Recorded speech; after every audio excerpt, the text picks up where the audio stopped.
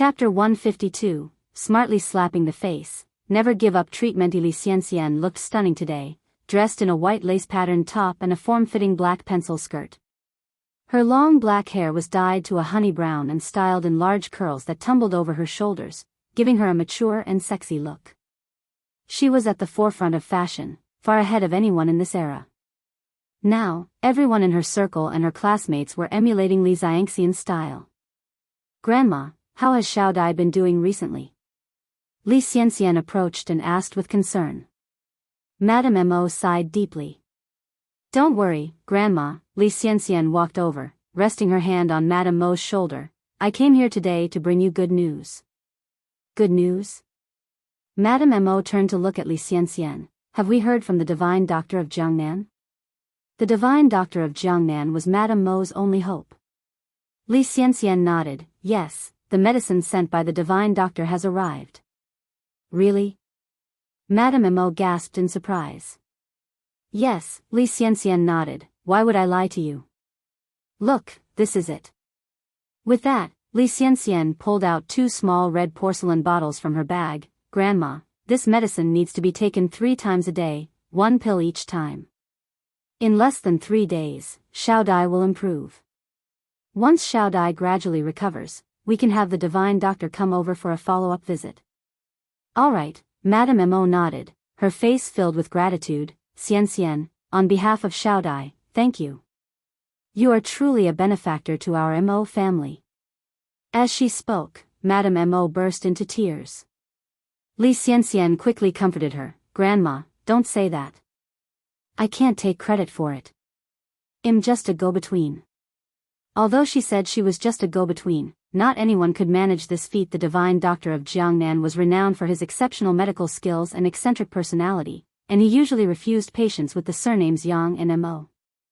Who else could persuade him to break these rules? Perhaps only Li Xianxian could do that. Madame Mo continued, "In any case, Xianxian, you are indeed a great benefactor to our Mo family." Li Xianxian laughed. "Grandma, don't do this. You're making me blush. Let's give Xiao Dai her medicine." "All right." Madame Mo turned to her housemaid, Mrs. Lin, "Get some warm water."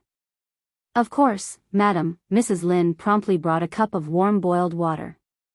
"I'll do it, Mrs. Lin." Li Xianxian gently took the cup from her hands and walked over to Xiao Dai's bedside, ready to administer the medicine. She moved gently, carefully helping Xiao Dai sit up. "Come on, Xiao Dai, let's take our medicine. We'll get better after we take it." Though Mo Hudi was still unconscious, she was aware enough to swallow. Occasionally, water spilled from the corner of her mouth, and Li Xianxian, without a hint of disgust, gently wiped it clean with a handkerchief. Watching Li Xianxian, Madame Mo's eyes were filled with satisfaction. Li Xianxian was a rare gem. If she could become her granddaughter-in-law, it would be wonderful. Unfortunately, her eldest grandson was too stubborn. Madame Mo knew she would have to devise a way to bring the two together. After administering the medicine, Li Xianxian assured Madame Mo, "Don't worry, Grandma. With the divine doctor of Jiangnan on our side, Xiao Dai will be just fine." Madame Mo nodded. Li Xianxian admonished, "Also, Grandma, the divine doctor said that Xiao Dai can't be exposed to sunlight or wind while she's taking this medicine, so the windows need to be closed. We need to be cautious when coming and going." All right. Madame Mo immediately ordered someone to close all the windows. Li Xianxian continued, "Also, besides protecting her from the wind, she also needs to follow a strict diet. She can't have spicy, greasy, or fragrant food." Madame Mo noted everything down. Having given all her instructions, Li Xianxian then asked to leave. Upon hearing that Li Xianxian was leaving, Madame Mo stood up and said, "Worry the rush to leave?" Li Xianxian smiled, "I have business to attend to at the base this afternoon. I'll come to see you when I'm free." Madame Mo stood up to accompany Li Xianxian to the door. Li Xianxian, ever considerate, said, "Grandma, don't worry about seeing me out. I know my way around here better than my own home." Madame Mo held Li Xianxian's hand, saying reluctantly, "Xianxian, remember to visit me often when you have the time." Chapter 153, Skillfully Slapping the Face, Never Give Up Treatment. Li Xianxian nodded, don't worry. Although Li Xianxian had insisted no need for farewell, old lady Mo still escorted her downstairs. Watching the retreating figure of Li Xianxian, housemaid Lin sipped in awe, old lady, Miss Xianxian is such a good girl. Not only is her character good, so is her appearance and manners, she's practically perfect. Indeed, old lady Mo also sighed, Xianxian is indeed an extraordinary girl. Remarkably, Mo Hudi's condition improved significantly the same night she took the medicine. She, who was previously unconscious, was now able to sit up and talk. Mo Fuhai and old lady Mo were overjoyed, shedding tears of relief. Bodhisattva blesses us. It's truly the Bodhisattva's blessing. Old lady Mo stammered excitedly. Mo Fuhai laughed, what a futile mindset. Clearly, it's all thanks to Xianxian and the divine doctor from Jiangnan. Old lady Mo nodded hastily, yes, yes. It's all thanks to Xianxian and the divine doctor from Jiangnan. Mo Fuhai, walking up to Mo Hudi, asked anxiously, Shaodai, how do you feel now? Does your head still hurt? Mo Hudi shook her head, no, it doesn't hurt anymore, Grandpa. You don't have to worry. In the past, when Mo Hudi said it didn't hurt, it was merely to comfort Mo Fuhai, but this time it truly didn't hurt. Grandpa, I want to go outside and bask in the sun. Mo Hudi added. Before Mo Fuhai could nod in agreement, old lady Mo said, Shaodai, the divine doctor said you can't be exposed to the wind or sunlight now. How about we take you out after you've fully recovered? Mo Hudi nodded, and continued, Grandma, I want to eat meat. Mo Hudi was truly craving for meat. After being bedridden for over a month, her diet mostly consisted of noodles and porridge, easily digestible foods. She had nearly forgotten the taste of meat. Hearing this, old lady Mo's heart ached, wiping away her tears. The Mo family were wealthy, even their servants could eat meat in their 3 meals a day, but for Mo Hudi, eating meat had become a luxury. The poor girl. Choking back tears, old lady Mo said, good girl, you can't eat meat right now. Once you recover, they'll let you eat as much as you want. Mo Hudi dutifully wiped away old lady Mo's tears, Grandma, don't cry. I don't feel like eating meat now. Meat isn't that great. Her words sounded like she was comforting old lady Mo and also herself. Even the usually composed Mo Fuhai was moved to tears. At the Ni family residence. It was already late at night, but Ni Yang was still busy.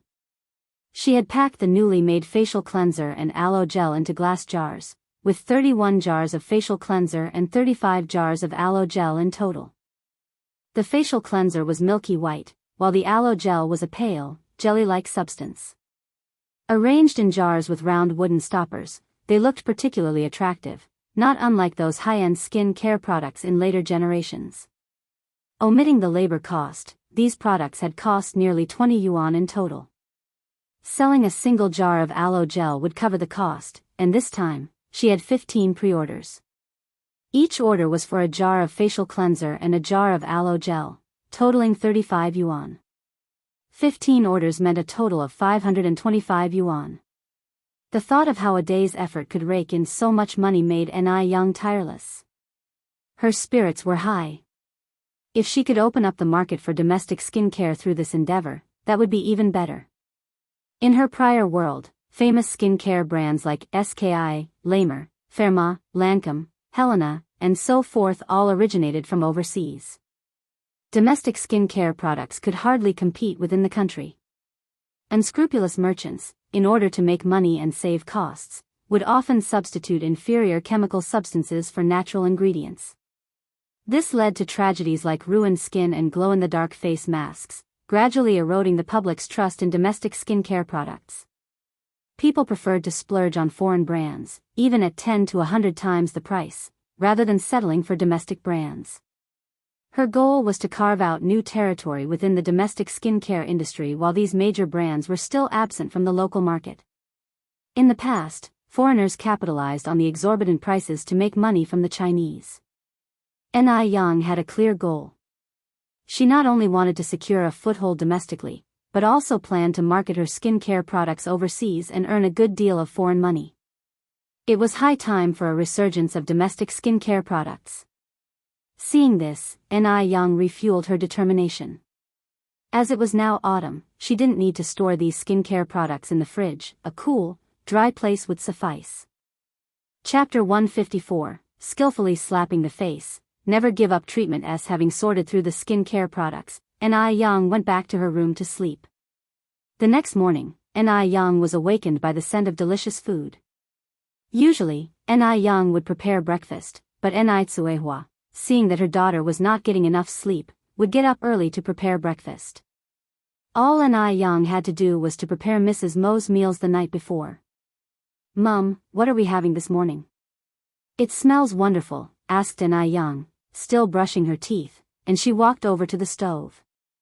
Tsuehua answered laughingly, "When your aunt and I were out in the city the other day, everyone seemed to be eating fried dough sticks. They looked really appetizing, so I tried making some. Hurry up and finish brushing your teeth to taste it." In the past, without Young by her side, Tsuehua would have found it difficult to get around in Beijing, but now things were different. With enough money, she had no problem making her way around the city or even between several cities. The changes in Tsuehua were not just on the surface. "All right." Young nodded, quickly brushed her teeth, washed her face and came to the living room for breakfast. The main breakfast was porridge, boiled eggs, and fried dough sticks. The side dish was spicy radish strips. Savoring the porridge with some spicy radish strips, followed by the crispy fried dough stick, was nothing short of delicious. Kuihua's cooking skills were quite good. She controlled the heat of the dough sticks just right.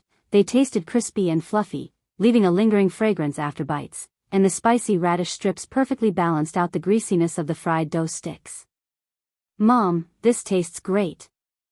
Young gave her mother a thumbs up. Tsuehua laughed, "You know just how to please me."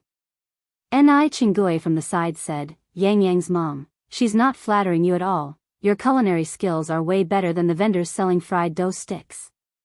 No wonder Yang's cooking skills were so good. It turns out Tsuehua was also quite talented. Upon hearing this, Tsuehua laughed even more joyously. "If it's tasty, then eat more." After breakfast, Chingue left for work, and Young went to bring Wang Meifeng her skincare products. Wang Meifeng's workplace was in the center of Beijing. When Young arrived, Wang Meifeng had already been waiting. "Yang, over here." "Auntie Wang." Young stopped her car with a smile. Yang, here is the money, please count it." Wang Meifeng handed Young an envelope. Young took the envelope, smiling, "No need to count, don't I trust you? By the way, these are the face wash and aloe gel." She unloaded a cardboard box from the back seat of her car. "Shall I help you bring it in?"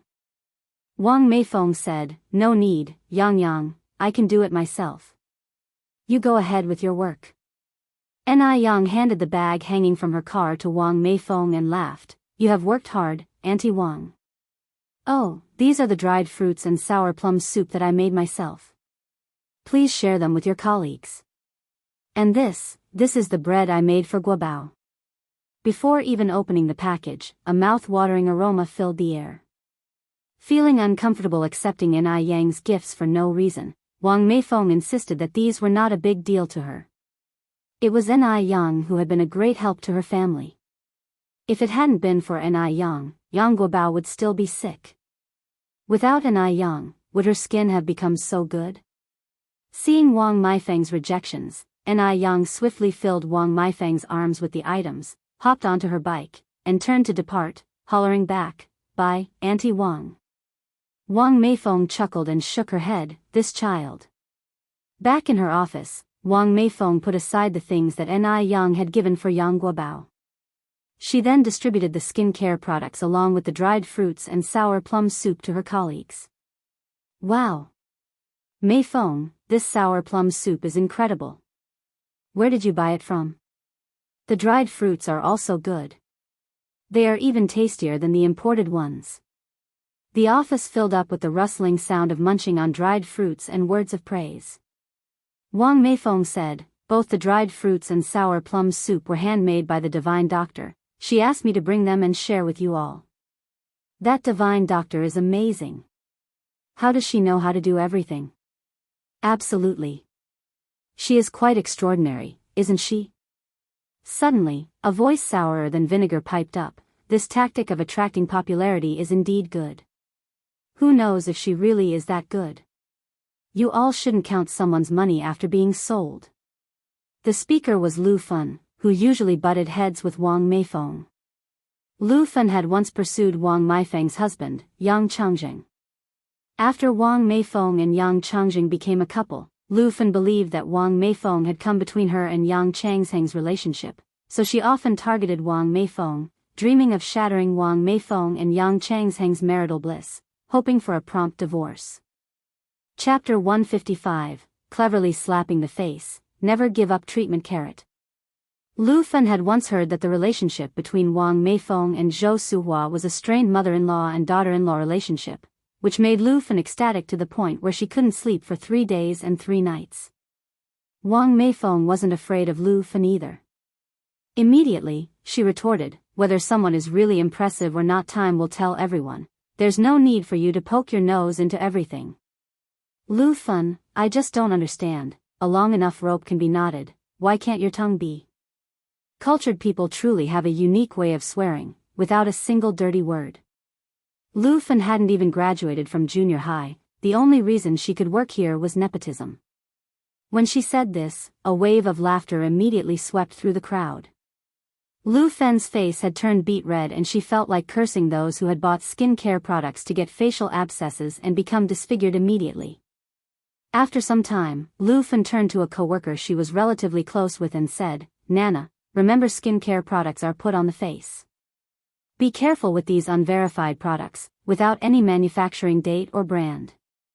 I'm worried they might disfigure you. I have a relative who was cheated by a known person and used skincare products of unknown origin. She is 35 now, and still can't find a husband." To discredit Wang Meifeng and the unknown divine doctor, Lu Fen even didn't hesitate to curse her own relatives. At these words, Zhou Nana was a bit surprised and said, "Sister Fun, is that really true?" Lu Fen nodded, and dead serious, said, "Of course, would I joke around about my own relative? Let me tell you, she now hides at home, too ashamed to face people with her disfigured face that even ghosts would be scared of." A disfigured face. This was no joking matter. And what Lu Fen said made sense. Would you use a skincare product with no label? Once she said this, not only Zhou Nana but the faces of other coworkers also weren't looking too good. Seeing everyone like this, Lu Fen showed a pleased smile on her face. Wang Meifeng laughed and said, "Rest assured. Not only is Divine Doctor skillful in medical skills, his craft in making skincare products is also top-notch. You all are worried about your faces being ruined, but does my face look damaged to you? Don't listen to Lu Fen's alarmist talk.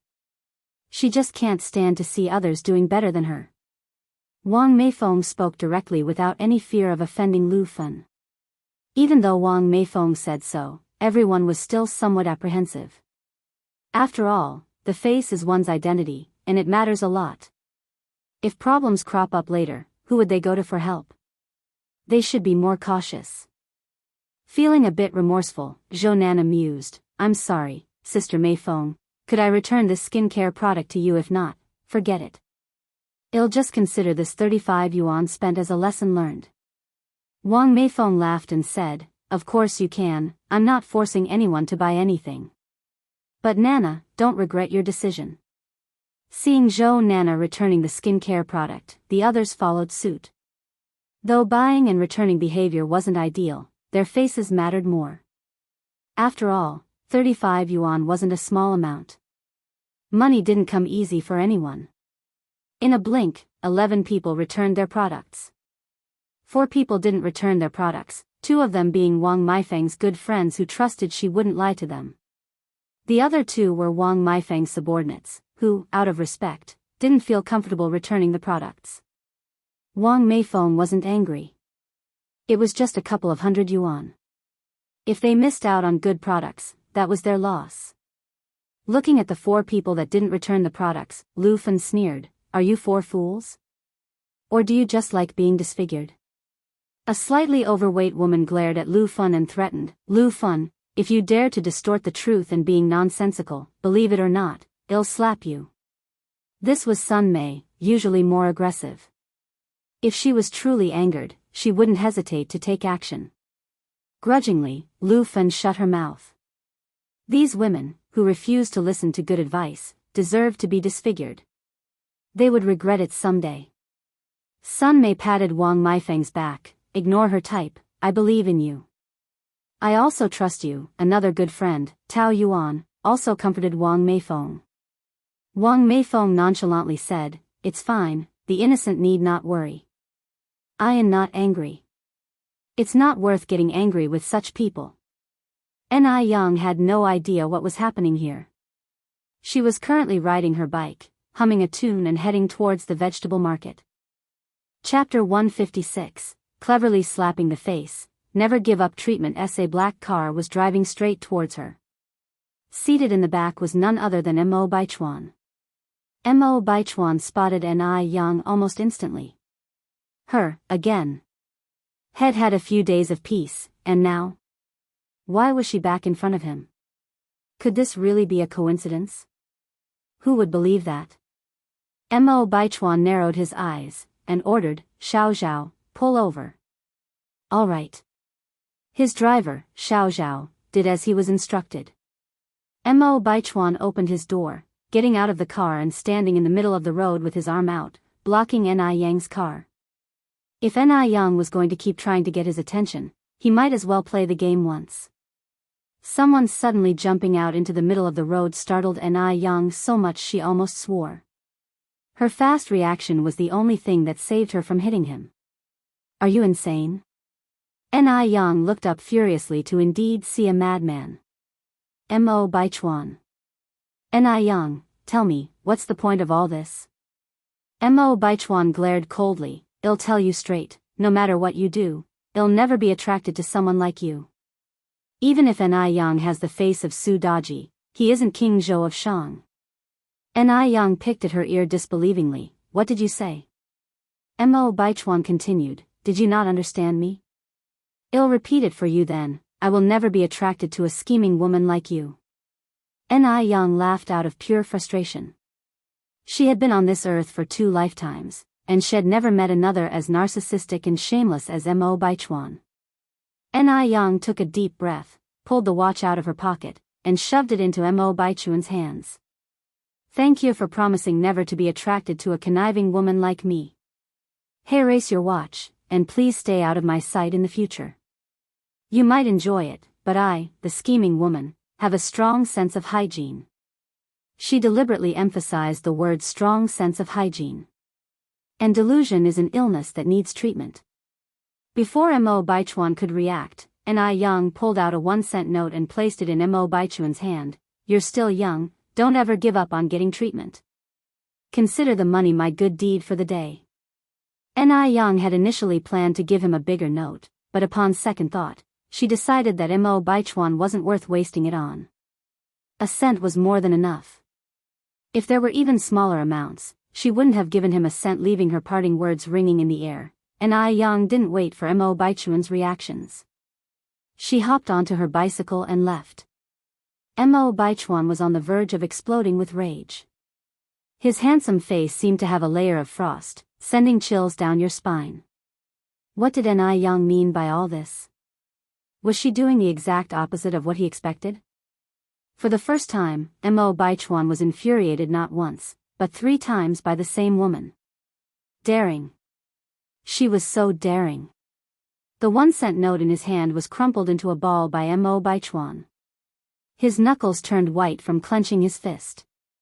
This was the first time he had ever been this angry. No woman had met would dare behave anything less than a docile kitten around him, yet Ni Yang was acting like a hedgehog. One day, he would expose her true face. Through the car window, his driver, Xiao Zhao, seemed to see a familiar scene. It seemed that only Ni Yang had the ability to make Mo Baichuan lose control. Xiao Zhao couldn't muster the courage to approach Mo Baichuan, and could only sit stiffly in the car. With the arrival of chilly autumn wind, the weather had begun to turn cold. So tonight, Ni Yang planned on cooking grilled fish. Due to the weather, fish and shrimp were no longer available from local ponds, so she went to the vegetable market. She bought a catfish, along with some bean sprouts, tofu skin, and kelp to accompany it. After finishing her grocery shopping, Ni Yang visited the hardware store to buy a pan for grilling fish. However, after a thorough search, she couldn't find a pan similar to the one she had had in her previous life. So, Ni Yang explained what the fish grilling pan looked like to the shopkeeper.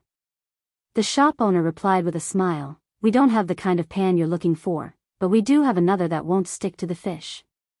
Ni Yang asked, "Could you please show it to me?" In a brief moment, the shopkeeper presented her with a round stainless steel pan, quite similar to the pancake griddles, but without a long handle, just two knobs. This pan. It could work. Then Ni Yang asked, "I'll take this one then." "How much is it?" Chapter 157, Cleverly Slapping the Face, Never Give Up Treatment _6. 8 yuan. The boss must really think she's a kid to mess around with. An old pot that hasn't sold for over 800 years and he wants to sell it for 8 yuan? Ni Yang laughed and said, "Boss, quit joking, I'm serious about buying. I'll take it for 1 yuan and 50 cents. The boss replied speechlessly, "Young lady, you're the one who's joking. A pot worth 8 yuan for 150? This pot is the most sought after this year, if you come any later, you might not be able to buy it." Ni Yang said, "I've never seen any sought-after item that has been stored in the warehouse for several years and not sold. If you don't really want to sell it, then I'll leave you alone." With that, Ni Yang turned and left.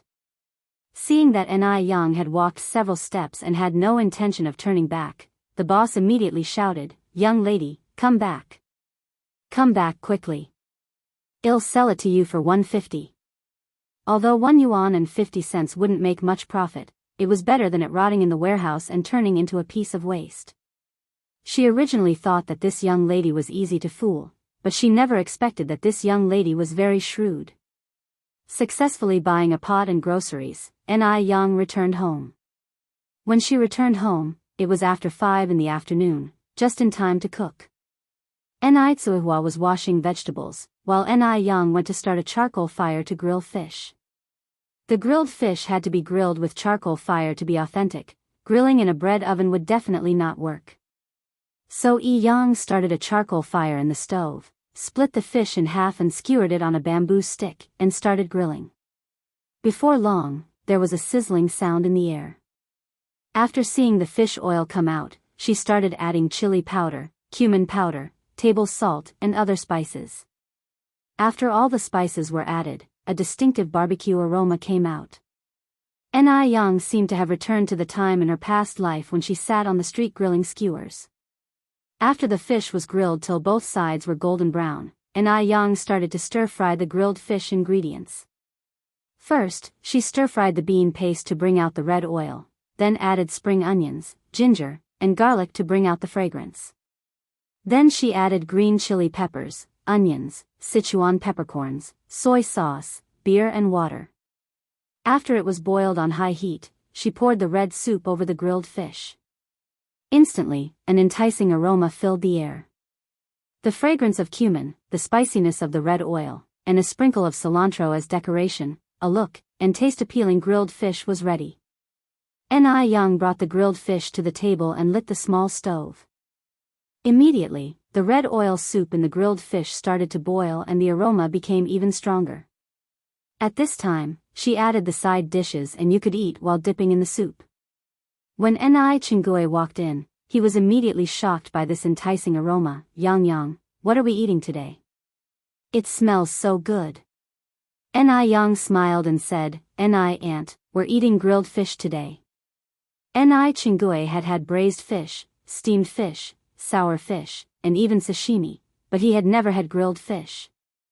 No need to think about it, he knew this taste must be amazing.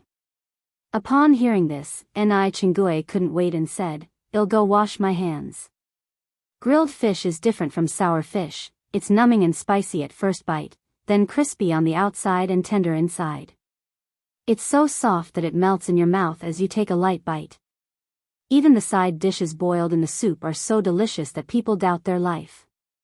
After finishing a pot of grilled fish, the soup left in the pot can be eaten with several bowls of rice. Why can fish be made so delicious? Ni Chingue was almost crying. Yang, I have nothing else to say. Just 2 words, phenomenal. Ni Chingue held a thumbs up to Ni Yang. Ni Yang laughed and said, "It's good that you like it, Ni Auntie." Although Ni Tsuhua didn't say anything, she was equally shocked. She thought the sour fish was already delicious. To her surprise, the taste of this grilled fish made it irresistible. In comparison, she felt that the food she used to eat at the Mu family was not even as good as pig's food. After the meal, Ni Chingue finally had the chance to discuss something important. "By the way, Yang, 2 of my colleagues want me to buy your aloe vera gel and facial cleanser for them. Do you sell those?" The results of the facial cleanser and aloe vera gel that Ni Yang made were incredibly good. Not only could it make the skin smooth, but it also made the skin more elastic and made their skin look rejuvenated. This caused wherever she went, people would ask her what brand of skincare she was using. "Of course, I sell it." Ni Yang nodded. Ni Chingue asked again, "How much are they?" Ni Yang replied, "The facial cleanser is 15, and the aloe vera gel is 20. Chapter 158, Skillfully Slapping the Face, Never Give Up Treatment. 2 bottles for 35 yuan really isn't expensive. After all, these skincare products work so well. Ni Chingue then said, "Then get me 2 sets, no, 3 sets, I need a kit too." Ni Yang had given her some last time, which she had nearly used up.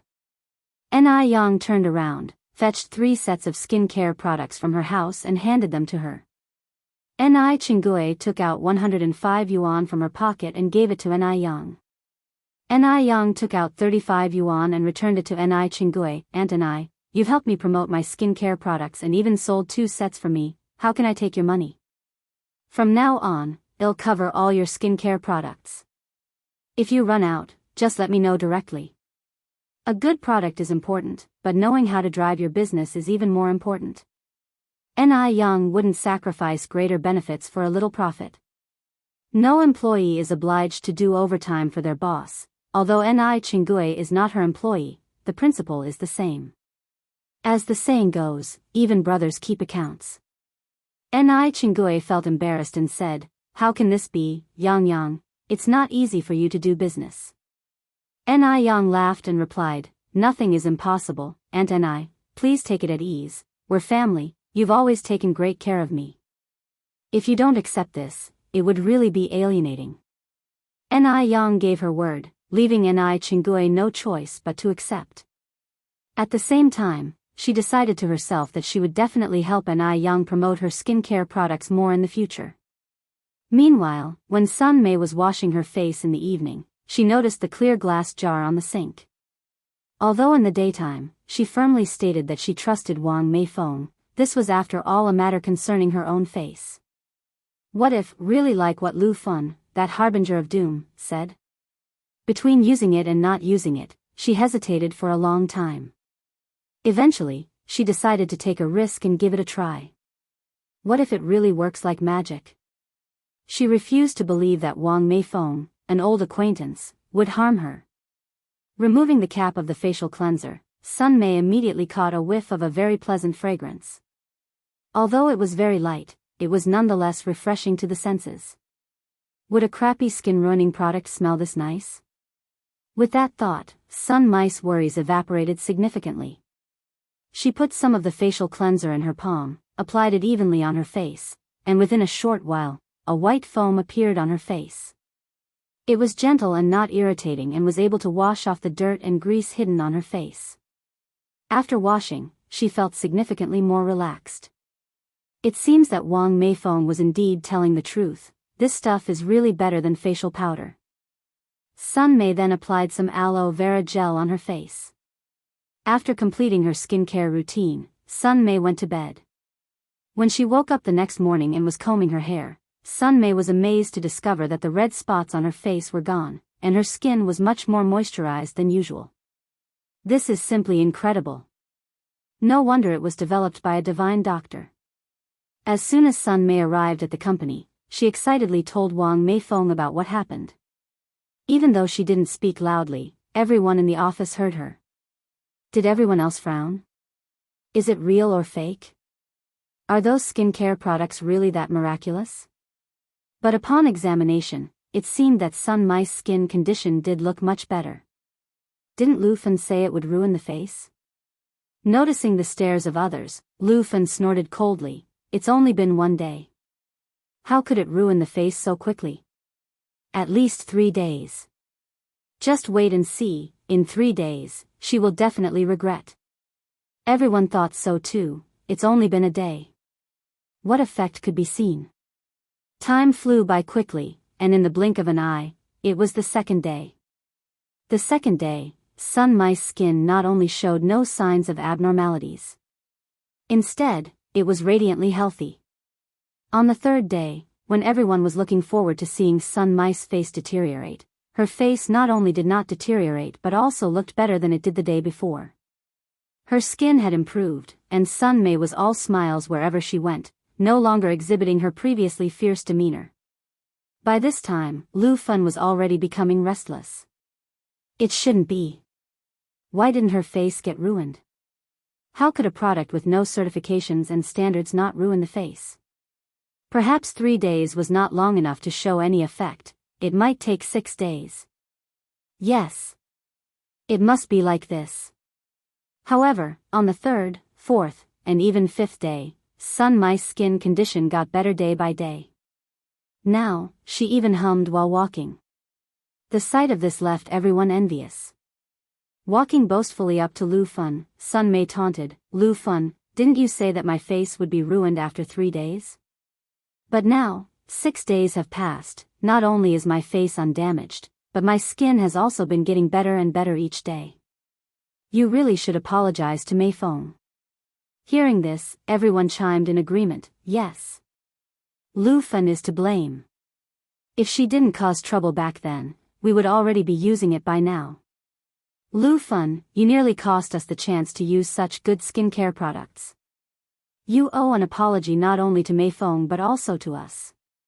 Enraged to the point of blushing, Lu Fen retorted, "It may be that the time isn't up yet." Sun Mei. What are you so pleased about? Just wait and see, sooner or later your face will be ruined. Laughing, Sun Mei responded, "Lu Fen, your disgusting face is really hard to look at. Forget it, I'm in a good mood today and can't be bothered to quarrel with you. Otherwise, would definitely have slapped you. Also, I'm putting it out there today, if I hear you badmouthing Divine Doctor again, Sun Mei will not let you off." The surrounding crowd began to reprimand Lu Fen for her wrongdoing. Lu Fen, who was previously a crowd favorite, had now become a scapegoat. Right then and there, Lu Fen was like a dog that had fallen into the water. She slinked away with her tail between her legs, leaving the office in shame. Just wait and see. Sooner or later, they will regret it. After Lu Fen left, her colleagues rushed towards Wang Meifeng. "Meifeng, is it too late for me to change my mind? I'm willing to pay double the price for the facial cleanser and aloe vera gel." "Me too. I want to buy too." "Meifeng, we're sorry, we shouldn't have betrayed you. We didn't trust you." "Meifeng, we're sorry," Wang Meifeng replied with a slight smile, "It's okay. As our chairman said, if you can correct your wrongs, you are still a good comrade. But there are none left today." The remaining 11 bottles from last time were all bought by colleagues from other departments. If you want to buy them, you can come over and register first. The price will still be the original one. Thanks to Sun Mei's example, those 11 bottles were swept clean by the neighboring department 3 days ago. Hearing this, the previously calmed people flared up at Lu Fen once more. "Mo family. Early in the morning, Zhou Suhua brought Yang Guobao to visit Mo Hudi, who was sick. Even after taking the medicine from the divine doctor for a week, Mo Hudi's condition looked much better than before, but she was still bedridden and her face was filled with signs of illness. Zhou Suhua told Mrs. Mo about Yang Guobao's complete recovery. Surprised, Mrs. Mo asked, "Is he really recovered?" Zhou Suhua nodded, "Indeed, he's better. I underestimated the divine doctor and nearly missed Guobao's chance of recovery. Thankfully, Mei Feng is a good girl and insisted on the treatment. Erwin, that divine doctor is really amazing.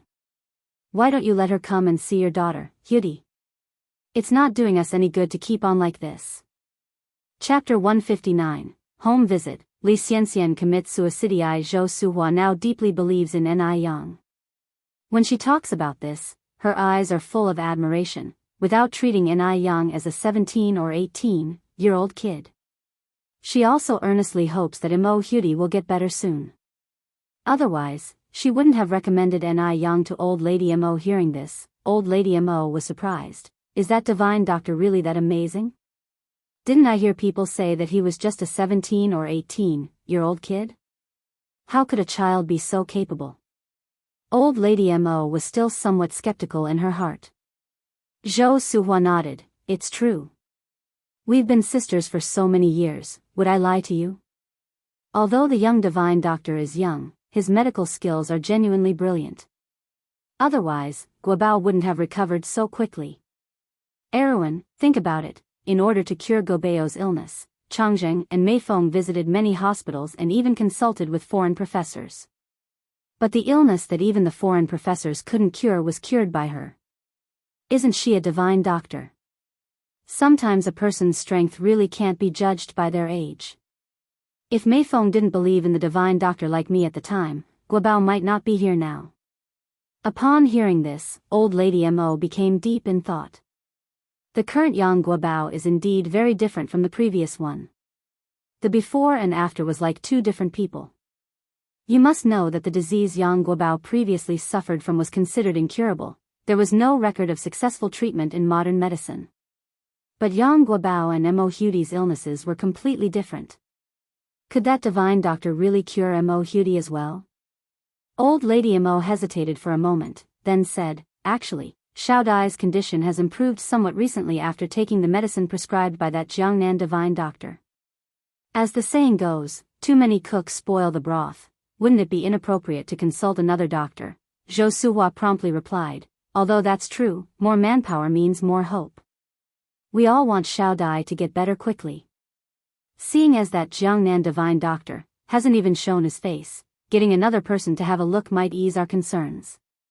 Zhou Suhua spoke reasonably, so Old Lady Mo nodded. "Suhua, your words are eye-opening. In this case, where does that divine doctor live? I'll have someone invite him right away." Zhou Suhua said, "Let's do this. I'll call Mei Feng now." Okay. Old Lady Mo kept nodding. "Then I will have to trouble your family's Mei Feng." Zhou Suhua laughed and said, "We've known each other for so many years. There's no need to mention anything burdensome." Zhou Suhua got up to make the call. Wang Mei Feng is also a warm-hearted person. Upon hearing her mother-in-law's words, she immediately dropped her work, and had Yang Changjing drive her to Ni Yang's place. Yang Guobao bounced over. "Grandma, Old Lady Mo, is Sister Ni Yang coming to treat Xiao Dai?" Zhou Suhua nodded. "Yes, your dad and mom have already gone to pick up your sister Ni Yang." Yang Guobao cheerfully said, "That's great. Sister Ni Yang will surely cure Xiao Dai." After that, Yang Guobao ran to the bedroom to bring this good news to Mo Hudi, who was lying in bed. The servant quickly shut the door, fearing that even a little wind would come in. Yang Guobao ran to Mo Hudi's bedside, excitedly saying, "Xiao Dai, let me tell you, Sister Ni Yang is really amazing." When he said this, his eyes were nearly sparkling. Mo Hudi weakly said, "Really?" Yang Guobao nodded, "It's really true. Look how well I look now. It's Sister Ni Yang who cured me. Xiao Dai, don't worry, Sister Ni Yang will definitely be able to cure you too. Soon we can go to school together and play together." Hearing this, a smile of longing appeared in Imo Hudi's eyes.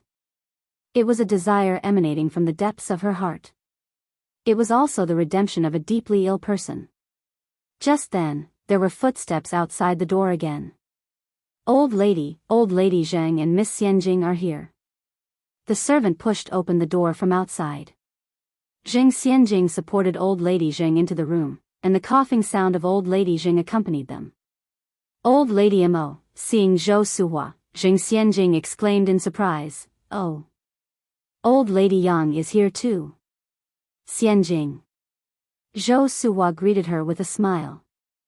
Zheng Xianjing was a sweet and pretty girl who performed well in her studies. She was quite liked by the elderly folks.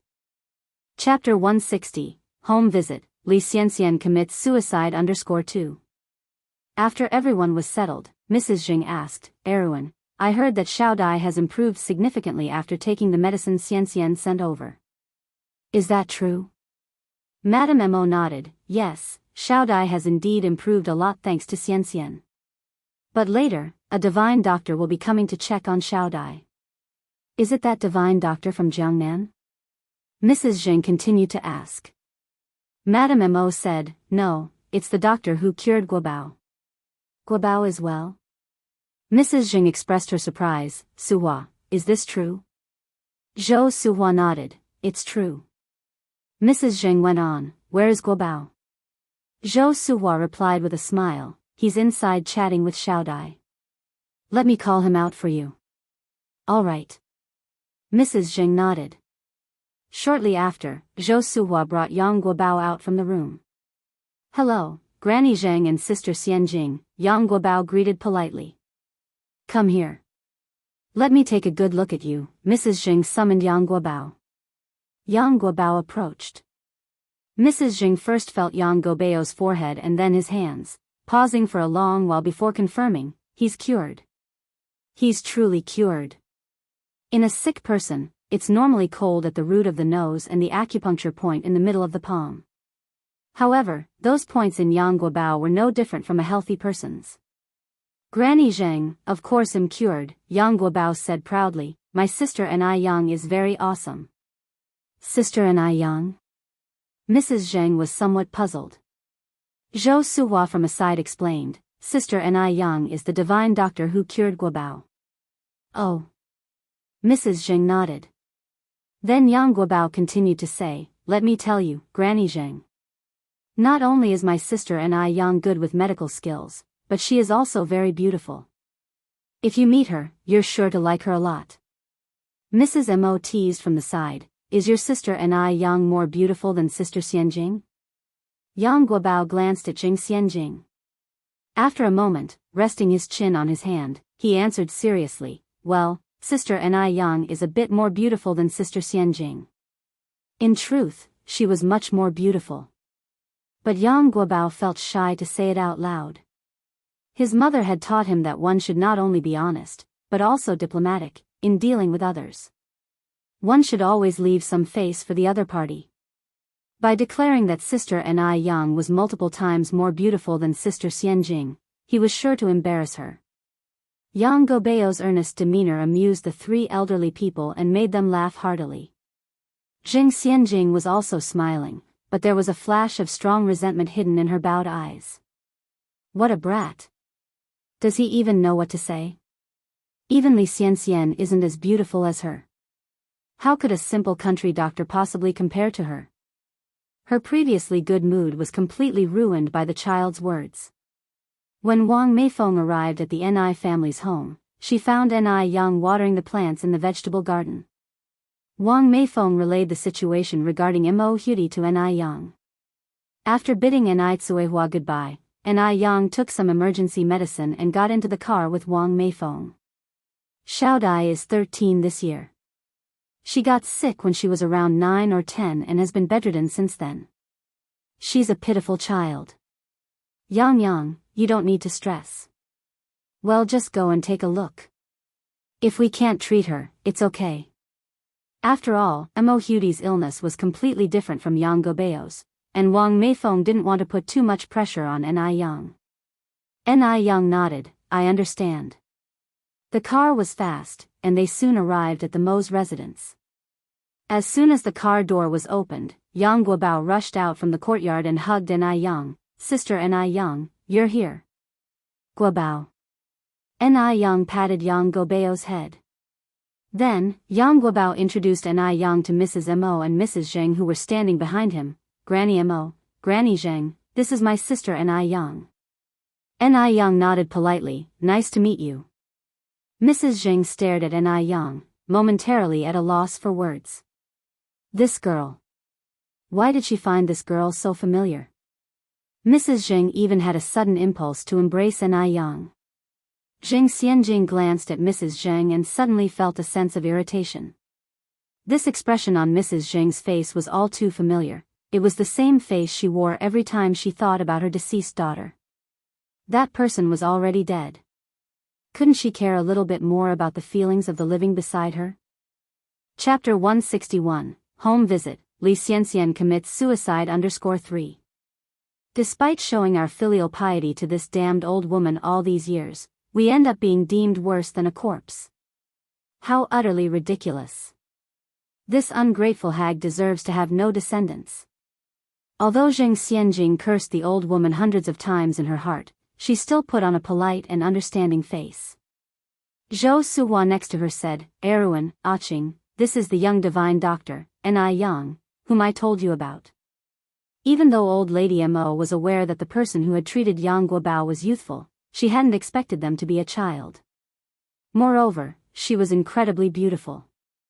Old lady Mo once thought Zheng Xianjing was the most beautiful girl she had ever seen, but now compared to Ni Yang, Zheng Xianjing seemed like a mere commoner. It is often said that when God opens a door, he also closes a window. Generally, people with exceptional talents have some slight deficiencies. This little girl was so beautiful, flawless in fact. Could her medical skills be as impeccable? After all, they do say that beauty lacks brains. So in old lady Mo's mind, usually people who were too beautiful weren't all that bright. Every saying does have its origin, after all. Although old lady Mo had her doubts, she still smiled and said, Hello, young divine doctor, I am Xiao Dai's grandmother, I appreciate your attention to Xiao Dai. Ni Yang smiled lightly, you're too kind. As a doctor, it's my duty to treat and save people. This child was quite modest. Not impatient. Not bad at all. Well, why not let her try? Maybe she is indeed talented. Good child, how old are you this year? Old lady Zheng asked, holding Ni Yang's hand with a somewhat moved expression. Ni Yang politely answered, Old lady, I am 17 today. Old lady Zheng nodded, 17, 2 years younger than Artingting. Where are you from? Before the old lady could continue her question, Zheng Tingting interjected surprisingly, I can't believe the young divine doctor is only 17.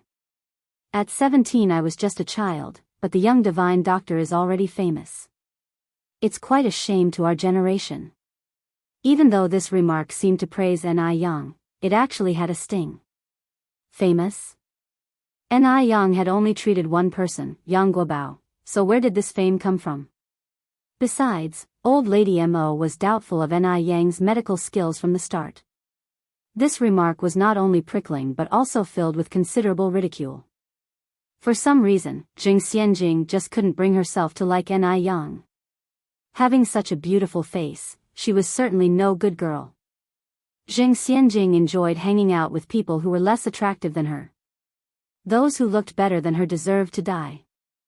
Ni Yang wasn't offended but smiled and said, Kai Wenji identified melodies at 6, Kong Rong yielded pairs at 7, and Gan Luo became prime minister at 12. People are different with diverse talents. You don't need to feel inferior, sister. Ni Yang's tone was light, but her words were powerful, a beautiful retort. Zheng Xianjing kept a stifled breath in her heart, almost to the point of being infuriated to death by Ni Yang. Both old lady Mo and old lady Zheng wore approving expressions. This young divine doctor indeed was a formidable figure. An ordinary 17-year-old child wouldn't comprehend such philosophy, let alone so much insight. Besides, Zheng Xianjing was usually an exceptional kid. Very few rich girls could match her rhetorically, but today, she tasted defeat at the hands of Ni Yang. Quite extraordinary indeed. Seeing Jing Xianjing in an awkward position, old lady Immerse stepped in and said, "Let's go inside. Xiao Dai is still waiting." Jing Xianjing bit her lips unwillingly, but remained silent. Sometimes less talk is better. The more one talks, the more mistakes they make. She would take her revenge at the appropriate time. Ni Yang followed old lady Mo and others into the courtyard. The Mo family lived in a row of villas with 5 floors each. The villas in the front, the servants' rooms at the back. The servants' rooms were slightly shorter but very grand, clearly indicating the family's prosperity. The interior was also top-grade luxury. Beautiful crystal chandeliers, delicate imported Persian carpets, huge leather sofas, and famous paintings could be seen everywhere. Any ordinary person who entered such a house would be amazed, like Granny Lu visiting the Grandview Gardens. Chapter 162, Home Visit, Li Xianxian commits suicide _4. But who was Ni Yang? In her previous life as director what kind of scenario had she not experienced? She didn't see much in these trivialities. Seeing her so calm, Lady Mo couldn't help but take a few more looks at her. This child was a bit beyond her expectations. Looking at her attire, she didn't seem to be from a wealthy family. Yet, after seeing these things, there was no trace of greed in her eyes, just sheer clarity and tranquility. She didn't seem like a child in her teens, but more like someone who had been through 1,000 storms and held high positions. Perhaps, she indeed had the potential to achieve great things. They all went upstairs together, and just as they were stepping onto the top stair, Lady Zheng missed a step. Just as she was about to tumble backward onto the ground, someone gently grasped her hand, pulling with a clever force, stabilizing Lady Zheng's body immediately. She heard a soft voice beside her, "Be careful, old lady." Looking up, Lady Zheng saw it was Ni Yang who had assisted her, and she gratefully said, "Thank you, young divine doctor." "It was nothing." Ni Yang replied with a light smile, 2 shallow dimples appearing on her cheeks. For a moment, Lady Zheng lost herself. She remembered that her Tingting also had such small dimples. "Grandma, are you all right?"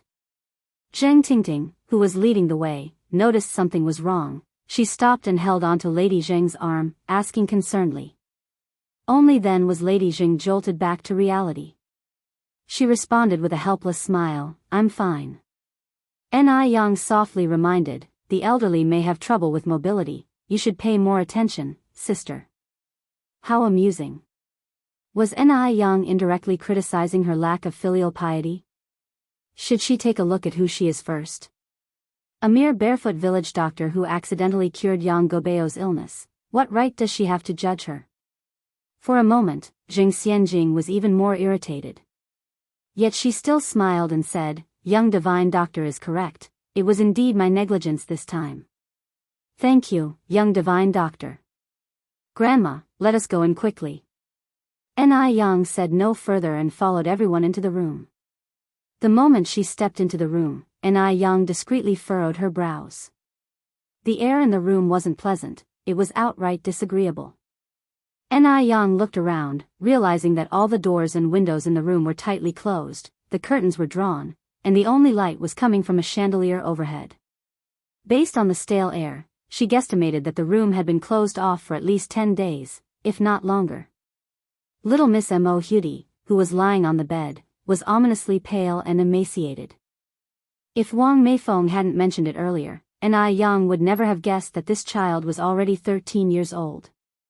Yang Guobao ran over to Mo Hudi with excitement, "Xiao Dai, this is the sister Ni Yang I told you about." Mo Hudi looked up at Ni Yang, graced her with a light smile, and politely greeted, "Hello, Sister Ni Yang."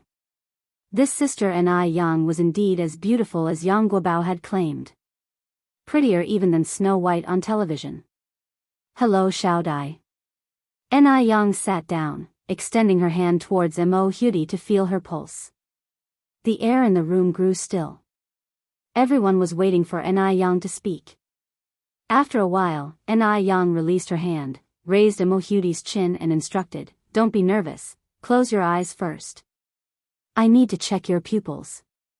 Mo Hudi closed her eyes as instructed. After examining her pupils, Ni Yang wore a complex expression. She looked up at Lady Mo and asked, has Xiao Dai been taking any medication lately? And did her condition improve after that? Yes. Lady Mo nodded. Ni Yang continued, can you bring the medicine over for me to see? Certainly. Lady Mo nodded, retrieving a small red porcelain bottle from the drawer of the bedside table. After Ni Yang received the porcelain bottle and sniffed it lightly, she proceeded, the pills contain aconite, piperaceae, 7 dragons grass, puraria root, cherry seed, snake berry, dandelion, and other medicinal herbs. These herbs have astringent properties, warm regulation, and help to clear internal heat, but they have been erroneously prescribed for Xiao Dai's condition. If Xiao Dai seems to be improving, it is only due to the astringent properties working to alleviate her symptoms temporarily. This is treating the symptoms, not the cause. She must stop taking these immediately, because otherwise, within 3 days, not only will her condition not improve, but it will worsen to such an extent that it could be life-threatening. Ni Yang spoke earnestly, there wasn't an ounce of jest in her expression. Lady Mo was taken aback, but this was personally sent by the divine doctor of Jiangnan. Chapter 163, Home Visit, Li Xianxian commits suicide _5. Could a medicine prescribed by the divine doctor be wrong? Moreover, Mo Hudi's condition has shown signs of improvement after taking the medicine. Could it be, as Ni Yang said, a treatment of the symptoms but not the cause? One is the famous divine doctor of Jiangnan. The other is the divine doctor who cured Yang Guobao. For a moment, Elder Lady Mo was unsure about whom to trust. Seeing Elder Lady Mo's uncertainty, Ni Yang continued, I assume the divine doctor of Jiangnan has never met Xiao Dai in person, right? Old Lady Mo nodded and said, although the divine doctor of Jiangnan has never met Xiao Dai in person, he is aware of her symptoms and medical history. Ni Yang responded, even Confucius, a sage, made mistakes. Let alone the divine doctor of Jiangnan who has never met Xiao Dai. Misdiagnoses are normal. Hearing this, Elder Lady Mo found herself contemplating deeply. Did the divine doctor of Jiangnan actually misdiagnose? Upon hearing this, Jing Xianjing almost laughed out loud. How shameless of Ni Yang! Misdiagnosis?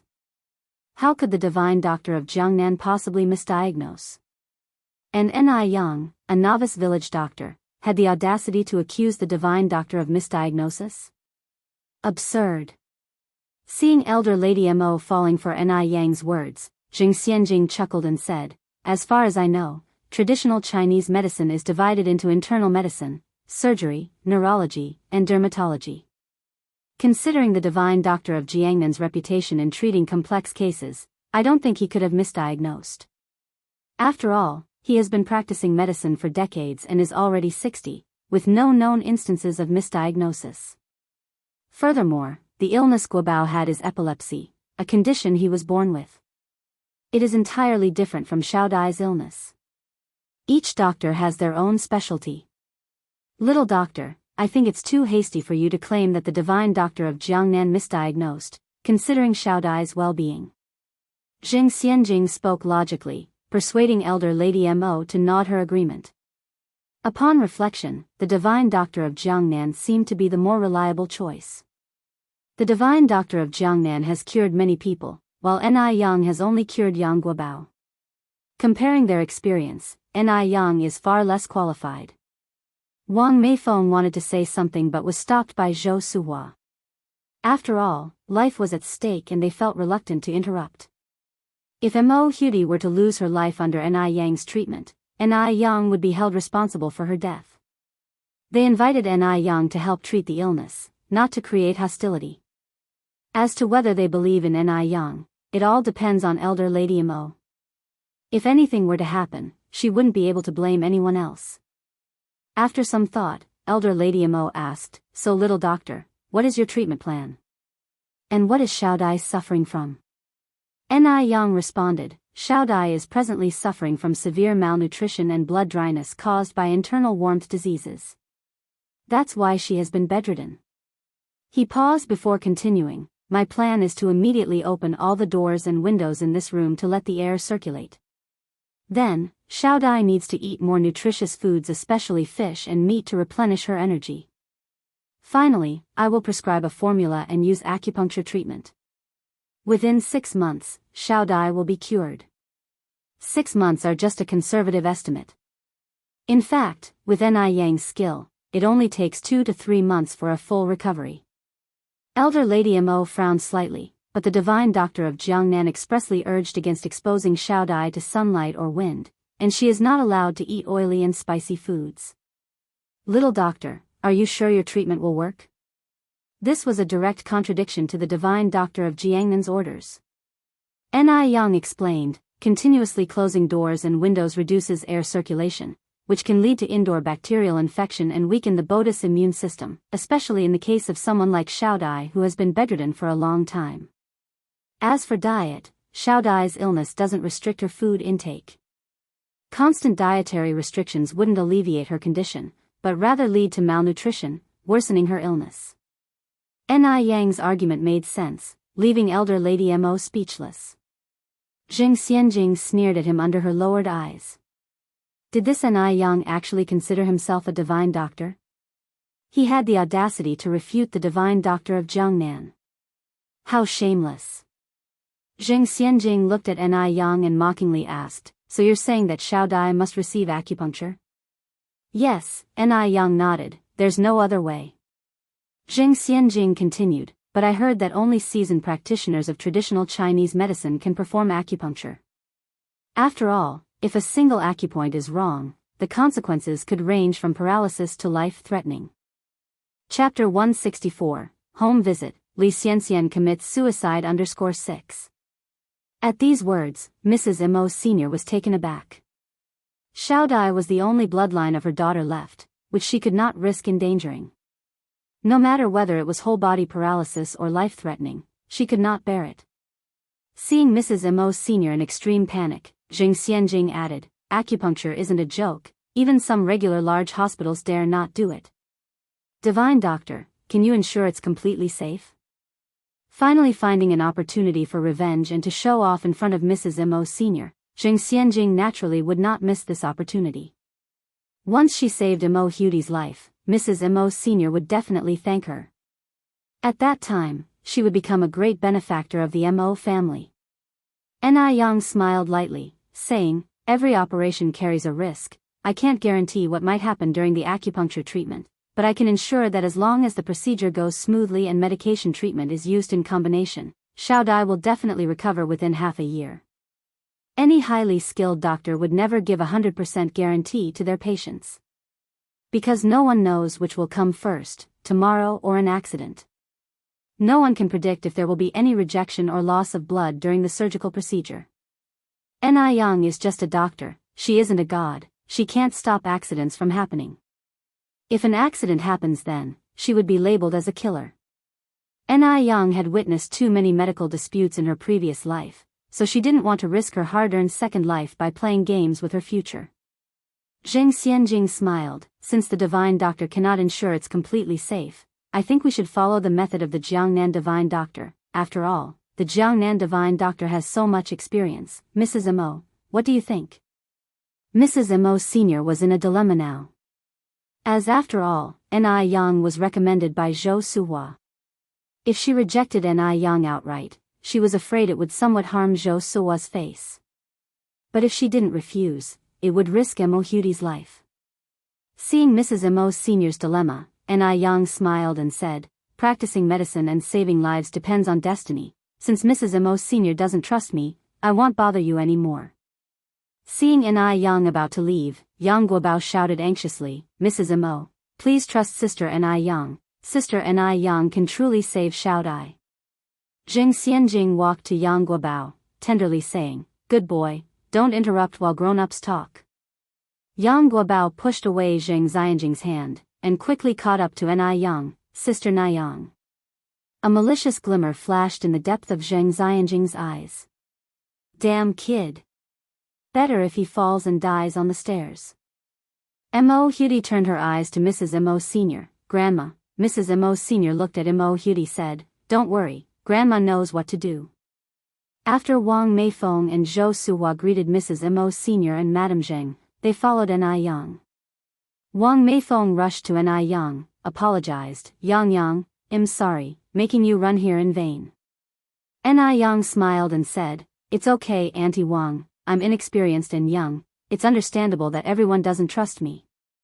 As for Xiao Dai's case, I just need to speak honestly and not regret, trust cannot be forced." Hearing this, Zhou Suhua nodded in agreement on one side. "It's really good that you can think like this, Yang. Xiao Dai's case is complicated after all. If you insist on staying to treat her and something goes wrong, it'll be too late to explain." "Sister Ni Yang, will Xiao Dai get better?" Yang Guobao was holding Ni Yang's hand, his voice holding a bit of a sob. Ni Yang bent down, gently comforting, "Guobao, don't worry. Xiao Dai has natural fortunes, she will definitely get better." "Really?" Yang Guobao wiped his tears. "Really?" Nayang nodded. After getting in the car, Wang Meifeng finally got the chance to talk with Ni Yang about other things, and also Yang, everyone is reacting well to the skincare products you made. My colleagues have ordered 16 sets this time. Do you have any ready stock? Wang Meifeng always reported good news, not worries, hence Ni Yang did not know that the skincare products were initially returned by her colleagues. Wang Meifeng originally thought of keeping the skincare products for herself if nobody else wanted to buy them. Unexpectedly, a truly good product has nothing to fear from slander and defamation. Whether it's good or not, everyone has eyes and can see for themselves. Chapter 165, Home Visit. Li Xianxian commits suicide. Ni Yang nodded, "Sure, Aunt Wang, I will deliver it to you tomorrow morning." Zhou Suhua continued, Yang, it's still early, why don't you come and sit at our house for a while?" Upon hearing this, Yang Guobao tagged along excitedly, yes. "Sister Ni Yang, come and play at my house with me. Later, I'll have my dad bring over my sister and Aunt Hua." Ni Yang laughed, "I'm afraid I can't today. I have some things to do in the city center later. It will be enough trouble for Uncle Yang to stop the car up front." There had been ongoing renovations at the shop for more than 10 days, and now many trivial matters awaited Ni Yang. Upon hearing this, Yang Guobao pouted immediately, portraying an unhappy appearance. Ni Yang consoled, "Don't worry, Guobao, as soon as I have time, I'll definitely come and play at your house." "Really?" Yang Guobao was suddenly excited. "Really?" Ni Yang nodded. "Sister Ni Yang, let's make a pinky promise." Yang Guobao extended his little pinky to Ni Yang. Ni Yang hooked her little finger with his pinky promise, "Hang a nail, no changing for 100 years, whoever changes will be a puppy." Yang Guobao exclaimed in surprise, "Sister Ni Yang, you know this too?" Ni Yang laughed softly, "Because I also grew up from your age." After Ni Yang left, Mo Hudi had been taking her medication from the divine doctor of Jiangnan on time, and her condition was gradually improving. Seeing Mo Hudi getting better and better, the smile on old lady Mo's face gradually increased. So many years had passed. She finally saw hope. The second day, the third day, Mo Hudi's condition remained very stable. By the afternoon of the third day, not only had Mo Hudi's condition not worsened as Ni Yang had said, but she was even able to walk on her own. Old Lady Mo and Mo Fuhai were beside themselves with excitement. Old Lady Mo expressed her gratitude more than once, as it was fortunate that Jing Xianjing was there to give timely advice, resulting in them not giving Mo Hudi acupuncture. If they had done the acupuncture, Mo Hudi would not have been in her current condition. Thank goodness. Old Lady Mo immediately sent a gift to Jing Xianjing as a token of thanks. Upon seeing the gift, Jing Xianjing knew that her judgment was not wrong. How could a despicable woman like Ni Yang have the ability to heal? Fortunately, she acted fast and saved Mo Hudi's life. Seeing her daughter being so capable made Jing Lingling extremely pleased. "Xianjing, if you work hard, you can marry into the Mo family, and become old lady Mo's granddaughter-in-law." Granddaughter-in-law? Jing Xianjing sneered in her heart. Her target was not Mo Baichuan. Compared to that man, Mo Baichuan was not even 1 in 10,000. Xianjing, Zheng Lingling implored discontentedly, pushing Zheng Xianjing. Are you still thinking about the eldest of the Mo family, that disappointing sixth son? Zheng Xianjing did not reply. Zheng Lingling drew a long breath, speaking with seriousness. Xianjing, you are a smart girl. You've never given me any worries growing up. But why are you so infatuated with this? Mo Qishan is a loser. A loser that even Zhao Jingrong looks down on. Tell me, how on earth can you like such a person? Just wait and see, Zhao Jingrong will regret her refusal one of these days. Zheng Xianjing curled her lip. Zheng Lingling was scared half to death. My darling. You haven't really taken a liking to that loser, have you? Zheng Xianjing stood up and pushed Zheng Lingling out the door. Mother, stop worrying so much. I have this under control. Just remember, only the best man in the world is worthy of me. After returning to her room, Zheng Xianjing lay in bed. Her mind kept drifting back to that scene she had inadvertently witnessed half a year ago. If she wasn't mistaken, Mo Qishan was far more complicated than he appeared to be. So, she wanted to take a gamble on Mo Qishan. Now she needed to go to bed early, and then wake up early tomorrow to go congratulate the Mo family. Mo Qishan should have returned after being away for so long. However, chaos had descended upon the Mo family. Mo Hudi's condition suddenly worsened. It started with a low fever, then a high fever, and finally she fell into a coma. In the middle of the night, lights were on all over the Mo family's residence. Both practitioners of traditional Chinese medicine and Western medicine surrounded Mo Hudi's room, but none could determine the cause of her condition, let alone how to reduce her fever. Old Lady Mo was so worried that she was wiping away tears. What to do? What should they do now? At this critical time, it was Mo Fuhai who maintained his composure. Don't worry, don't worry. Maybe this is just a normal reaction to the medication. Mrs. Lin, call Miss Xianxian right now and ask the divine doctor what is going on. Yes, sir, they'll do it right away. On the other end of the phone, Li Xiangxian's voice was terrible. She cried, I'm so sorry, grandfather and grandmother, I really didn't know that the divine doctor was lying to me. Mo Fuhai snatched the phone abruptly, angrily saying, that damn divine doctor dared to play with people's lives. Tell me, what's his name? Where does he live? Overwhelmed with sobs, Li Xianxian gasped for air. He committed suicide out of guilt. Mo Fuhai, a man who had lived through half his life filled with battles, lost control for the first time. He smashed the phone violently. On the other end of the line, a malicious curve tugged at the corner of Li Xiangxian's mouth. Ni Yang would be married to a man castrated by the heavens. Mo Hudi was also killed by someone. The two stumbling blocks were gone. Her second half of life was now worry-free. Il-1 Xianxian shed tears while picking up a pen and slowly writing 2 characters on the paper, suicide note. In her nearly 1,000-word suicide note, she expressed all of her regret to Mo Hudi. She had wronged Mo Hudi, so she could only repay her with her own life. After finishing the suicide note, Li Xianxian picked up a sharp dagger and slowly slit her wrist's radial artery. Blood dripped onto the suicide note, reflecting the stark black and white characters. Half an hour later, the urgent alarm went off. An hour later, several police officers went to the Mo family, explained the situation with Li Xianxian to old Lady Mo and Mo Fuhai, and handed them a copy of her suicide note. Comrade Li Xianxian is currently in critical condition. The hospital has issued 3 critical condition notifications. She is an orphan with no family. The only contact person is you, so please prepare yourselves.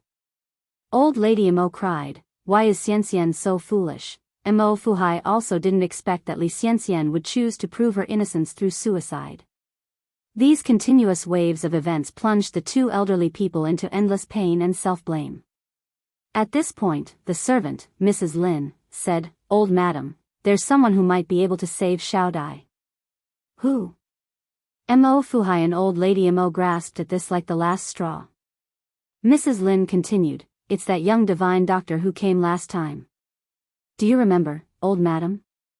He said that Xiao Dai's condition would worsen within 3 days. Today is the 3rd day. Chapter 166, Uncle and Nephew Standoff, Believe in Yang Yang Yes. And Nayang. Madame Mo took Auntie Lin's hand. Auntie Lin, contact the divine Dr. Ni Yang immediately. Auntie Lin responded, okay, I will contact him right away.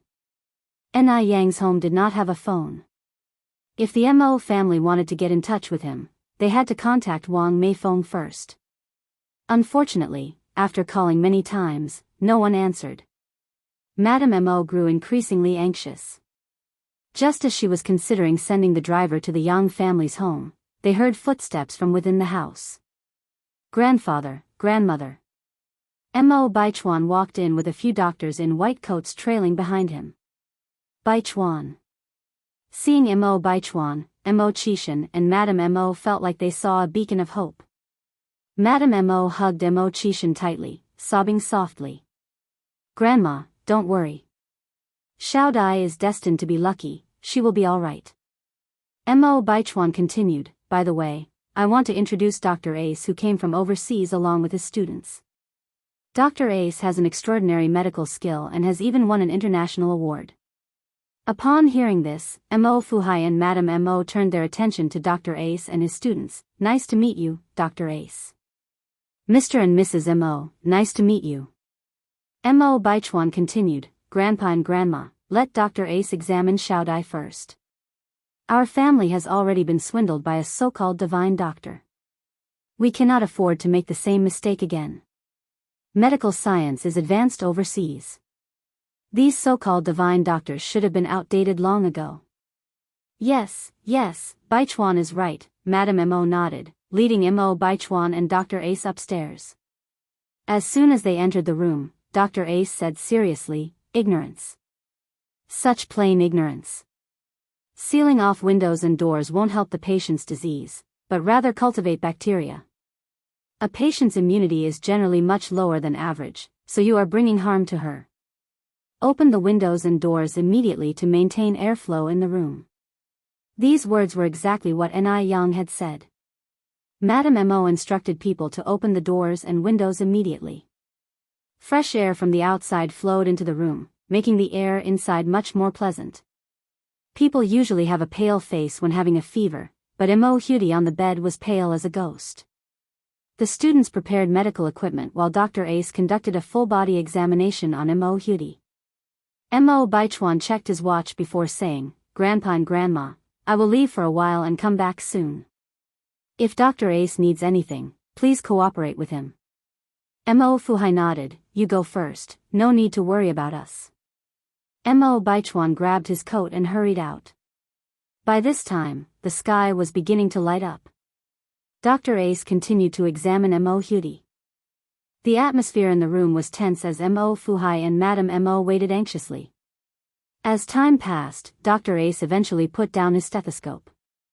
Mo Fuhai and Madame Mo immediately approached Dr. Ace. How is Xiao Dai, Dr. Ace? Is there any hope for her? Dr. Ace responded, given the current situation, there is generally no hope. However, there is one last method we can try. Tell us. Madame Mo hurriedly said, we will do anything to save Xiao Dai. Mo Fuhai echoed, yes. Dr. Ace, as long as you tell us, we will cooperate. A total blood transfusion, Dr. Ace continued, however, this operation only has a 30% success rate. As guardians, please consider whether to proceed with this surgery. Total blood transfusion? Blood is the source of life in a human body. If all the blood drains out, accidents are likely to happen. A total blood transfusion might lead to multiple complications, and even if the patient recovers, their physical condition would not be as good as before. Ni Yang had never mentioned a total blood transfusion before. Madame Mo was very hesitant at the moment. After a while, Madame Mo resolutely said, no. We want. No. Dr. Ace almost thought he had misheard. Yes, we want. Madame Mo turned to Auntie Lin. Auntie Lin, immediately have old Wang take you to Gobeo's home and bring the divine doctor here. Compared with Dr. Ace's suggestion of a total blood transfusion, Madame M.O. was now more inclined to believe in N.I. Yang. Chapter 167, Uncle and Nephew Confront Each Other, Trust in Yang_2. After all, everything N.I. Yang said 3 days ago had proven true. This time, she definitely wouldn't be fooled again. All right, madam. Aunt Lin turned and walked towards the door. Upon hearing these words, Dr. Ace angrily said, Lady M.O., what are you doing at such a critical moment? You're still choosing to trust those fraudulent quacks? Forgive me for saying, your Chinese backward medical approach, especially in a place where medical resources are not fully equipped, is impossible to provide hope for the treatment of difficult diseases. Xiao Dai may have been theoretically failed by the misapplication of medicine, but the actual murderer is the caregivers like yourselves. If they employ the procedure of blood replacement surgery, M.O. Hudy has at least a 30% chance of recovery. If the M.O. family continues to let quacks treat her, it's like pushing M.O. Hudy directly into the grave. Preposterous. Absolutely ridiculous. Dr. Ace's face turned red with fury. M.O. Fuhai continued, Dr. Ace, I don't deny that foreign medical technology is indeed very advanced, but you can't deny the existence of our divine doctor in China. The history of China has been handed down over 5,000 years and has produced many legendary doctors. Dr. Ace responded speechlessly, now I finally know how the Qing dynasty fell. It's because of ignorant people like you. You will regret this. There will be no pill for regret later. As a doctor, the situation they hated the most was when patients clearly had a chance to survive, but were delayed by their family's decisions. Dr. Ace was so angry that he was at a loss for words. If it weren't for his students holding him back, he might have already turned violent. Let's go. Dr. Ace didn't want to stay here any longer. He led his students away from the Mo's house.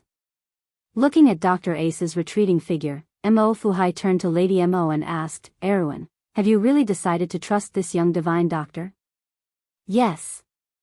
Lady M.O. nodded, I have faith in her, she'll be able to cure our Xiao Dai. Let's try it again. There was a far-off look in M.O. Fuhai's eyes. Aunt Lin immediately went to Yang's house by car. It wasn't until approximate 2 hours later that the car once again appeared in front of the M.O. family mansion. Lady M.O. and M.O. Fuhai personally met them at the door. Little divine doctor, you finally arrived. Madame M.O. grabbed N.I. Yang's hand tightly, like a drowning person clutching the last straw for survival. Yang. When M.O. Fuhai saw N.I. Yang, he was stunned. He hadn't expected that the divine doctor Lady M.O. had been talking about was N.I. Yang. Seeing N.I. Yang somehow reassured him a lot. Because he knew that N.I. Yang never did anything she wasn't confident about. N.I. Yang seemed a bit surprised too, Grandpa M.O. Lady M.O. looked puzzled, do you know each other? M.O. Fuhai continued, Yang is the young friend I told you about who I met while fishing in Jinghua village. Lady M.O. replied, what a wonderful coincidence. Little divine doctor, our Xiao Dai is in a critical situation right now, please take a look at her quickly. All right. N.I. Yang nodded, and they head upstairs together. Compared to 3 days ago, M.O. Hudy's current situation was far more severe. Xiao Dai, Lady M.O. covered her mouth, sobbing in low voice. Her emotional state was nearing the breaking point. M.O. Fuhai sighed deeply and patted Lady Mo's shoulder, comforting her, Xiao Dai will be all right. N.I. Yang sat by the bed, took M.O. Hudy's pulse with a very serious face. A moment later, N.I. Yang took a pill from her bag and put it in M.O. Hudy's mouth. Yang, how is Xiao Dai now? M.O. Fuhai asked anxiously. Not hiding anything, N.I. Yang bluntly stated, the situation isn't good. What do we do then? Is there really no hope left? M.O. Fuhai continued to ask. N.I. Yang continued, there's still hope, but you should mentally prepare for the worst. I'll first try acupuncture with Xiao Dai. If she wakes up after that, then some Chinese medicine should be able to cure her. As the saying goes, the higher the hope, the greater the disappointment. Given M.O. Hudy's current condition, N.I. Yang couldn't give them much hope, she could only try her best. M.O. Fuhai hesitated, so it seems, Xiaodai's life or death depends on this acupuncture? Yes. Ni Yang nodded. Although acupuncture has its risks, it's far safer than a complete blood transfusion.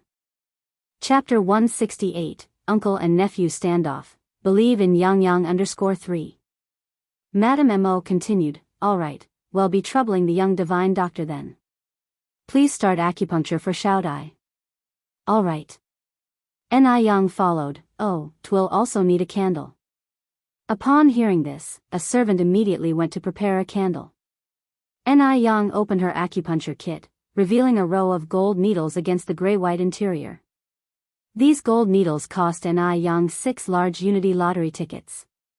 Although silver needles were much cheaper, her master who taught her skills once told her that the effects of silver needles couldn't compare to gold needles. So, Ni Yang gritted her teeth and bought gold needles instead. After leaving the Mo family, Dr. Ace found Mo Baichuan and lodged a complaint about Mo Fuhai and Madame Mo. After hearing Dr. Ace's words, Mo Baichuan also felt that his grandparents had acted improperly this time. After all, they had been deceived once. How could they still trust the so-called divine doctor this time? Such a muddle-headed decision. He was now curious to see what skills this so-called divine doctor had. After Mo Baichuan got out of his car, he quickly walked towards the villa. The moment he pushed the door open, he thought he was having an hallucination.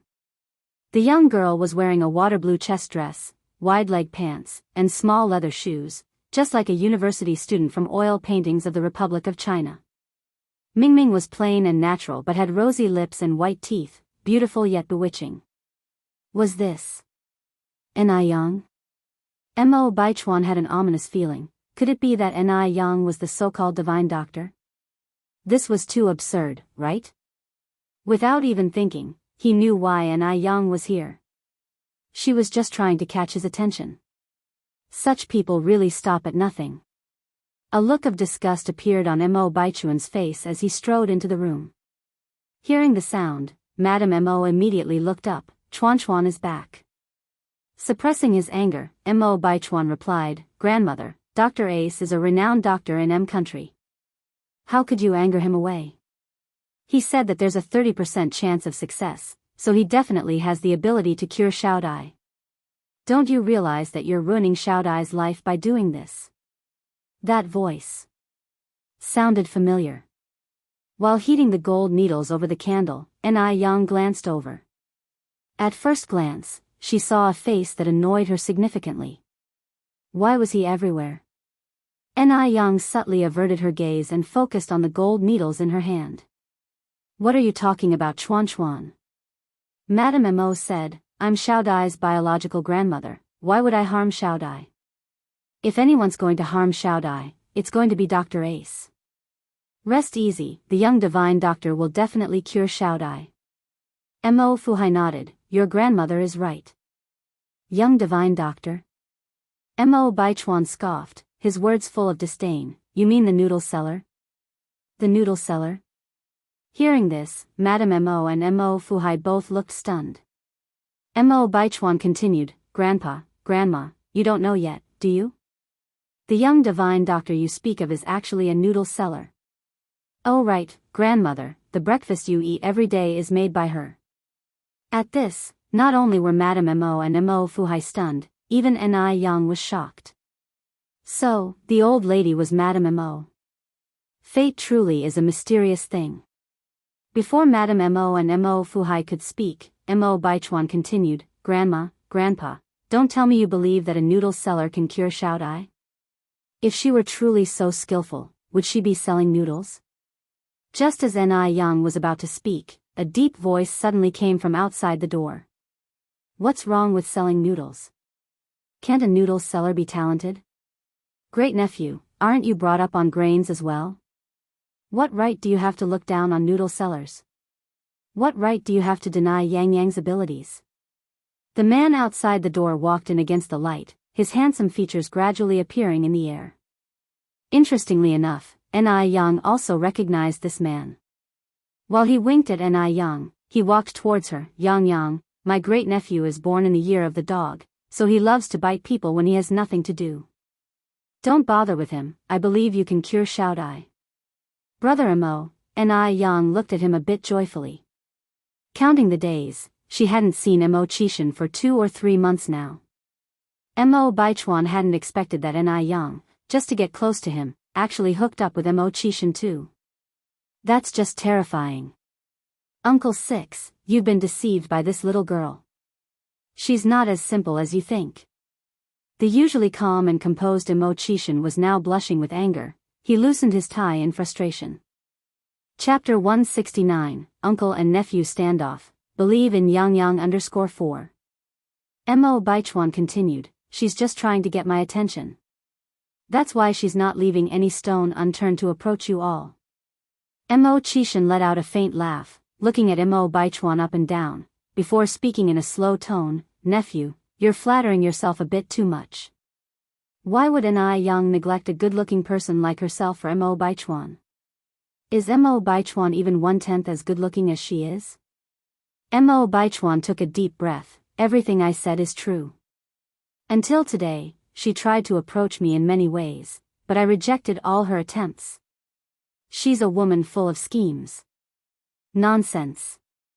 Mo Fuhai stood up and said, Yang is not that kind of person. Having known Ni Yang for a while, Mo Fuhai deeply acknowledged her upbringing and character. Grandfather, Uncle Six. Ni Yang's aim is simple. She wants to please you all, then marry me smoothly and become the eldest son's wife of the Mo family. You all better wake up. Mo Baichuan could hardly wait for his family members to see Ni Yang's true colors. This woman is too intimidating, to the extent where she is able to fool all the members of the Mo family. Yang is not blind, would she choose you, nephew? Mo Qishan said as he turned to look at Mo Baichuan, pointing to his own head, in beginning to suspect that there's something wrong here, and it's more than just a little. After finishing the sentence, Mo Qishan slightly leaned towards Ni Yang. Yang, don't mind him, he's not in his right mind, you just continue to help Xiaodai with the acupuncture treatment. Okay, brother Mo. Niyang nodded. Seeing how close Ni Yang and Mo Qishan were made Mo Baichuan even more infuriated. Uncle Six, you'll get Xiaodai killed by doing this. Mo Baichuan turned his head to look at Grandma Mo and Mo Fuhai. Grandfather, Grandma, please believe me, Ni Yang is just a noodle seller, how can she possibly cure Xiaodai? Uncle Six, even if you're fooled by this woman, you can't just watch Xiaodai walk toward the dead end. No matter how useless Mo Qishan is to the Mo family, his seniority is there, he will always be Mo Baichuan's Uncle Six. The Mo family places great emphasis on respecting the elders, and thus, Mo Baichuan can't confront Mo Qishan, he can only seek help from Mo Fuhai and Grandma Mo Qishan never found this nephew annoying before. But now, he found Mo Baichuan irritating every aspect. Upon hearing this, Mo Qishan's face immediately darkened. Why can't a noodle seller have medical skills? Zhu Yuanzhang, the founding emperor of the Ming dynasty, had been a beggar and a food peddler before he ascended to the throne. Can you deny his ability to govern because of his past? Nephew, have you been feeding your textbooks to dogs? So, you've only picked up the skill to look down upon others? Ni Yang looked at Mo Qishan with surprise. Did Mo Qishan just show tough love? Surprisingly, this man is quite just. The corners of Ni Yang's mouth slowly curve into a soft arch, and her dimples appeared shallowly, like they could depress anyone beyond redemption. Mo Qishan subtly moved a little bit away, his figure blocking Mo Baichuan's view quite efficiently. So now, only he could see that smile. Mo Baichuan clenched his fists. Uncle Six, you're going to regret this. Mo Qishan turned again to Ni Yang, hooking his lips. Yang, will you make me regret this? Of course not. Ni Yang answered casually, as she pierced the last golden needle into Mo Hudi's Baihui acupoint. The needle just went in, and immediately turned black. At the same time, Mo Hudi, who was lying on the bed, slowly opened her eyes. Xiaodai. Both Mo Fuhai and Grandma Mo exclaimed in unison. Grandma and Grandpa, Mo Hudi spoke in a weak voice. What happened to me? Grandma Mo was overwhelmed with joy and started to cry. It's all right, Xiao Dai, you're all right now. Mo Baichuan was stunned. Was this a coincidence, or just pure luck? Aside from her beauty, how could An Yang possibly save people's lives? Mo Qishan glanced at Mo Baichuan, then walked over to An Yang, thank you. You're welcome. An Yang gave the prescription she had written to Mo Baichuan. According to this prescription, prepare the medicine, once a day, continuous for 3 months, Xiao Dai will be fully healed. Mo Qishan took the prescription, okay. Grandma Mo walked over, holding An Yang's hand. She was so overwhelmed with emotions that she didn't know what she was supposed to say. Mo Qishan gently joked, Mom, you're going to scare Yang. I'm just too happy, too excited. Grandma Mo choked back her tears. Little divine Dr. Yang, I can't thank you enough. Thank you. Chapter 170, Uncle and Nephew Standoff, Believe in Yang_5. An Yang smiled slightly, Madam, you don't need to do this, it's all part of a doctor's duty. Mo Baichuan stood by, with a very complicated look on his face. Now, he finally understood that An Yang's medical skills were genuine. Her desire to be close to him was also real. Perhaps, from the very beginning, she was seeking an opportunity through curing Mo Hudi, to gain his recognition. This game she was playing, it was much bigger than he thought. Old Madame Mo turned her gaze to Mo Baichuan, Chuan, aren't you going to apologize to Yang? I will never apologize to this kind of woman. Mo Baichuan left angrily after giving An Yang a glance. On the side, Mo Qishan's eyes flashed dangerously, but it disappeared quickly. Once she confirmed that Mo Hudi was out of danger, An Yang left a small bottle of pills, and proposed to leave. Old Madame Mo said, I will have the driver take you. Mo Qishan picked up his coat with a smile, I will take Yang home. An Yang smiled and said, then I have to trouble brother Mo. This was her chance to thank Mo Qishan alone. To thank him for his trust and protection. Mo Baichuan looked at An Yang, and all that was left in his eyes were 4 words, putting on a show. She was deliberately getting close to Mo Qishan just to make him jealous. Otherwise, she would have never taken an interest in Mo Qishan, a man who has never achieved anything. Mo Qishan, who had never achieved anything and also had simple thinking, was being used by An Yang. Although he wanted to pull Mo Qishan out of the mud, if Mo Qishan didn't want to stand up but instead chose to roll in the mud, it wasn't surprising that Zhao Jingrong had broken off their engagement. He deserved it. Mo Qishan and An Yang walked shoulder to shoulder towards the downstairs, followed by old Madame Mo and Mo Fuhai. As they walked down the stairs, they saw the elegantly dressed Zheng Xianjing walking in from the outside. As soon as Zheng Xianjing saw An Yang, her smile froze on her face, followed by an expression of thick sarcasm. How dare An Yang, who nearly killed Mo Hudi, show her face here? Didn't she have any shame? Zheng Xianjing steadied her heart and walked up to the group, greeting them politely, Grandfather Mo, Grandma Mo, 6th Uncle Mo. When old Madame Mo saw Zheng Xianjing, her smile was nowhere to be seen, she only curtly replied, Xianjing is here. If it weren't for Zheng Xianjing's meddling 3 days ago, Mo Hudi wouldn't have suffered, nor come close to death. What on earth is going on? Zheng Xianjing began to sweat nervously. By all rights, she had saved Mo Hudi's life, old Madame Mo shouldn't react this way. What went wrong? Just yesterday afternoon, old Madame Mo had sent her a thank you gift. No, she had to shift the blame onto An Yang. Zheng Xianjing looked at An Yang and laughed, Little divine doctor, why have you come again? Do you think Grandfather Mo and Grandma Mo are easy to fool? Do you know, 3 days ago, you nearly killed Xiao Dai. If not for her timely intervention, Mo Hudi would already be dead. Old Madame Mo turned her gaze to Zheng Xianjing. Xianjing, some issues should be left alone after a new chapter has begun. I didn't want to bring this up, but since you did, it's necessary that I say this. You, who don't even understand the basic medical knowledge, should refrain from acting as if you know everything. Otherwise, innocent people will be affected. Also, Yang is now a benefactor to our Mo family, so I hope you show her more respect in the future. If it wasn't for the fact that Jing Xianjing was Jing's granddaughter, old Madame Mo would definitely have held her responsible. Upon hearing this, Jing Xianjing visibly panicked. What did old Madame Mo mean? What did she mean by implicating innocent people? What did she mean by Ni Yang being the benefactor of the Mo family? After a while, Jing Xianjing finally found her voice. Grandma Mo, what happened to Xiaodai? Old Madame Mo snorted coldly. Thanks to you, Xiaodai hasn't died yet. Having said that, old Madame Mo walked right past Jing Xianjing. Jing Xianjing's face turned pale. What on earth had happened? Having seen Ni Yang to the door, Mo Qishan said, Okay, Dad, Mom, you can go back to your room now. I'll take care of Yang Yang. After Mo Fuhai and old Madame Mo advised them to be careful, they turned and went back to their room. In a blink of an eye, only Mo Qishan and Ni Yang remained in the air. Mo Qishan then said, Yang Yang, wait for me here for a moment while I fetch the car. Chapter 171, Uncle and Nephew Standoff. Believe in Yang Yang _6.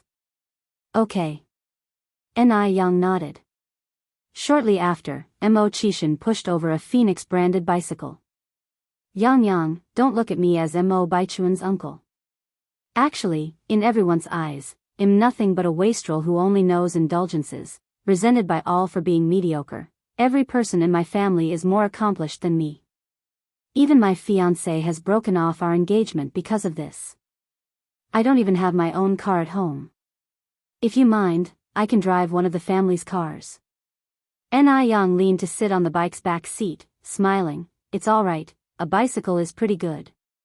After her rebirth, she had cycled almost daily, yet had never tried the back seat. Yang Yang, Mo Qishan continued, knowing that I'm a wastrel despised by everyone, would you still be willing to be friends with me? Ni Yang slightly smiled, responding, why wouldn't I? I'm friends with you because of who you are, not your status. When she first met Mo Qishan, Ni Yang didn't know about his status. Status is not important. All she needed to know was that Mo Qishan was a person worth trusting. Hearing this, Mo Qishan's mouth traced into a smile, then, let's get going. Hold on tight, Yang Yang. The moment he finished speaking, Mo Qishan pedaled forward, and the bicycle shot off like an arrow that left the bowstring. Ni Yang never knew that a bicycle could be ridden so fast, and she was so frightened that she tightly clutched the corner of Mo Qishan's clothes. There was a gust of fresh wind carrying a mild scent of tobacco. In a short while, they reached Jinghua village. The bike was going too fast. Before the villagers could make out who was on the back seat, the bike had already disappeared from their sight.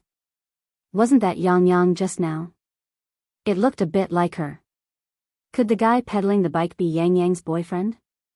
He looks rather handsome. That lad does indeed seem spirited, but he was riding so fast, I didn't get a good look. I was thinking of introducing Yang Yang to my nephew last time, but it looks like I won't get the chance now. I was planning to introduce Yang Yang to my baby brother. Such a pity.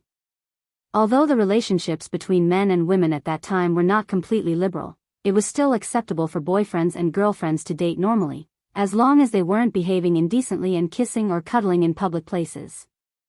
As they approached the Ni family's house, Mo Qishan stopped the bike. Yang Yang, you should hurry home. In response, Ni Yang said, let's ride over, and you can have a cup of tea before leaving. Aren't you scared your mom will misunderstand? Mo Qishan looked at her surprisingly. Happiness came so fast that he was a bit overwhelmed. Ni Yang laughed, if you have nothing to hide, you have nothing to fear. What's so frightening about this? So Mo Qishan didn't refuse any further and rode the bike in. Ni Tsuehua and Ni Chinggui were having a conversation in the courtyard. Seeing someone coming, they both looked in that direction. Ni Chenggui's first reaction was, my goodness, this lad is handsome. He looked like an attractive actor fresh off the TV screens. Xiaoma. Ni Tsuehua looked surprised at Mo Qishan. Although she had only met Mo Qishan once, she deeply remembered his face, because at that time, she had thought of taking Mo Qishan as her son-in-law. Hello, Auntie. Mo Qishan greeted politely. Ni Yang hopped off the back seat of the bike. Brother Mo, this is Auntie and I. Hello, Auntie and I. Ni Chingue smiled. Hello. Xiaoma, come on in and sit. Ni Tsuehua enthusiastically ushered Mo Qishan into the living room. Ni Yang took out some snacks from her house to entertain Mo Qishan. Brother Mo, don't be shy, eat whatever you want. Looking at the table full of snacks, Mo Qishan was indeed not shy and immediately peeled a piece of candy. It was quite sweet. Brother Mo, have some tea. Ni Yang then handed over a hot cup of tea. Mo Qishan stood up immediately, accepting the cup with both hands. Yang, you don't need to go through all the trouble, they'll be leaving shortly. Ni Yang smiled. It's okay, it's just a cup of tea. Mo Qishan took a cautious sip of the green tea. The tea had a strong aroma, yet it was sweet, the taste was excellent. A while later, a bang bang sound came through the air. Mo Qishan looked up in confusion. What's that noise? Ni Yang explained, that's my mom pounding aloe vera. Pounding aloe vera? Ni Yang laughed. Come on, brother Mo, let me show you. Mo Qishan followed Ni Yang's steps into the courtyard. There, they saw Ni Tsuehua holding a large mallet, pounding something in a stone mortar. Inside the mortar was a pale green transparent liquid, emitting a faint fragrance. Chapter 172, Uncle and Nephew Standoff. Believe in Yang_7 Ni Tsuehua is drenched in sweat. Mo Qishan rolls up his sleeves, revealing a robust and powerful wrist, approaches Ni Tsuehua. Auntie, let me do it. Ni Tsuehua paused for a moment, then smiled. No need, you're our guest. We can't have you do this. Mo Qishan said, it's fine Auntie, I needed some exercise anyway. Without waiting for Tsuehua to respond, he grabs the pestle from her and starts pounding. The strength of a man was far greater than that of a woman. The bulky wooden pestle seemed weightless in Mo Qishan's hands. It seems that having a man in the house does have its advantages. Ni Tsuehua watches the young man before her, a satisfied expression in her eyes. Yang, you stay here and chat with Xiaoma, I'll go check on Yun. Alright, Mum, you go. Ni Yang nods in agreement. Mo Qishan looks up at Ni Yang. Yang, what are you using this mashed aloe for? Ni Yang responds, for skincare products. Skincare products? Mo Qishan pondered for a moment, then continued, so do you do this every day? Ni Yang nods, almost. Sounds exhausting. Manual labor like this isn't suited for a girl like you, Mo Qishan added. Have you ever considered buying a blender? It could mash up all these aloes directly. Ni Yang, of course, had thought about this before. Currently, the market for aloe vera gel and facial cleanser was booming. Fresh aloe juice was needed almost every day. If she continued to manually mash the aloes, it would not only drain her physical strength but also waste time. However, because technology at this time was not well developed, many advanced machines needed to be imported from abroad. Imported products were not only expensive but also scarce. Typically, customers had to pre-order from the seller. Moreover, the inconvenient transportation and poor economy significantly restricted the circulation of goods. It was not easy for ordinary people to purchase everyday goods. Even for Ni Yang, she had yet to find a way to buy a blender. Mo Qishan seemed to understand Ni Yang's predicament. He then said, I happen to have a friend who deals with these imported machines. I can ask him for you. Really? Ni Yang looked up in surprise, a flicker of joy in her eyes. Yes. Mo Qishan nodded. Why would I lie to you? Thank you so much, brother Mo. Ni Yang said, if indeed Mo Qishan could help her find a solution, it would be a massive help for her. Mo Qishan laughed and replied, it's just a matter of a phone call. No need to thank me. Mo Qishan pounded the aloe non-stop without appearing to get tired. Even after a long period, there wasn't a single drop of sweat on his forehead. Ni Yang tried to take over but was refused by Mo Qishan. He couldn't possibly stand by while a frail girl did such heavy work. His hands gripped the wooden pestle. Due to his excessive force, the veins on the back of his hands stood out. His hands were well-proportioned and muscular, any hand fetishist's dream. In a short while, the aloe was pounded into a thick paste. Ni Yang began to laugh. Brother Mo, that's enough. That's enough? Mo Chishan looked stunned. He thought he was supposed to continue until nightfall. If he had known this, he would have pounded slower. Mo Chishan puts down the pestle. Are you sure this is enough? Yes, Ni Yang nods. It's enough. Thank you for your hard work today, Brother Mo. Mo Chishan smiles, saying, it wasn't tiring at all, consider it my daily workout. It was already in the afternoon. After resting at the Ni family residence for a bit, Mo Chishan decided to take his leave. Ni Yang said, it's already late, why don't you stay for dinner, Brother Mo? Despite his desire to stay, Mo Chishan refused diplomatically. How could he impose himself on a family he had visited for only the second time? What if he left a frivolous impression on Ni Yang and Ni Tsuihua? He wanted to be perceived as a well-mannered young man. Mo Chishan was also a pragmatic person. On his way home, he stopped by the village's local store and bought some cigarettes and candies. These items altogether cost him 50 yuan, which made the store owner grin from ear to ear. 50 yuan. Normally, it would take him 10 days to sell this much. This young man was incredibly generous, like the god of wealth reincarnated. Young man, you seem unfamiliar. Are you related to someone in the village? The store owner asked. Old man, I'm a friend of Ni Yang. The store owner nods his head. Oh, you're a friend of Yang Yang. Wait a minute, young man. With a puzzled expression, Mo Chishan pauses. The store owner grabbed a handful of candies and shoved them into Mo Chishan's hands. Yang Yang is a good girl who has been very helpful to all of us. If he had known earlier that this young man was a friend of Ni Yang, he would have given him a discount. After leaving the store, if Mo Chishan saw a man, he would offer a cigarette. If he encountered a woman or a child, he would give out candies. All along the way, he gained praises from the villagers.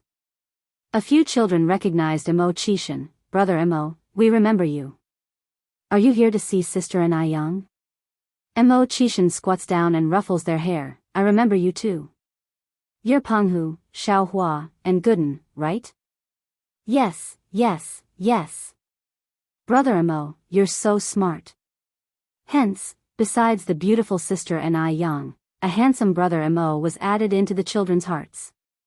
After Mo Hudi was out of danger, Mo Fuhai and Madame Mo finally found some time to visit Li Xianxian in the hospital. However, the elderly couple didn't manage to see Li Xianxian. They only saw the police officers standing guard outside the ICU ward. Li Xianxian was in critical condition due to her deep wounds. Mo Fuhai approaches one of the officers. Officer, how is the investigation into the divine doctor of Jiangnan going? Our Xiao Dai had no grievance with him.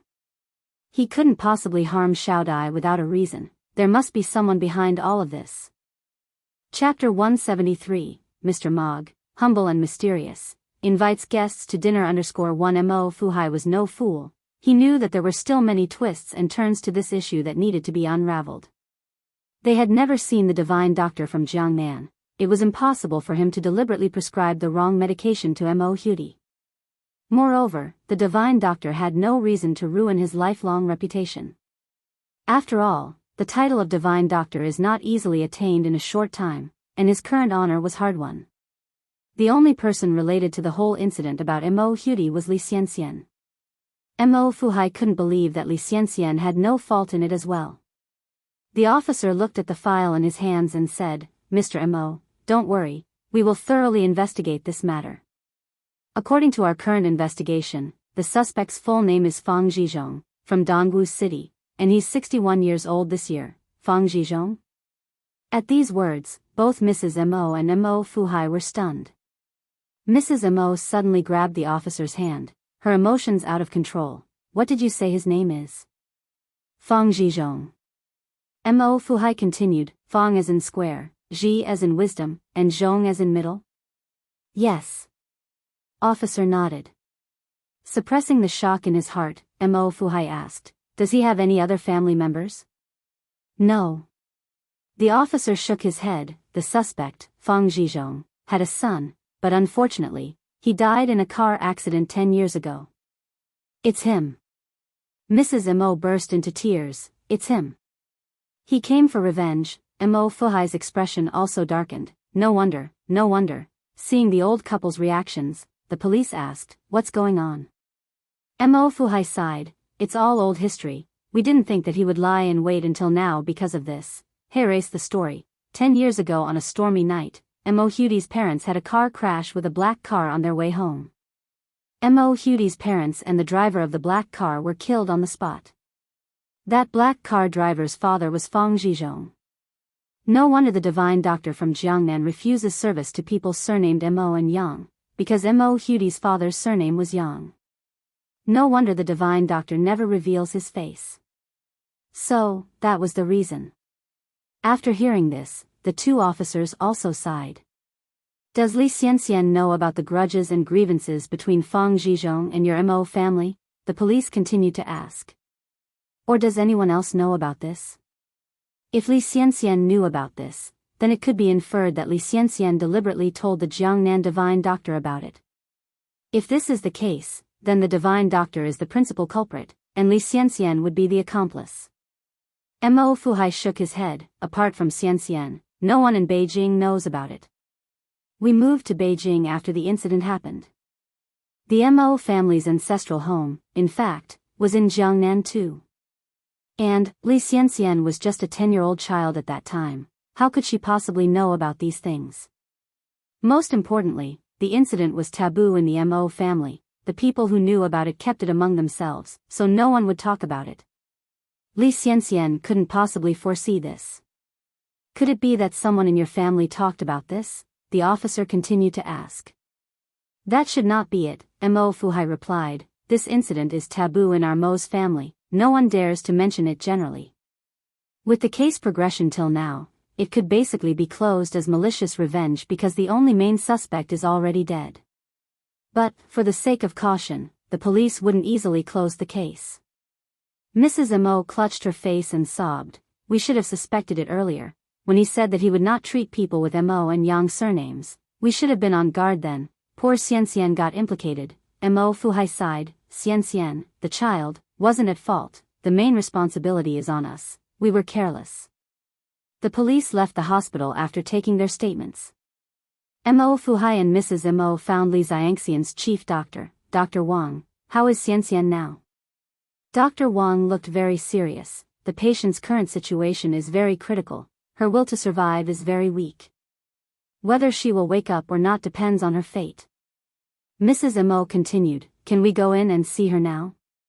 The doctor shook his head. Not yet. She needs to be transferred to the general ward after a week. Only then can her family visit. Chapter 174, Low-Key and Mysterious Mr. Mogg, treating guests to a meal _2. In the center of Beijing, there is an upscale tea house. Many business people choose to negotiate here, and of course, besides businessmen, there are also many high-ranking officials and wealthy young masters. In an antique private room, the subtle music notes and the scent of sandalwood fill the room, giving an illusion of being in an ancient time.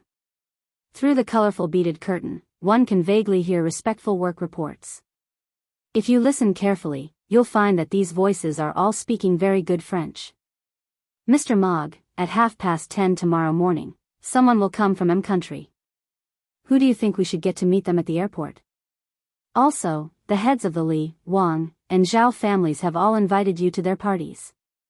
Shall we just reject them all as we have always done before? The man lazing on the sofa has a cigarette between his fingers. The smoky haze blurs his handsome features. When he speaks, it's also in fluent French. My time is not to be spent on irrelevant people. For everything else, you can handle it. By the way, I see that Mo Baichuan has been quite idle recently. Figure out some work to give him. At this, everyone looked incredulously at the man on the sofa. When did Mo Baichuan offend Mr. Mogg? With Mr. Mogg's status, the Mo family wouldn't even be worth mentioning in his sight. There's no need for him to go out of his way to make life difficult for a small fry like Mo Baichuan. I have to go, I have other things to attend to. The man crushes his cigarette, stands up, and heads for the exit without giving the others a chance to respond. Two foreign assistants with blonde hair and blue eyes immediately stand to see him out. Just as he's almost at the door, the man pauses as though recalling something. He looks back and says, "Oh, and get me a blender, imported, good quality." After a pause, he adds, "It's for making skincare products." Skincare products? The two assistants are taken aback. When did Mr. Mogg start going into the skincare business? When do you need it? By tomorrow at the latest. The man responds. All right. Though it's hard to import products at such short notice, especially obscure items like blenders, no one questions who Mr. Mogg is. As long as he gives the word, even the stars would be plucked from the sky and personally delivered to him. Wherever he goes, Mr. Mogg is a symbol of power. After giving these instructions, the man leaves the tea house, leaving the two assistants looking at each other in bewilderment. Zhao Jingrong, dressed flamboyantly, walks into the main hall of the tea house. Because she received reliable gossip that Mr. Mogg would be visiting the tea house today, Zhao Jingrong naturally came to accidentally bump into Mr. Mogg. With her credentials, as long as she's willing to put in the effort, and as long as Mr. Mogg isn't blind, he is sure to fall for her. Once she wins over Mr. Mogg, then she will be the most honored woman in the entire Beijing. With this thought, Zhao Jingrong lifts her chin high, her eyes filled with disdain wherever they fall. Suddenly, Zhao Jingrong tenses up.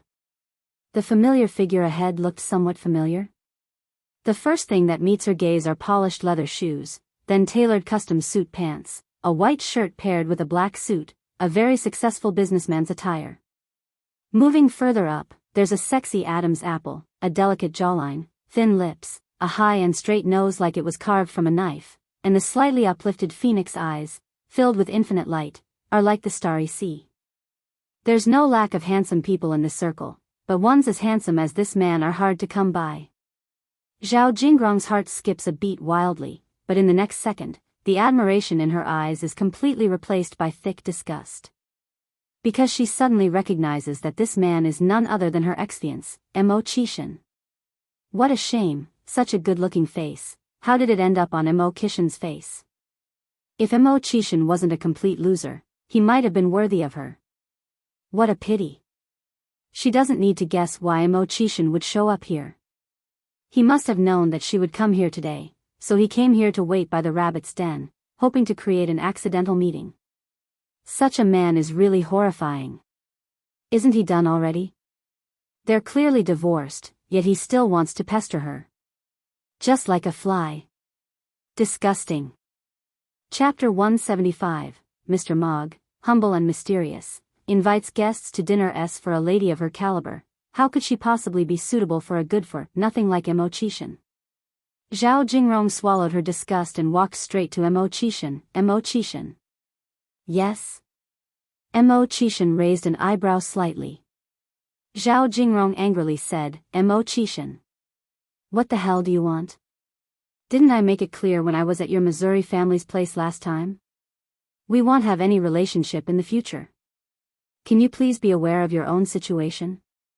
Is it fun to keep pestering me like this? Does he have no shame at all? Mo Qishan chuckled, Ma'am, it seems like you're the one who's not realizing your own situation. Is it fun to throw yourself at me like this? Throw herself at him? Would she throw herself at this loser? Zhao Jingrong snorted lightly, her eyes filled with sarcasm. I would throw myself at you? Don't daydream. If that's not the case, could you please step aside? Mo Qishan looked down on Zhao Jingrong and spoke slowly, good dogs don't stand in the way.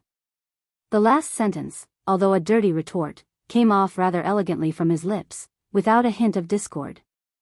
With that, Mo Qishan pushed past Zhao Jingrong, strides towards the exit whilst taking out a handkerchief from his pocket to carefully wipe his fingers, as if they'd been dirted. Upon passing a garbage bin, he promptly threw the soiled handkerchief in. This scene had Zhao Jingrong trembling with fury. For someone so despised, how dare he treat her like this? Mo Chishan walked directly out to the tea room, pushing away a Phoenix brand bicycle and left. A bicycle? This loser isn't even ashamed of riding an old bicycle. Indeed, you can't make a silk purse out of a sow's ear. Seeing this, Zhao Jingrong's eyes filled with disdain, and much of her anger dissipated.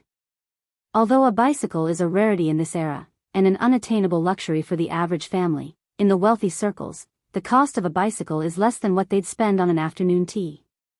Mo Chishan will only ever amount to riding a bicycle in this life. Second floor of the tea room. Two blonde-haired, blue-eyed men stood on the balcony. One of them exclaimed, "Why would our Mr. Mogg go out on a bicycle? It just didn't fit his persona. For someone like Mr. Mogg, at the very least, he should be chauffeured around in a private jet, or if not, at least a car. What the hell is with the bicycle? Who would believe that the mighty Mr. Mogg's vehicle of choice would be a bicycle, if they hadn't seen it for themselves? It's truly a subversion of one's sense of reality." Another replied, "Mr. Mogg keeps a low profile. I've heard even his parents and friends don't know about his achievements. My God. That's seriously low-key. Ordinary people, if they have any achievement, can't wait for everyone to know about it. But Mr. Mogg, he keeps his success to himself." NI Family's home. NI Yang's skincare products have been selling extremely well recently. NI Yang calculated that she had made 2,000 yuan so far from her skincare line. Adding in her previous savings and deducting daily expenses, NI Yang currently had a total of 4,250 yuan in her account. Just then, the voice of NI Tsuhua could be heard from outside. "Yang, Xiaomo's here." NI Yang promptly put away the money. "Oh, he's here." Mo Chishan didn't arrive alone. A man who looked somewhat like a sidekick accompanied him. "Brother Mo." Mo Chishan nodded. "This is my friend, Wu Darning. He's the middleman dealing with those imported mixers." "Hello, Sister Yang." Wu Darning bowed his head to NI Yang. "Sister Yang? Is she that old?" It felt rather awkward to be called Sister Yang by someone who looked nearly twice her age. NI Yang was taken aback for a moment, then said, "Hello, Mr. Wu." Wu Darning was shocked. "Sister Yang, there's no need for formalities. We're all friends here, just call me by my first name. Call him Mr. Wu. He's afraid that Brother Six will beat him up." Mo Chishan continued, Yang, the mixer that Wu Darning brought over for you is here." "Really?" NI Yang was somewhat surprised. "Yep." Mo Chishan nodded. "It's in the yard right now, come and take a look." NI Yang followed Mo Chishan out. There was a blue farm truck parked with a grayish-green machine in the yard. The machines of this period hadn't undergone much improvement, so they were quite heavy and bulky. Chapter 176, Mr. Mogg, humble and mysterious, invites guests to dinner _4. Yang, does this look okay to you?" Mo Chishan continued to ask. NI Yang nodded. "Yes, it's okay. Thank you, Brother Mo." Mo Chishan smiled faintly. "No need to thank me. I didn't do much." NI Yang turned to Wu Darning. "How much does this machine cost?" Wu Darning said, 500 yuan. 500 yuan? Is it so cheap? As far as NI Yang knew, ordinary color TVs in the market are selling at high prices of 1,000 to 1,500 yuan now. Regular black and white TVs are also around 500 to 600 yuan, not to mention large items like a blender. NI Yang had previously asked about prices from secondary dealers too, to know that the price of a blender starts from at least a 5-figure sum. And even with such a high price, it wasn't available immediately, there was a waiting time, and an uncertain one at that. This 500 yuan was beyond NI Yang's expectations. Seeing NI Yang's reaction, Wu Darning rushed to say, "Sister Yang, if you think it's expensive, we can still negotiate the price." "No, it's not that," Niyang continued. "Won't you lose money if you sell it to me for 500 yuan?" Wu Darning laughed. No. How can we businessmen make a loss?" "Sister Yang, let me tell you the truth. This machine was previously reserved by another buyer who paid 2/3 of the deposit but later breached the contract. I don't need this machine, so I'm anxious to sell it off. If you think the price is not right, we can still negotiate. Upon hearing this, Ni Young nodded. No wonder it was so cheap, it was because of this reason. So it means she was quite lucky. This kind of chance is equivalent to winning a 5 million yuan lottery. Ni Young then said, "Wait here, I'll go get the money for you." "All right." Wu Darning nodded. After Ni Young left, Mo Qishan quietly gave Wu Darning a thumbs up. Wu Darning grinned sheepishly. In fact, there was no such defaulting buyer at all. And Wu Darning wasn't a trader of imported goods either. He was just delivering lines according to the script. And the director of this act was Mo Qishan. Mo Qishan knew Ni Young would not accept this machine for nothing, and if he tried to give her such an expensive gift, it might backfire, so he had to make up a story. The actual price of the machine was 20 times the 500 yuan. Soon, Ni Young came out with the 500 yuan. "You count." Wu Darning took the banknotes and counted them. "It's all there." "Sister Yang, where would you like us to put this machine?" Ni Young thought for a moment, then said, "Could you please help me put it in the living room?" "All right." The two men got up on the truck and carried the 200-pound machine down to the living room. "Thank you so much. Here, have some tea." Ni Tsuihua brought over 2 cups of tea. "Thank you, Auntie." Mo Qishan took the cup and politely replied, "No trouble at all." Wu Darning quickly added, yes, it's no trouble at all." After finishing their tea, Mo Qishan and Wu Darning did not stay long. They quickly left the Ni family's house. This time, Ni Young packed lots of goodies for Mo Qishan again. She also gave quite a few to Wu Darning. Wu Darning dared not refuse, took them nervously, and as soon as he got in the car, immediately handed all the snacks back to Mo Qishan. Even if he had 100 times the courage, he wouldn't dare to eat Ni Quihua's food. Seeing all the snacks returned, Mo Qishan's expression brightened slightly. The things Yang Yang gave were only for him. An eerie silence fell in the car. Wu Darning initiated a conversation. "Brother 6, our sister-in-law 6 is really beautiful." Mo Qishan narrowed his eyes, turning to look at Wu Darning. "You were looking at her?" Realizing the implications of his words, Wu Darning, terrified, hurriedly said, "No. I wasn't." "If you weren't looking at her, how would you know she's beautiful?" Wu Darning, he wished he could vanish on the spot. A chilling voice came again, "You won't have your bonus for this month." At this moment, Wu Darning wished he could slap himself. "It's all because of your loose lips. It's all because of your loose lips. It's all because of your loose lips." On the way to the village, they didn't encounter many people.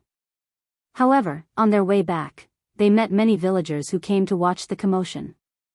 There was also a group of children running after the car. The car was a rarity at this time, usually seen only in the city. The car windows were made of special material. You could see outside from the inside, but you couldn't see inside from the outside. Chapter 177, Mr. Mogg, humble and mysterious, invites guests to dinner _5. Mo Qishan lazily leaned back in his chair, crossing his legs, slowly unwrapped a candy and popped it into his mouth. So sweet. The candy from Yang Yang was really tasty. It was a very casual posture, but he exuded an aristocratic aura. After Mo Qishan and Wu Darning left, Ni Yang tried using the mixer and found that its features were really powerful. Not only could it smash things up, it also had an automatic peeling function. However, the only downside was that it was too noisy. After all, the technology wasn't as mature as in the future. A bit of noise was understandable. Overall, the 500 yuan was really well spent. No, it was more like getting more than you bargained for. Normally, 500 yuan wouldn't even be able to buy an imported mixer. Yang, is this the mixer you're talking about? Ni Chinggui walked in from outside, asked with curiosity on his face. Ni Yang nodded. Ni Chingue laughed and said, that Xiaoma is really impressive. He could even get an imported machine. Yang, this must be very expensive, right? Ni Yang replied, actually not that expensive, just so happened I got a good deal. Mr. Mog's friend was in a hurry to sell it, so it only costed 500 yuan. Although 500 yuan may be equivalent to Ni Chingue's annual income, getting an imported machine at this price was still cheap. Following on, Ni Chingue said, Yang, you're so lucky. By the way, I have a few colleagues who need skincare products. Do you have any in stock now? The skincare products that Ni Yang made were really effective. Good word spread mill by mill, 10 by 10. During this time, Ni Chingue had already helped her sell more than 20 sets. And Ni Yang didn't take Ni Chingue for granted. She not only provided Ni Chingue free skincare products but also gave her 1 yuan commission per bottle, totaling 2 yuan per set. For Ni Chingue, this 2 yuan came incredibly easily. All she had to do was pitch the products a bit, and the skincare buyers would be immensely grateful. Now, she is really popular in her company. Ni Chingue had always considered Ni Yang as her lucky star. Ever since Ni Yang moved here, her days had been increasingly prosperous. Ni Yang said, I have 2 sets left, Aunt Ni, how many sets do you need? Ni Chingue smiled and said, I need 5 sets, you can give me 2 first, and I'll deliver them to them. Okay. Ni Yang nodded, and turned to go into the room to get the skincare products. When she went to bed at night, Ni Yang laid in bed and thought hard. Since there's a growing market demand for her skincare products now, she has to start preparing some things. Firstly, she needed to register a trademark. Secondly, she needed to apply for production and health licenses and other documents. Lastly, she needed to research new products. Just selling facial cleanser and aloe vera gel wouldn't work. Watching the store being about to finish its renovation, these 3 major things had to be taken care of immediately. Otherwise, when everything piles up, there wouldn't be enough time. Ni Yang had always been an action-oriented person. Early the next day, she went downtown to apply for licenses. This era had few individual businesses, and people's awareness of trademarks was weak. Even fewer people would apply for trademarks. It didn't require lots of applications as it does in the future, followed by lots of reviews. Ni Yang only spent a day to get all the licenses in order. The trademark that Ni Yang registered was Ice Skin Jade Face. This name was common and easy to understand in this era. If put in the future, it would not be outdated, and it clearly indicates that the products sold are skin-related.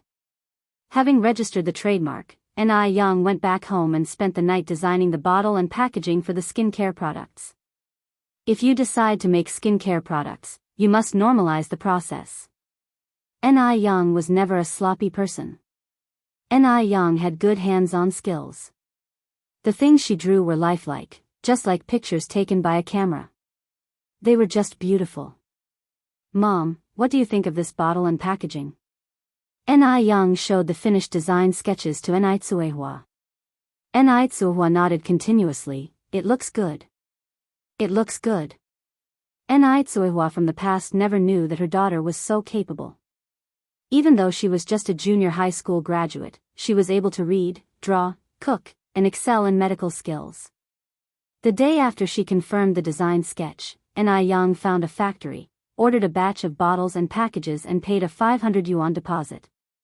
After she left the factory, Ni Yang paid a visit to the traditional Chinese medicine store, where she bought some lingji, monkshood, Asarum seboldii, Atractylodes macrocephala, Angelica dihurica, Gastrodia alata and other Chinese medicinal materials. Chapter 178, The Low-Key and Mysterious Mr. Mog, treats guests to dinner _6. As recorded in the Compendium of Materia Medica, these herbal medicines all have excellent freckle-removing effects. That's right, the new product that Ni Yang is launching is designed for freckle removal. Because once a woman has had a child, more or less, she will get some freckles on her face. In the future generations, those freckle-removing skincare products will be very popular. After returning home, Ni Yang began to make her freckle-removing face cream. Yang first ground the purchased herbal medicines into powder with a blender, then added aloe juice, milk, cucumber juice, and stirred it into a paste. Then she added distilled water and other secret ingredients. Only then, it was finished. The final face cream was yellow-green in color, with a faint scent of herbal medicine, very refreshing and pleasant. Since Chingue had a few faint freckles on his face, Yang gave it to him to try. Freckle removal products surely won't produce immediate results. It wasn't until the third morning that Chingui's surprised voice came from the yard. Yang. The color of the freckles on my face has started to fade. Chingue, in order to see the effect, intentionally left a freckle untreated. Now the color of the other freckles on his face has significantly faded, only that untreated one remained yellow-brown. Originally, Chingue didn't think this thing could remove freckles, but he didn't expect that Yang would give him such a big surprise. Congratulations, Aunt Yang. Yang opened her mouth with a smile. No woman doesn't love beauty, so at that moment, Chingue couldn't stop smiling. It's me who should be thanking you. After that, Chingue asked, Yang, do you want to sell this freckle-removing face cream? Not for sale yet. Yang continued, I'll give you some samples. Distribute them to those who have bought facial cleanser and aloe gel. If they like it, they will definitely come back for more. There are very few freckle-removing products in this era, and there are even fewer with good effects. So, just by relying on Chingui's recommendation, most people certainly wouldn't believe it. Therefore, proof was needed through actual performance. The sample bottles were small, enough for about 3 days' usage, and by the time the cream was used up and the effect was visible, everyone who had sampled it would surely want to buy more. Chingue took the samples, nodding approvingly. Yang, you are so smart. Not only could this strategy attract many customers, but it could also win over hearts. A free bottle of freckle cream. Who wouldn't be happy? Because the freckle cream worked so well, Yang worked overtime to make plenty more. At this moment, Chingue came in from outside. Yang, we are running out of aloe vera. Yang had indeed planted a lot of aloe vera before, but because she had been making facial cleanser and aloe gel frequently lately, there wasn't much aloe vera left in the vegetable garden. Yang thought for a moment and then said, in that case, Mom, could you go around the village tomorrow and let them know that we're buying aloe vera? 1 cent per pound. Aloe vera is a very common plant because it has the effect of healing burns. Almost every household in Jinghua village has planted it. Moreover, aloe vera is a kind of propagating plant. Usually, after successfully planting one, it will proliferate into many more. Tsuehua nodded her agreement. Okay, Yang. The next day, Tsuehua, holding her baby, went to the big locust tree at the center of Jinghua village. Because there was no television or mobile phones in this era, people would gather together to chat during their free time, sharing each other's gossip. Therefore, almost every village has a gathering point. When idle, the women of the village would gather and chat. Whose daughter had a bad marriage, whose son got admitted to college, which couple had a fight last night, the latest gossip could always be heard at the gathering point. And the locust tree in the center of the village was the gathering point for Jinghua village. By the time Tsuehua arrived, the women were already chatting lively. A few older women were chatting fervently, while the young girls and wives listened with interest. Seeing Tsuehua coming, everyone greeted her warmly. Tsuehua is here. Come and sit down. These are the melon seeds roasted by my family. Have some. These are the ripe persimmons from my garden. Not only was Tsuehua beautiful, but she was also very honest and never gossiped about anyone. In addition to all the help that Yang had given to the villagers, Tsuehua had also become one of the most popular women among these ladies. Chapter 179, Mr. Mogg, humble and mysterious, invites guests to dinner. 7 Everyone would vent their grievances and share fresh gossip with Tsuehua first because she could keep a secret and never laugh at others. After Tsuehua sat down, she told everyone about Yang's plan to buy aloe vera. Everyone was stunned when they heard it. Yuans per kilogram? Was Tsuehua joking? For Jinghua village inhabitants, the aloe vera was an insignificant wild plant. Even the local vegetables were only sold at 5 cents per kilogram, yet this wild plant was being sold at yuans per kilogram. In the eyes of the villagers, the price of yuans per kilogram was astronomical. Tsuehua, don't joke with us. Exactly, if you keep speaking like this, we will take it seriously.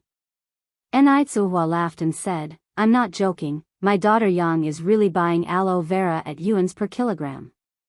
Moreover, why would I joke about something like this? You're not joking with us? Everyone was doubtful. Tsuehua nodded seriously, really? I'm not fooling you. When will your Yang start buying? Tsuehua continued, as long as there is, we will buy it any time. Yang said that good goods were not afraid of stockpiling. Therefore, no matter how much aloe vera people brought, they would accept it all. So, does your Yang want the root, or not? It was best to clarify this. Tsuehua replied, no need for the roots, you folks can just cut the whole aloe vera with a knife. After Tsuehua finished speaking, those who were still chatting disappeared in an instant. Everyone went back to harvest aloe vera. When everyone had left, Tsuehua also took the child home. Shortly after she arrived home, a villager came with half a bag of aloe vera. Tsuehua had the scales ready, 31 kilograms, a total of 3 yuan and 1 cent. When the villager took the 3 yuan and 1 cent in hand, he was still in a daze. Only then did he truly believe that Tsuehua hadn't lied to them. The more villagers came to the family to deliver aloe vera, they went in with aloe vera and came out with money in their hands. Almost everyone had a smile on their face. In this era, it is not hard for someone who knows how to do business to earn money, but it is difficult for these honest villagers to make money. Common farmers work hard in the fields all year round and can't make 100 or 80 yuan. But today, they only sold a little aloe vera and made 3 or 4 yuan. You should know, aloe vera is much easier to manage than the crops in the field. It seems they can plant more aloe vera next spring. Since Yang came to Jinghua village, their days in the village had been getting better and better. It seems that Yang was truly their lucky star. After purchasing the aloe vera, Yang rode her bike to the city. The shop renovation had been completed, and the final cleanup had begun. In 3 days, the shop could officially open for business. At this moment, Wang Jinfang was busy setting up tables and chairs. Seeing Yang walking in, Wang Jinfang greeted her with a smile. Yang is here. Aunt Jinfang. Yang continued, where are Uncle Tinu and the others? Wang Jinfang replied, your Uncle Tinu and the others are cleaning the kitchen and arranging the kitchen utensils. Oh. Yang nodded, Aunt Jinfang, I have something to discuss with you. Go ahead. Wang Jinfang wiped her hands on her clothes and sat opposite Yang. Yang continued, I want to invite you and Aunt Zhou to work in the noodle restaurant after it opens. The salary will still be 2 yuan a day. I have already spoken to Aunt Zhou about this, what do you think? Yang was busy with her skincare business, so if she didn't hire 2 more people for the restaurant, she wouldn't be able to handle it. After considering all aspects, Zhou Qingshang and Wang Jinfang seemed to be the best choices. Zhou Qingshang was educated and reasonable. Although Wang Jinfang was a bit spirited in character, sometimes, a spirited person was necessary to rule out evil. Yang had experience running a catering business in her past life. She knew that sometimes there would be some extremely difficult customers, and even some who would come to cause trouble. Zhou Qingshang and Wang Jinfang could complement each other's personalities. Upon hearing this, Wang Jinfang looked at Yang in surprise, unable to close her excited mouth. This was simply a surprise from heaven. 2 yuan a day. 60 yuan a month, 720 yuan a year. My goodness. She had not earned this much money in 3 years. Upon hearing this, Wang Jinfang nodded repeatedly, I am willing. I am willing. Yang smiled and took out the labor contract, then please sign the labor contract. The labor contract system was not yet enforced at this time, but Yang had seen too many things in her past life. The human heart was too difficult to measure, so some things that should be signed must be signed. Although Wang Jinfeng couldn't read, she trusted Yang. Yang, I can't read, can I press a handprint for you? Yang nodded and flipped the contract to the last page. Yes, you can press a handprint here. The labor contract was in 2 copies, one for Wang Jinfeng and one for Yang to keep. Now that the shop was officially finished, Yang was ready to invite everyone for a big meal. So, she talked to Wang Tiniu about this matter. Uncle Tiniu, I am going to the vegetable market now to buy some food. You invite everyone to come to my house for dinner tonight. Make sure they bring all the old people and children from their homes, don't keep formalities with me. Yang is a grateful person, she always remembered the matter from last time, and because of that, she had the idea of leading the whole village to prosperity. Otherwise, she would not have bought aloe vera from the villagers.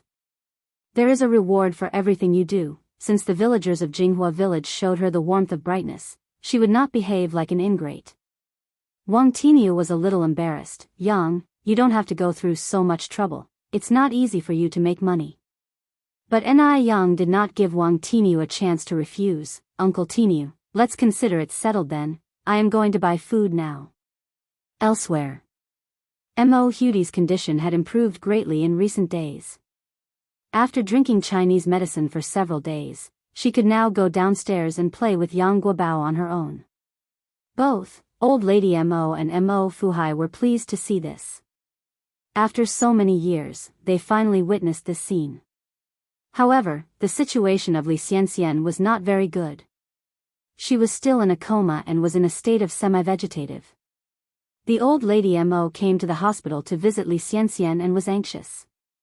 At this moment, the maid Lin Sa said, Old lady, the young divine Dr. Yang is so powerful, maybe, she has a way to wake Miss Xianxian? Chapter 180, Investigation of Li Xianxian and her mother. Noodle restaurant opens. One. Upon hearing this, old Mrs. Mo's eyes lit up. That's right, we can find Yang. Yang's medical skills are so brilliant, she can definitely save Xianxian. In old Mrs. Mo's heart, Yang was becoming an ever-present beacon of hope. Soon after, old Mrs. Mo continued, Isn't Yang coming to Xiaodia for a follow-up examination tomorrow? Yes. Mrs. Lin nodded. Old Mrs. Mo added, Then let's wait for Yang to come and examine Xiaodai tomorrow, then she can look at Xianxian. It was already late afternoon, and it wouldn't be appropriate to invite Yang over at this hour. They could afford to wait a little longer. Old Mrs. Mo stayed in the ward for a while, then went to find the chief doctor to understand Li Xianxian's condition before leaving the hospital. Family. Since Yang decided to invite all the villagers for dinner that night, she bought a lot of food. By Yang's estimation, there were over 100 villagers in Jinghua village. A table of 10 would require 10 tables in total. In these times when everyone was not exactly living in abundance, Yang bought 30 kilograms of fat pork, 10 roosters, 20 pig's feet, 10 fish, and some tofu skin, kelp, duck blood, and potatoes for vegetarian dishes. She planned to prepare 3 hearty dishes, a grilled fish, and simply blanched the vegetables in the fish soup for efficiency and convenience. 30 kilograms of pork cost her 90 yuan, 10 roosters were 30 yuan, 20 pig's feet were 15 yuan, and 10 fish were 3 yuan. Including the vegetables and white wine, Yang spent a total of over 160 yuan. 160 yuan could only buy you one meal at a street food stall in the future, but in this era, it could put up 10 tables of a lavish feast. All in all, it was money well spent. Seeing Yang bring so much food home, Tsuehua was surprised. Yang, why did you buy so much? When will we finish all these? Yang said with a smile, Mom, our shop is now fully renovated, so I wanted to invite everyone for a feast to celebrate. Tsuehua wasn't stingy. They had received a lot of care from the villagers since they moved to Jinghua village. That's right, we should treat everyone to a good meal. Speaking of which, Yang, did you buy extra meat? Vegetables could be had by everyone, it's the meat dishes that mattered. Yang nodded, yes, I did. Rest assured, everyone will have a feast tonight. Tsuehua helped Yang to unload the groceries, then started to wash the vegetables and chop the meat. Little Ni Yun was lying in his cradle, holding a little rubber duck and playing on his own, not crying or making a fuss. His cuteness was truly heartwarming. Ni Yang planned to make braised pork for dinner, with 10 tables in total and 30 kilograms of pork. Each table could have 3 kilograms. Braised pig's feet with soybeans. There were 20 pig's feet in total, each table could have 2. Then there would be roasted chicken, 10 chickens in total, each table could precisely have 1. The final main dish was grilled fish. As there were not enough stoves for everyone to cook and eat at the same time, Ni Yang could only grill the fish first, then cook it in a pot with accompanying vegetables and serve it at the table. After confirming the menu, Ni Yang began to prepare the braised pork. Because the pots at home were not large enough, the 20 kilograms of pork had to be cooked in 2 pots. With the braised pork simmering in the pot, Ni Yang began to marinate the chicken. When the chicken was marinated, Ni Tsuehua had the oven fire ready. Luckily, the oven was spacious enough to accommodate 10 roosters comfortably. In no time, the small courtyard was filled with tempting aromas. It made one's mouth water just smelling it. When she had almost finished the dinner preparations, Ni Yang went to the neighboring houses to borrow some tables and stools, and invited everyone to come for dinner. In just a while, the originally quiet farmhouse courtyard started to bustle with activity. The elderly, children, men, and women of the families all came. People were fairly straightforward in those times. If you were good to me, I would be good to you. There was no scheming or insensitivity. So, everyone arrived bearing gifts. Some brought chicken eggs. Others brought fruit from the trees in their yard. At this time of the year, there were oranges and chestnuts available. In no time, the table in the Ni family's living room was piled high with all kinds of little gifts. Immediately, Ni Yang starts herding everyone to sit down. Since there were many children, some of them didn't reach the table and stood next to the adults. The food was sumptuous. Shiny red braised pork, braised pig's feet with soybeans, glistening roasted chicken, and in the middle of the table was a large pot of grilled fish, surrounded by blanched vegetables and tofu skin. Chapter 181, Investigation into Li Xianxian Mother and Daughter, Noodle Restaurant Opening _2. The dishes may be few in number, with only 4, but each one is an indisputably meat dish. Even before anyone started using their chopsticks, everyone was already swallowing saliva in tacit agreement. Usually, even during the new year, they had never seen so much meat. Yang, you really didn't have to be this considerate. Exactly, you two are being too polite. Ni Yang chuckled and said, my mother and I owe much gratitude to everyone for their care and assistance during our time since moving to Jinghua village. I raise this cup of tea in place of wine to express my thanks to everyone. At that, Ni Yang picked up her tea cup from the table, drained it in one gulp, showing a touch of the demeanor of a heroine from ancient times. If this young girl were a boy, she would surely do great things in the future. Such a shame she's a girl. The older generation observed Ni Yang, a sense of regret evident in their eyes. The bias favoring boys over girls was deep-seated in their hearts. In their minds, girls simply couldn't accomplish anything great. Even if there were 10 girls, they still wouldn't be equal to one boy. In China, there's a saying that goes, a married daughter is like spilled water. Boys can carry on the family line. A family without a boy would be known as a family ending its line. At this time, even in Jinghua village, there were still numerous cases of newborn girls being abandoned. Girls had never been treated fairly or equitably. What Ni Yang intended to do was subvert the weak status that girls held in people's hearts. To let people know that girls today can also hold up their own patch of sky. An elder with considerable respect in the village stood up and said, Yang, your words are too polite. We should be the ones thanking you and your mother. You two have done us many favors in our daily lives. Moreover, since you moved to Jinghua village, it shows that we are destined to be connected. Henceforth we are all part of Jinghua village. Old Sheng is correct. You and your mother are part of Jinghua village. We're all from the same village, let's not talk as if we're from 2 different ones. Ni Chingui had been married into Jinghua village for over 20 years, and this was the first time she realized that the villagers of Jinghua could be so united and welcoming. Previously, everyone seemed to be busy with their own things, and, except for funerals and weddings where they would gather, there were hardly opportunities to gather together. The relationship among neighbors was not as harmonious as it is now. Moreover, they were not easily accepting of outsiders. Outsiders also found it hard to integrate into the locals' way of life. The main reason why Ni Tsuehua and her daughter were so easily accepted by the villagers was because Ni Yang knew how to interact with people, was generous with money, and knew how to win people's hearts. It was hard to imagine that Ni Yang, a 17-year-old girl, could have such ability. Whether it was her business acumen or her interpersonal skills, she outperformed most adults. At the same time, Ni Chingui knew well that Jinghua village, a place so small, could not contain Ni Yang. This girl would one day dazzle everyone.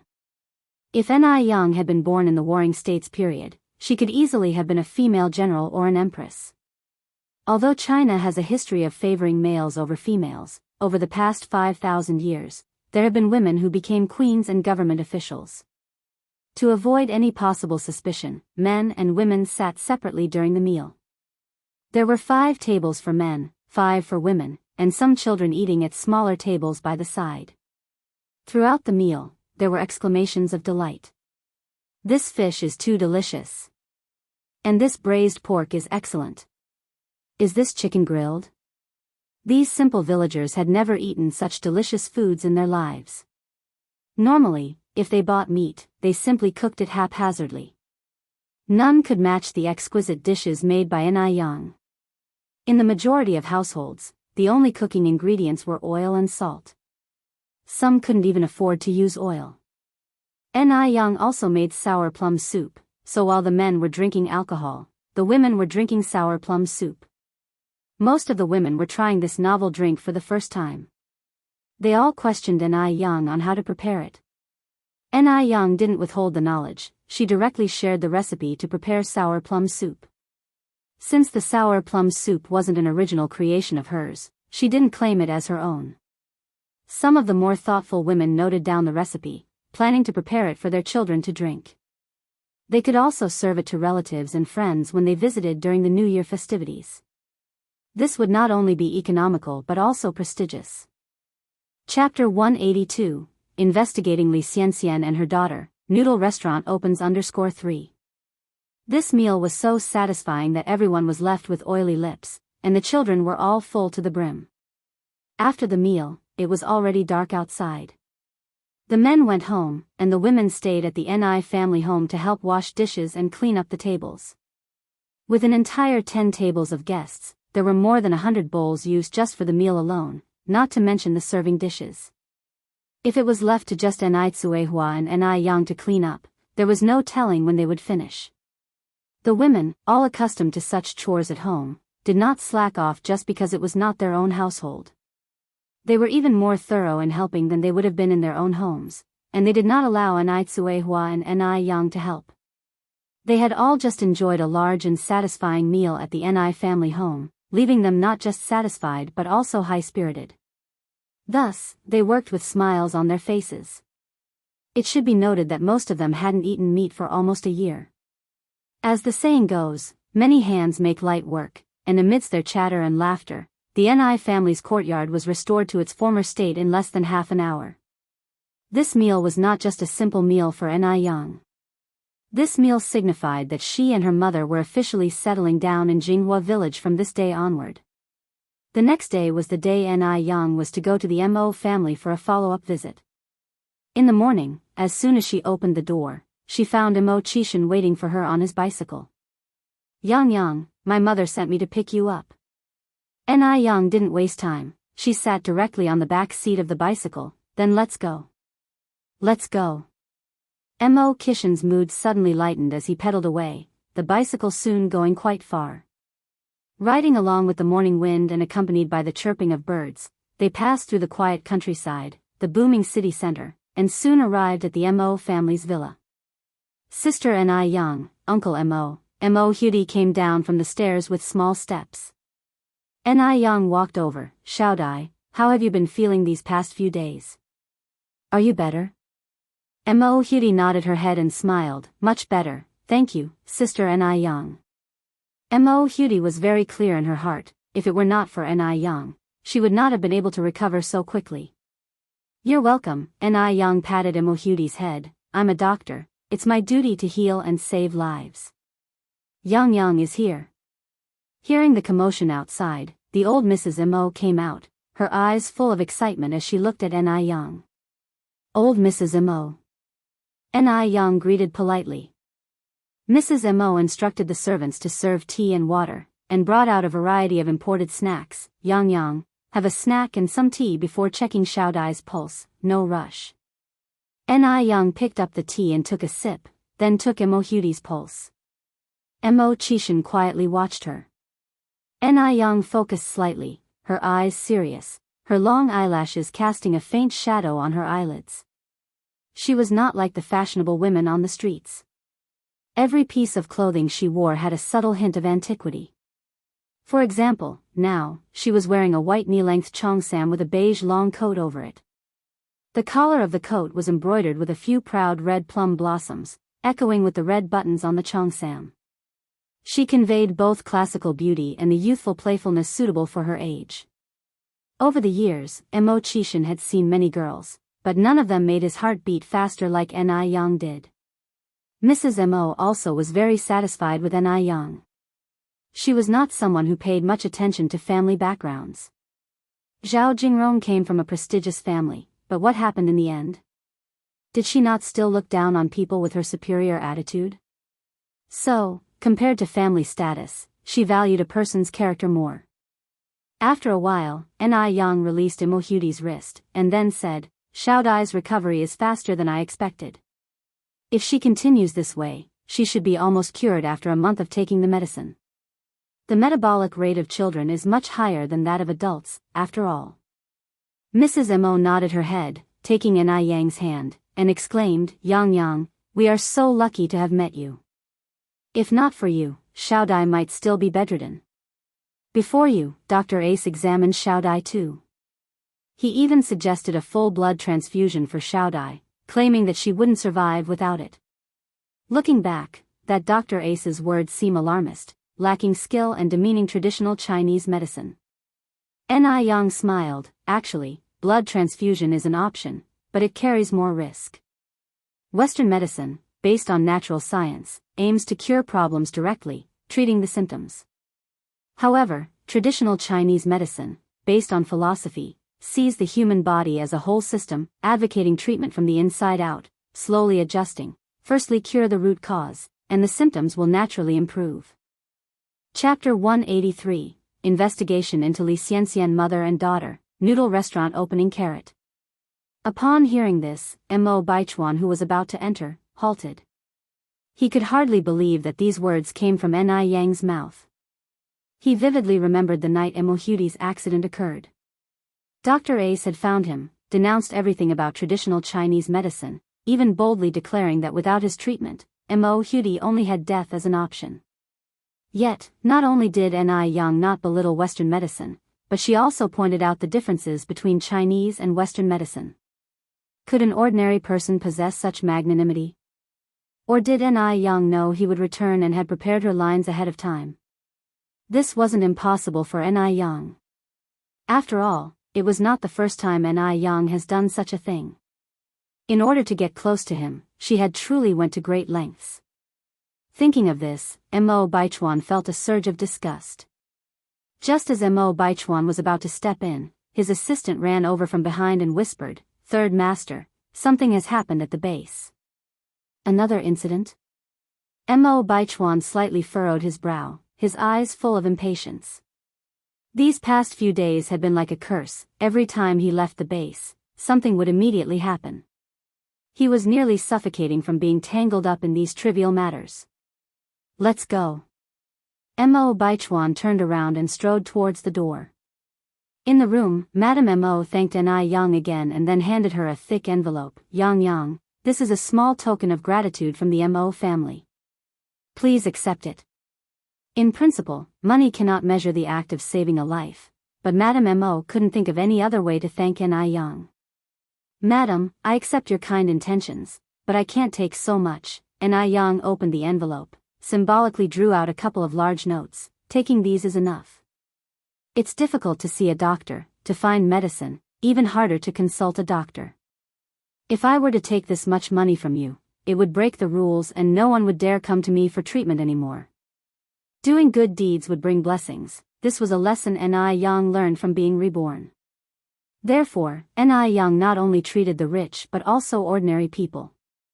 If word got out that she charged sky-high consultation fees, what were those struggling people supposed to do? In this life, she intended to use her medical skills to help even more people.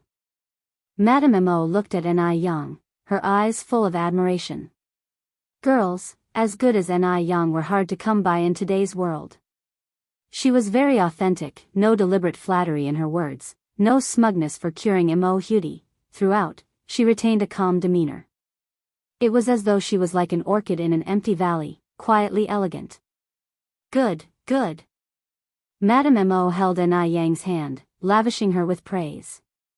After a while, Madame Mo remembered the business at hand, and continued, Yang, I have a younger relative.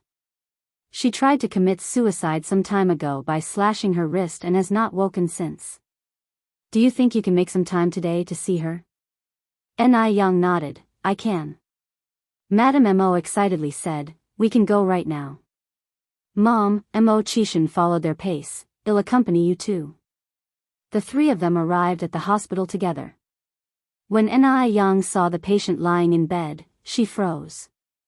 If it's not Li Xianxian, then who is it?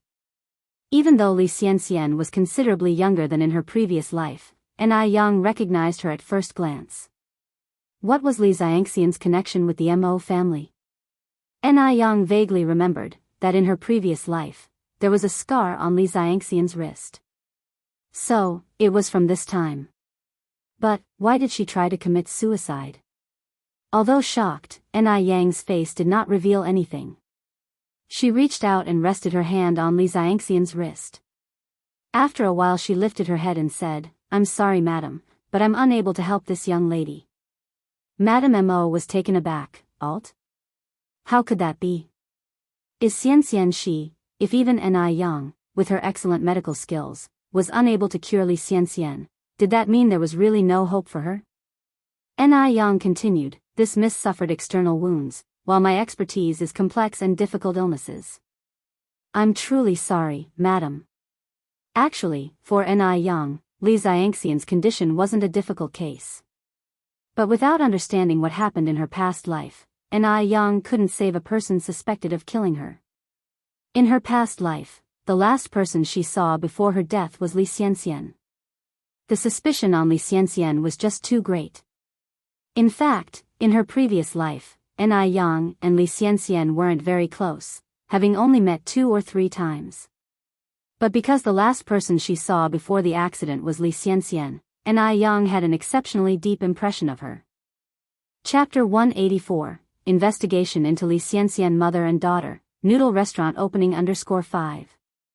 Theoretically, she and Li Xianxian weren't very familiar. Li Xianxian had no motive to kill her. But why, after seeing Li Xianxian, did she die? Moreover, the more Ni Yen looked at Li Xianxian's face, the more she thought she resembled someone. Who did she resemble? Ni Yen squinted her eyes. Li Shu. Right. It was Li Shu. Especially that mole on the left cheek, it was exactly like Li Shu's. Could Li Xianxian be Li Shu's daughter? In her past life, Li Shu spent her lifetime with Mu Jinbao. Aside from knowing that Li Shu had a son later on, Ni Yen never knew that Li Shu also had a daughter. What on earth was going on? The more Ni Yen thought about it, the more uneasy she felt. She was still pondering it as she walked out of the ward. Yang, what's the matter? Mo Chishan asked when he saw her absent-mindedly walking out of the ward. Ni Yen gave a faint smile, nothing, perhaps the ward is just too stuffy. As she finished speaking, Ni Yen continued, who was that girl that slit her wrists? What's her relationship with your family? Mo Chishan replied, actually, there's not much of a relationship. Her name is Li Xianxian. She is a sophomore student at Beijing Normal University and she works part-time as a personal assistant to my eldest nephew at a base. Because she helped my mother before and she's an orphan, my mother has been quite close to her and has even considered her a potential granddaughter-in-law. So, it turns out that Li Xianxian had such deep ties with the Mo family. Nin continued, she's an orphan? If Li Xianxian was indeed an orphan, then wouldn't the hypothesis of her being Li Shu's daughter be invalid? She knew too little about Li Xianxian from her past life, and for the moment, couldn't connect any dots. Yes, Mo Chishan nodded, do you know her? Nin shook her head, no, I just find her somewhat familiar. Oh. Mo Chishan nodded. They reached the hospital lobby. Nin continued, Brother Mo, I have something to attend to. I must go now, please say goodbye to the old lady for me later. I'll let the driver take you, Mo Chishan said. No need, Nin smiled, I have something to do downtown. Alright, Mo Chishan nodded, take care on your way. Yes, I will. Nin nodded, turned, and left. Soon, her figure disappeared outside the hospital. Mo Chishan leaned against the door frame. After a while, he pulled a cigarette out of his pocket, lit it slowly, propped it in his mouth, looking carefree yet dignified. After leaving, Nin went directly to a private detective agency. Just like in the movies, the detective wore a black suit, a black hat atop his head, even holding a pipe, appearing very professional. Hello, beautiful young lady, how may I assist you? Although the detective had seen many beauties, he was slightly stunned when he saw Nin. He had seen many beauties, but a beauty with such spirit was a first.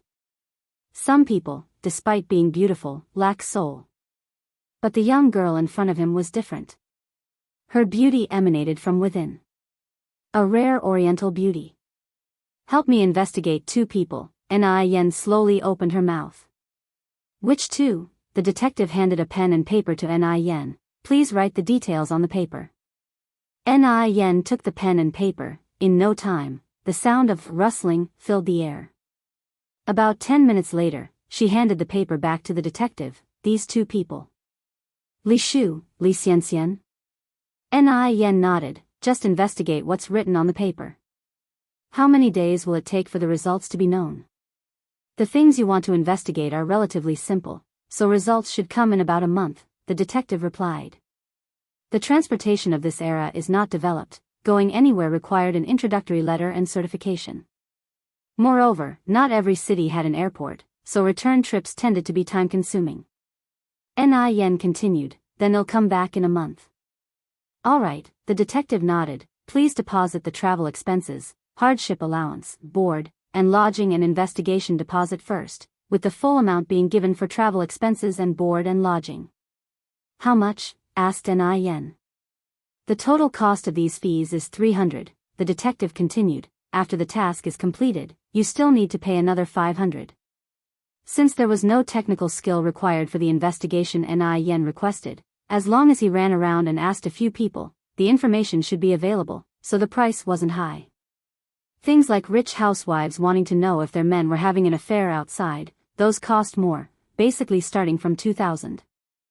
Chapter 185, Investigation into Li Xianxian Mother and Daughter, Noodle Restaurant opening _6. Although it was only a total of 800 yuan, it was kind of expensive for Nin at the moment. After all, she just bought a shop, finished the refurbishment, and was a little tight on cash. But Nin paid without any hesitation. After all, this matter was related to her own safety. She always felt that her past lives' experiences and the cause of her death had a lot to do with Li Xianxian and Li Shu. So, she had to figure it out to have peace of mind. Having lived one life wrongly, in this life, Nin wanted to fully enjoy the great life. She couldn't leave any safety hazards. By the way, the last live's revenge should be reported together. Thank you for your trouble. Nin grinned slightly. The detective bowed, no problem, my surname is Zhou, just call me Xiaozhou. Nin nodded. After leaving the detective agency, and Ai Yang felt a lot more relaxed.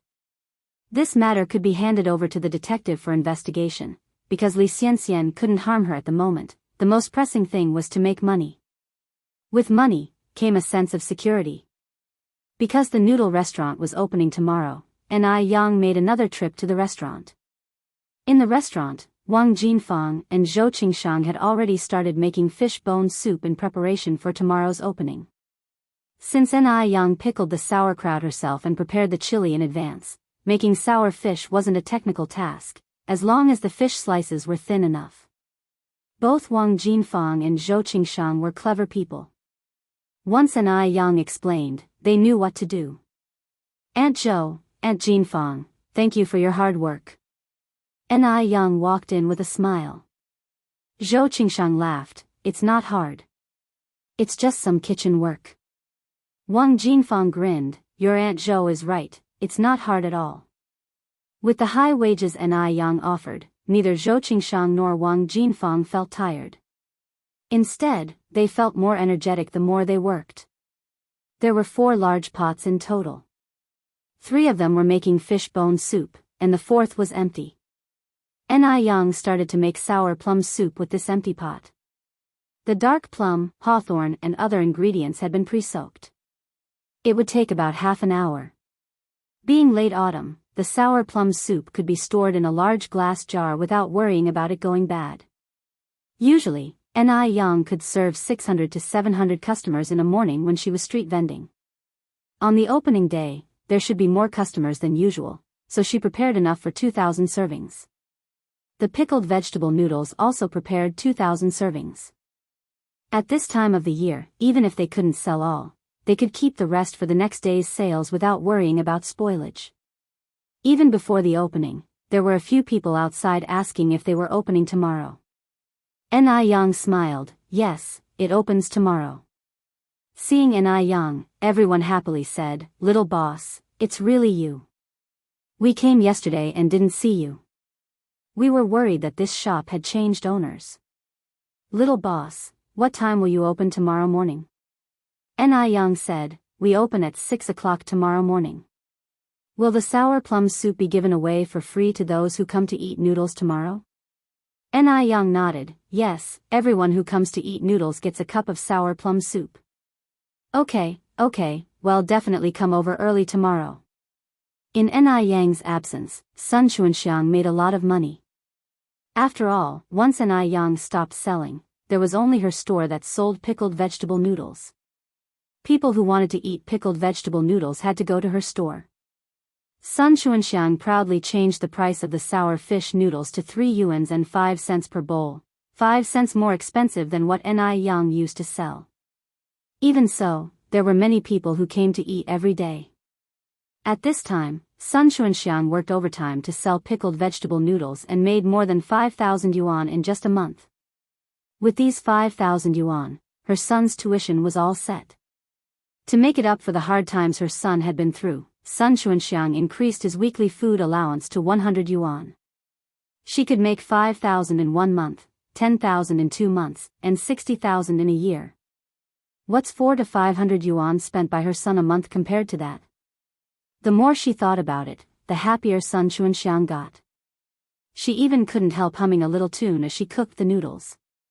At this moment, her sister-in-law, Li Xiangji, walked over with a worried look on her face. Sister. What's wrong? Li Xiangji continued, I heard that Ai Yang, that little girl, has bought a shop, and it will be open tomorrow. Chapter 186, Investigation into Li Xianxian mother and daughter, noodle restaurant opening? What? Sun Xuanxiang turned pale with fright. Li Xiangji repeated what she just said. She had been helping out here for some time, and Sun Xuanxiang had given her quite a few benefits. If all the business was taken away by Ai Yang, wouldn't she lose out in the future? After getting a clear understanding of the situation, Sun Xuanxiang dropped the bowl she was holding. She bought a shop. That damn little bitch actually bought a shop. Where did she get the money to buy a shop? Ai Yang had been gone for so long, Sun Xuanxiang thought she was dead. Unexpectedly, she had secretly bought a shop. For a moment, Sun Xuanxiang was both furious and envious.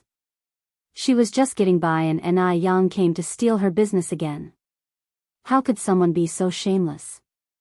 Then Sun Xuanxiang said, Xiangji, go to Ni Yang's place now and find out if this news is reliable. Okay. Li Xiangji nodded and ran off. Sun Xuanxiang steadied her nerves and continued to serve her customers. Just then, 3 noodle-eating customers arrived at the stall. Before they could get seated, a middle-aged woman came from across the street. Xiaoli, Xiaozhao, Xiaowang, stop eating here. The Boss Noodle restaurant opens tomorrow, and you will even get a free sour plum soup. Really? The 3 of them were extremely excited. The middle-aged woman said, of course it's true. Everyone is heading over there now to get familiar with the place. Do you want to go have a look? We do.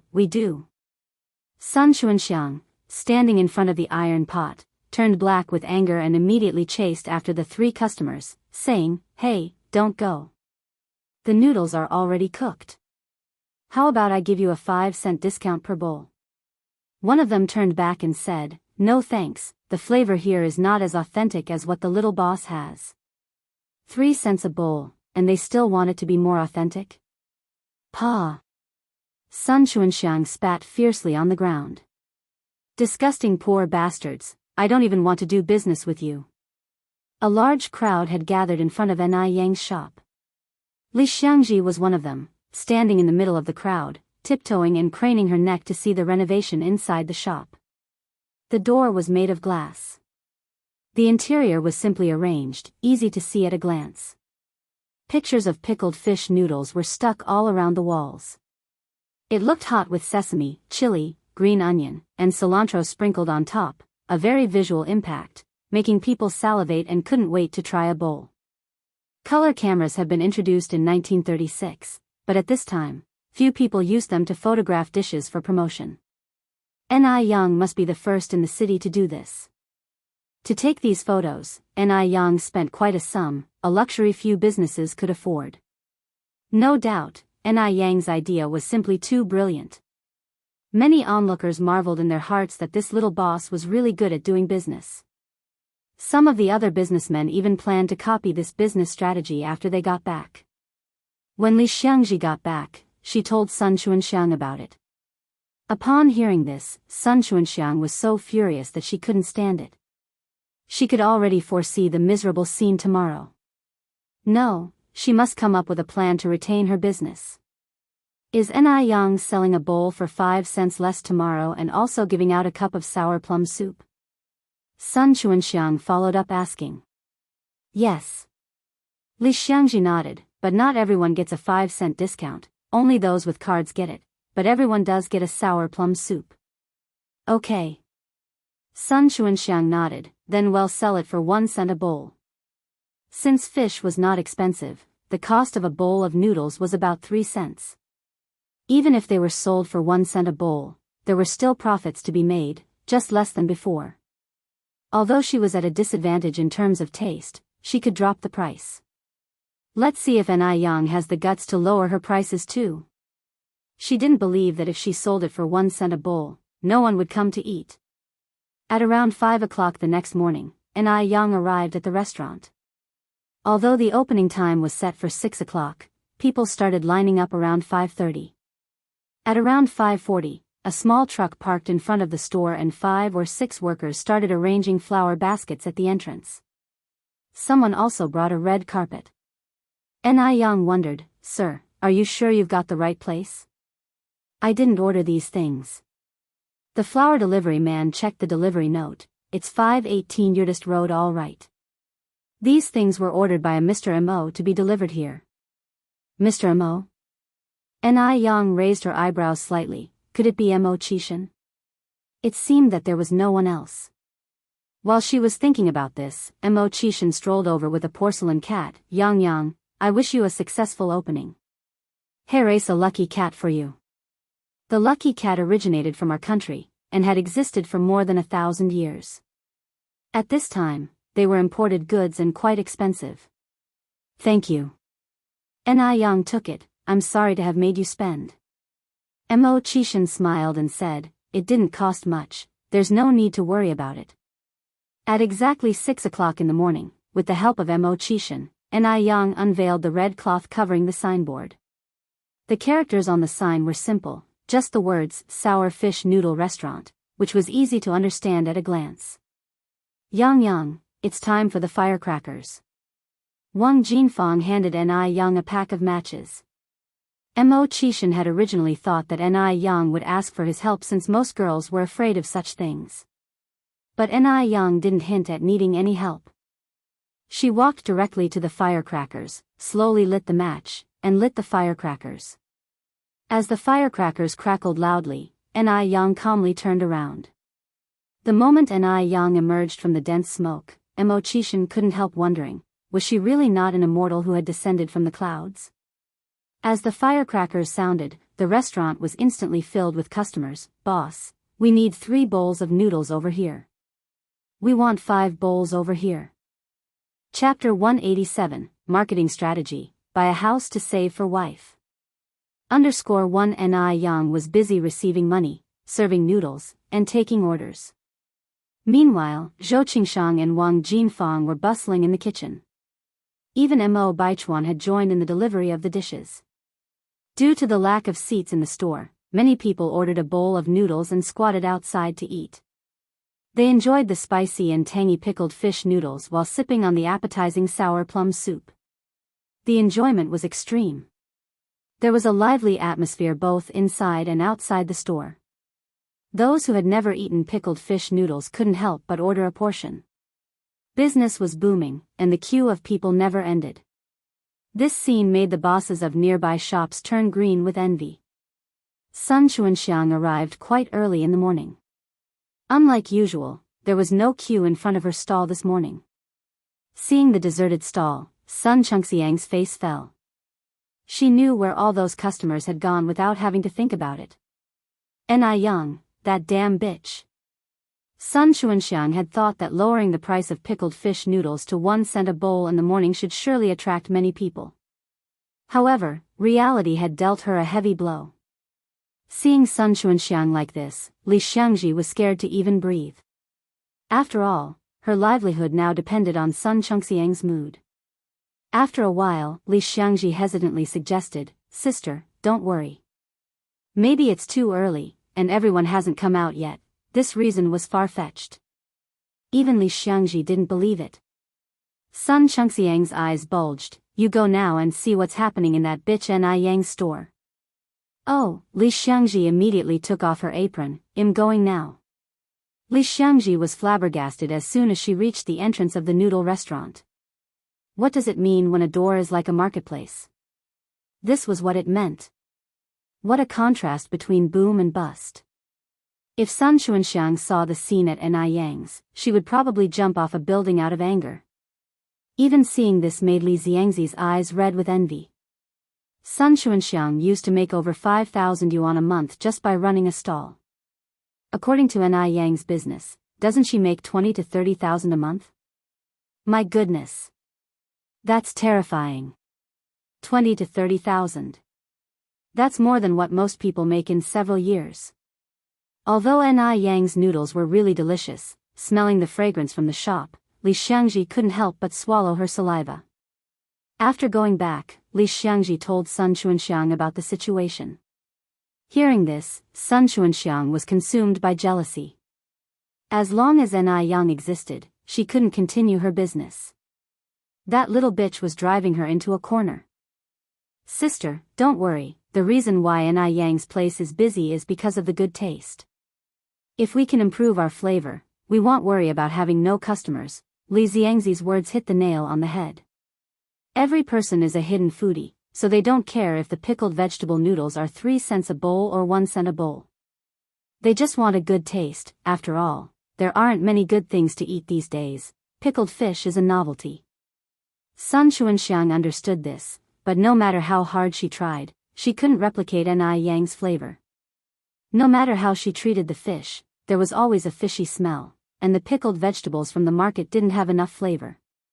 Li Xiangji continued, "Sister, we can think about getting the recipe for the pickled fish from Yang. Her pickled fish is so delicious, there must be a recipe. Upon hearing this, a spark flashed in Sun Chungxiang's eyes. Right. Why hadn't she thought about it before? She could find a way to get the recipe. Li Gongsheng had been thinking about Enai Yang's opening day, and so he had come early. Seeing the busy figure in the shop, Li Gongsheng almost thought he was hallucinating. Was that Imo Qishan? As Song Beiqing's personal assistant, Li Gongsheng was familiar with everyone around Song Beiqing. He even knew about Imo Qishan's cancelled engagement. Although Imo Qishan was a bit of a waste, he was born into a distinguished family, being the biological son of Lady Imo. He couldn't possibly be reduced to working for Enai Yang, right? Moreover, Imo Qishan was spoiled by Lady Imo, who wouldn't even scold him. How could he be working in such a servile way? In this era, being a self-employed worker was considered lowly. No matter how much money you made, you didn't have a good reputation. Let alone working for a self-employed worker. Chapter 188, Marketing Strategy, Buy a House to Save for Wife. _2. What's going on? If it wasn't for his own eyes witnessing it, Li Gongsheng definitely wouldn't believe it was true. Mr. Imo. Li Gongsheng walked over to Imo Qishan and greeted him respectfully. Imo Qishan gave him a puzzled look. Since Imo Qishan was often idle and unstable like a shoddy job, it was normal that he didn't recognize Li Gongsheng. Li Gongsheng quickly explained, Mr. Imo, my name is Li Gongsheng. I am the assistant to your nephew Song Beiqing. I came to pick up breakfast for the old lady. It was then that Imo Qishan remembered that Enai Yang was responsible for preparing breakfast for old lady Imo every morning. You wait a moment, I'll go call Yang Yang for you. Yang Yang? Is Imo Qishan really that close with Enai Yang? What's their relationship?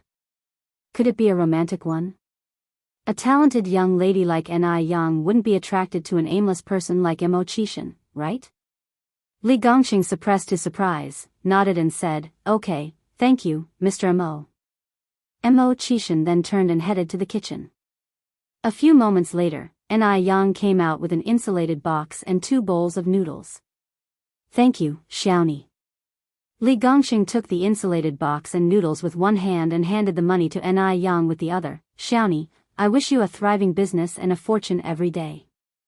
Enai Yang smiled and said, Thank you. The noodle restaurant was very busy. After getting his takeout, Li Gongsheng didn't stay long and quickly left. It wasn't until around 1 p.m. that the number of noodle eaters began to decrease. Enai Yang roughly calculated, from 6 o'clock in the morning until now, over 7 hours, nearly 1,500 servings of noodles have been sold. Excluding the 500 discounted bowls, the rest were sold at the regular price, meaning these 7 hours of business brought in more than 450 yuan. This does not include the price of the sour plum soup because it was complimentary today. The soup will definitely bring in more when it's priced separately tomorrow. As Enai Yang did the math, she hung a sign saying, taking a break, on the glass door outside and planned to rest for an hour and a half and be back in business at 2:30 p.m. As important as money is, it can't compare to good health. Brother Mo, you've worked hard today. Enai Yang took the bowl of noodles from Imo Qishan's hand and placed it in front of the last table of guests. Imo Qishan smiled and said, It's no big deal, I was just wasting time anyway. Enai Yang continued, It's getting late now, brother Imo, let me take you out for a meal. Imo Qishan had helped her all morning without ever taking a breather. Enai Yang wanted to treat him to a good meal. And Zhou Qingshang and Wang Jinfang in the kitchen were equally busy. If you really want to treat me to a meal, Imo Qishan replied, just cook me a bowl of noodles. After a hard morning's work, how could Enai Yang just treat him to a bowl of noodles? But Imo Qishan, as though seeing through Enai Yang's thoughts, sat down opposite her and sternly said, I really just want a bowl of noodles. Enai Yang gave a small smile, all right, just wait a bit then. As she finished speaking, Enai Yang turned and headed to the kitchen. In the kitchen, Zhou Qingshang and Wang Jinfang were constantly busy. Even though there weren't many customers now, they were still preparing for the afternoon's business. Despite the morning rush, neither of them felt tired. When they were in the countryside, they used to work in the fields. No matter how hot the sun was, they could not rest for a moment. Compared to the dirty and tiresome farm work, this was nothing. Aunt Zhou, Aunt Jinfang, you've worked hard. Yang rolled up her sleeves. Don't worry about it for now, go rest in the front room for a while, I'll cook the noodles for you. Zhou Qingshang smiled and said, it's not laborious at all. Wiping her apron, Wang Jinfang said, Yang, we brought our own meals, you don't need to fuss. She had given them such a high salary, how could they still eat Yang's noodles? A person must know their boundaries. Remember, at this time, people only earn about 30 yuan a month working in a factory, but Yang gives them 60 yuan a month. Yang said, Aunts, you don't need to bring meals for noon from now on, I have plenty of noodles here. Unless you don't like the taste of the noodles here. On hearing this, Zhou Qingshang and Wang Jinfang quickly explained, No, it's not that we don't like the taste of the noodles, it's just that, Yang interrupted their words with a smile, since you don't dislike the taste of the noodles, don't bring food during lunch hours anymore, or else they'll be upset. Chapter 189, Marketing Strategy, Buy a House to Save for Wife. 3. Upon hearing this, both Zhou Qingshang and Wang Jinfang felt immensely grateful.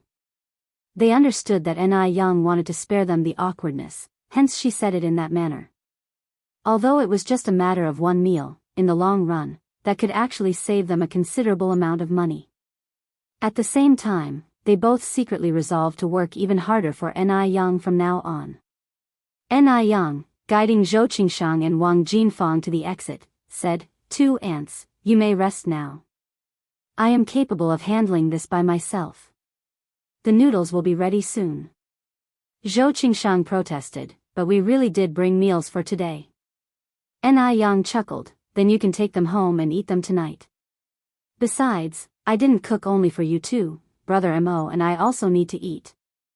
Upon hearing this, Zhou Qingshang and Wang Jinfang relaxed significantly and went outside, sharing a laugh. Yang tied her apron and started cooking the noodles. In no time, she prepared 4 steaming bowls of pickled fish noodles. With everything she needed already available in the restaurant, Yang added other food ingredients like crispy fried eggs, green vegetables, bean sprouts, pork slices, chili, green onions, and cilantro. It transformed the simple dish into a deluxe version of pickled noodle soup. Yang placed the bowls on the table and said, Aunt Zhou, Aunt Jinfang, Brother Mo, let's eat. Zhou Qingshang and Wang Jinfang glanced at each other, lifted the bowls from the table, and said in unison, we will eat over there. Young people should have their space for conversations. It wouldn't be appropriate for 2 old ladies to sit between them. The 2 women took their bowls and moved away. Thank you, Yang. Mo Qishan accepted the noodles from Yang naturally. Let's see how it tastes. Yang watched Mo Qishan, anticipation in her eyes. This wasn't the first time Mo Qishan had tasted Yang's cooking. Although he knew that the noodles wouldn't be disappointing, the incredible taste still left him awestruck. The noodles were chewy and the sour and spicy soup was a delight. The fish was remarkably tender and delicious. No hint of fishy taste lingered, making one crave more. Despite being someone who didn't indulge in culinary pleasures, Mo Qishan couldn't help but sigh. No wonder there were so many people queuing up this morning. It's really delicious. Mo Qishan praised, giving Yang a thumbs up. Yang laughed and said, then you have to finish all of it. If it's not enough, I can make more for you. That's enough. Mo Qishan replied. The bowls were huge and filled to the brim with generous portions of meat, eggs, and vegetables. Even with Mo Qishan's appetite, he would be unable to eat a second bowl. The noodles were just as satisfying for Zhou Qingshang and Wang Jinfang. Taking advantage of the afternoon break, Zhou Qingshang and Wang Jinfang took a nap while Yang and Mo Qishan stepped out for a stroll. Walking shoulder to shoulder, their conversation flowed effortlessly. Yang's understanding from her past life made it easy for her to converse on any topic with unique insights. There was no barrier to their communication.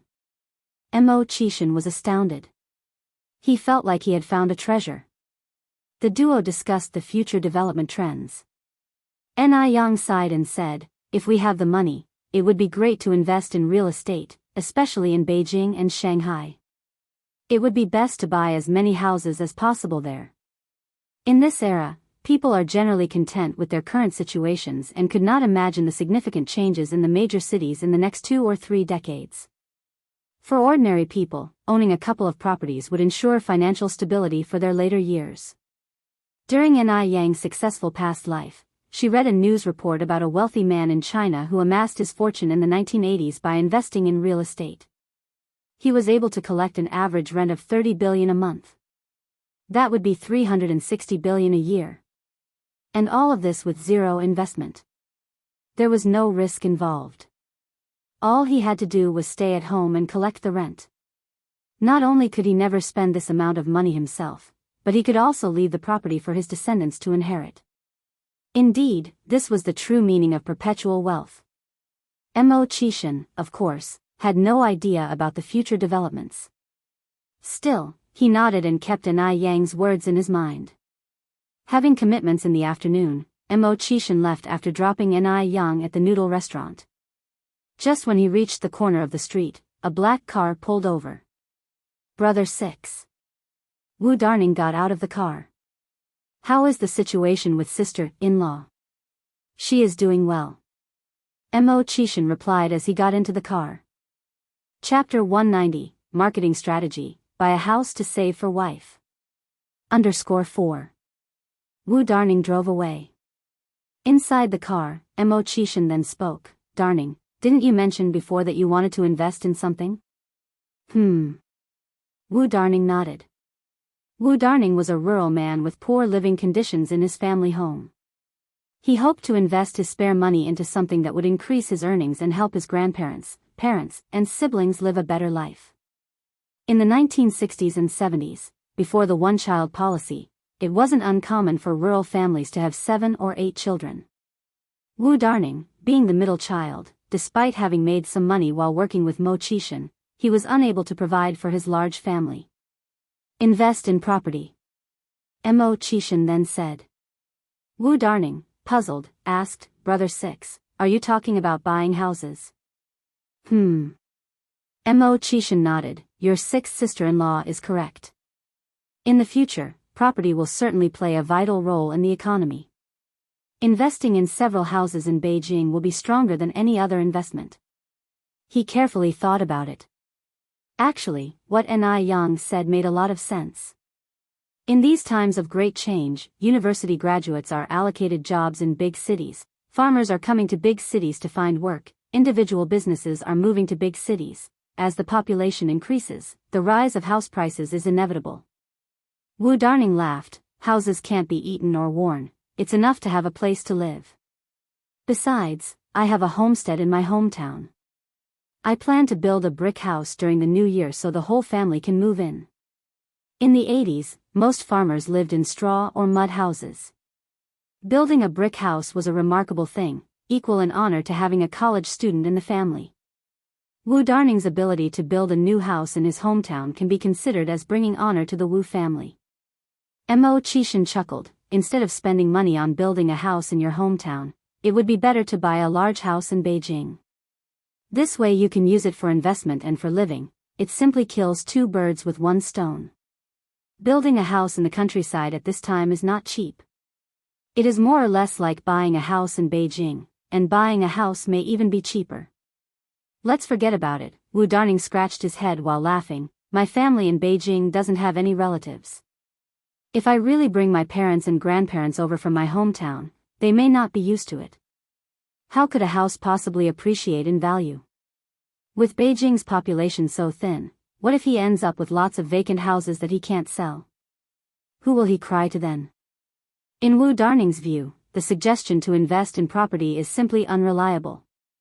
"Brother 6, where are we going now?" Wu Darning turned to look at Mo Qishan. "To the sales office," Mo Qishan replied nonchalantly. "Huh?" Wu Darning looked at Mo Qishan in confusion. "To buy a house," Mo Qishan explained. Wu Darning was almost crying. "Brother 6, I'm not buying a house. He was going to go back to the countryside to build a house. I'm buying it for myself. Mo Chishan continued to say. Upon hearing that, Wu Darning heaved a sigh of relief. Brother 6, doesn't your family have enough houses? Mo Chishan lit a cigarette, to save up, for the dowry. Buy a house for dowry? Was Mo Chishan kicked in the head by a donkey? Mo Chishan, as if he saw Wu Darning's concerns, laughed and said, don't worry, your 6th sister-in-law won't be wrong. Why don't you also buy a couple of houses? No way.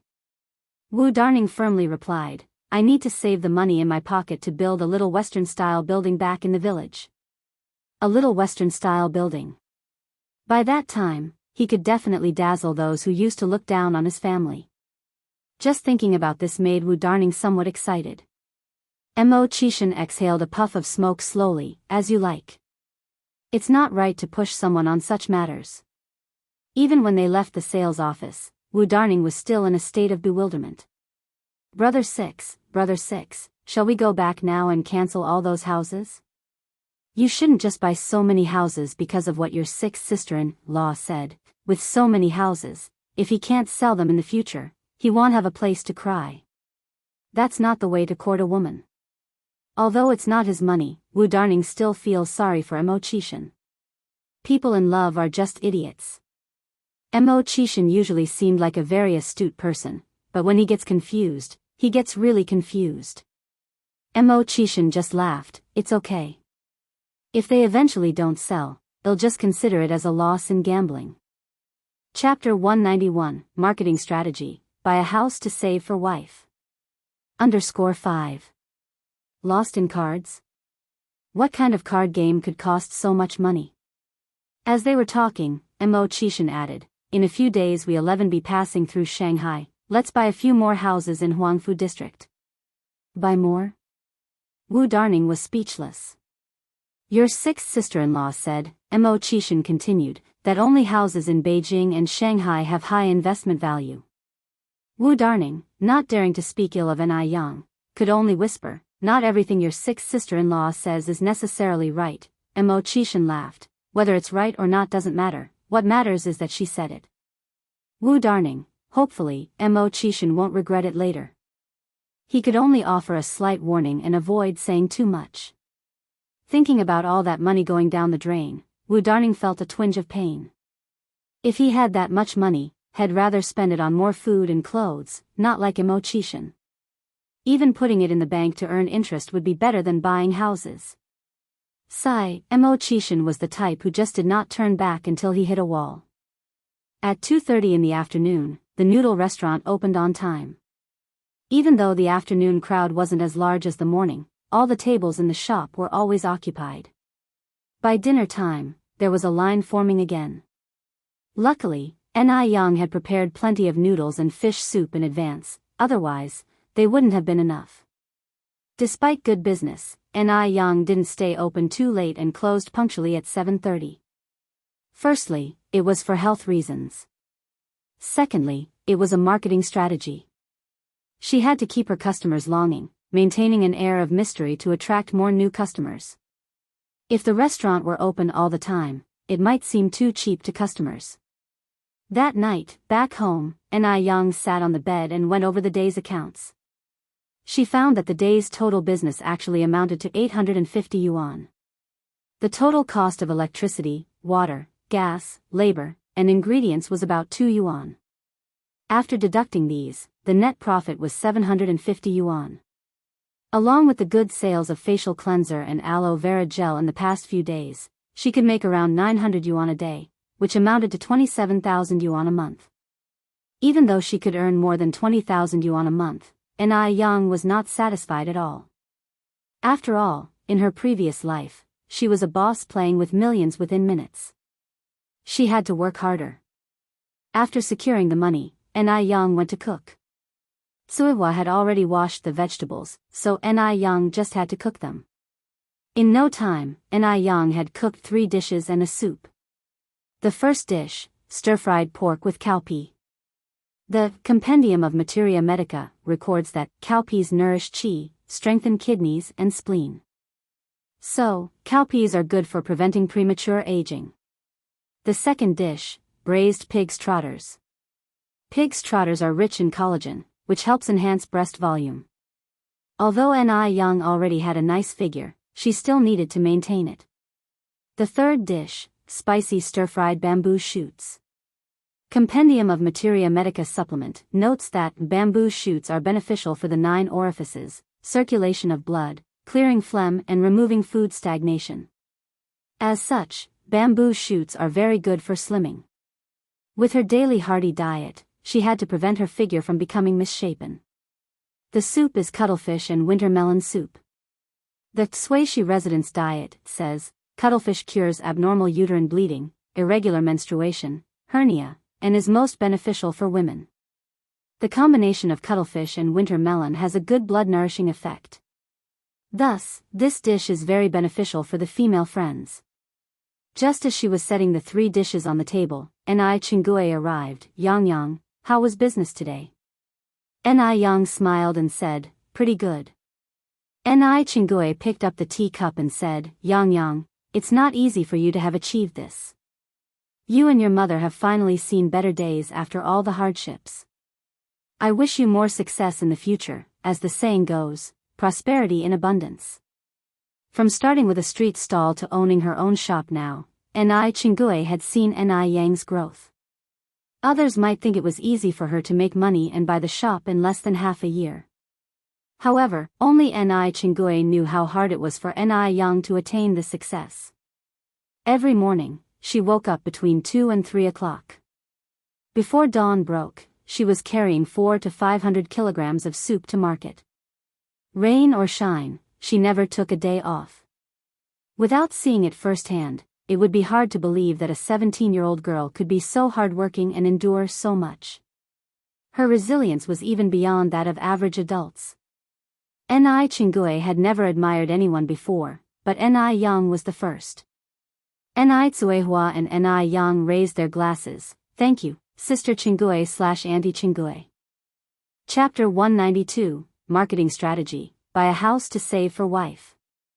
_6. After dinner, Ni Yang went back into the kitchen to prepare the ingredients for Mrs. Mo's breakfast the next morning.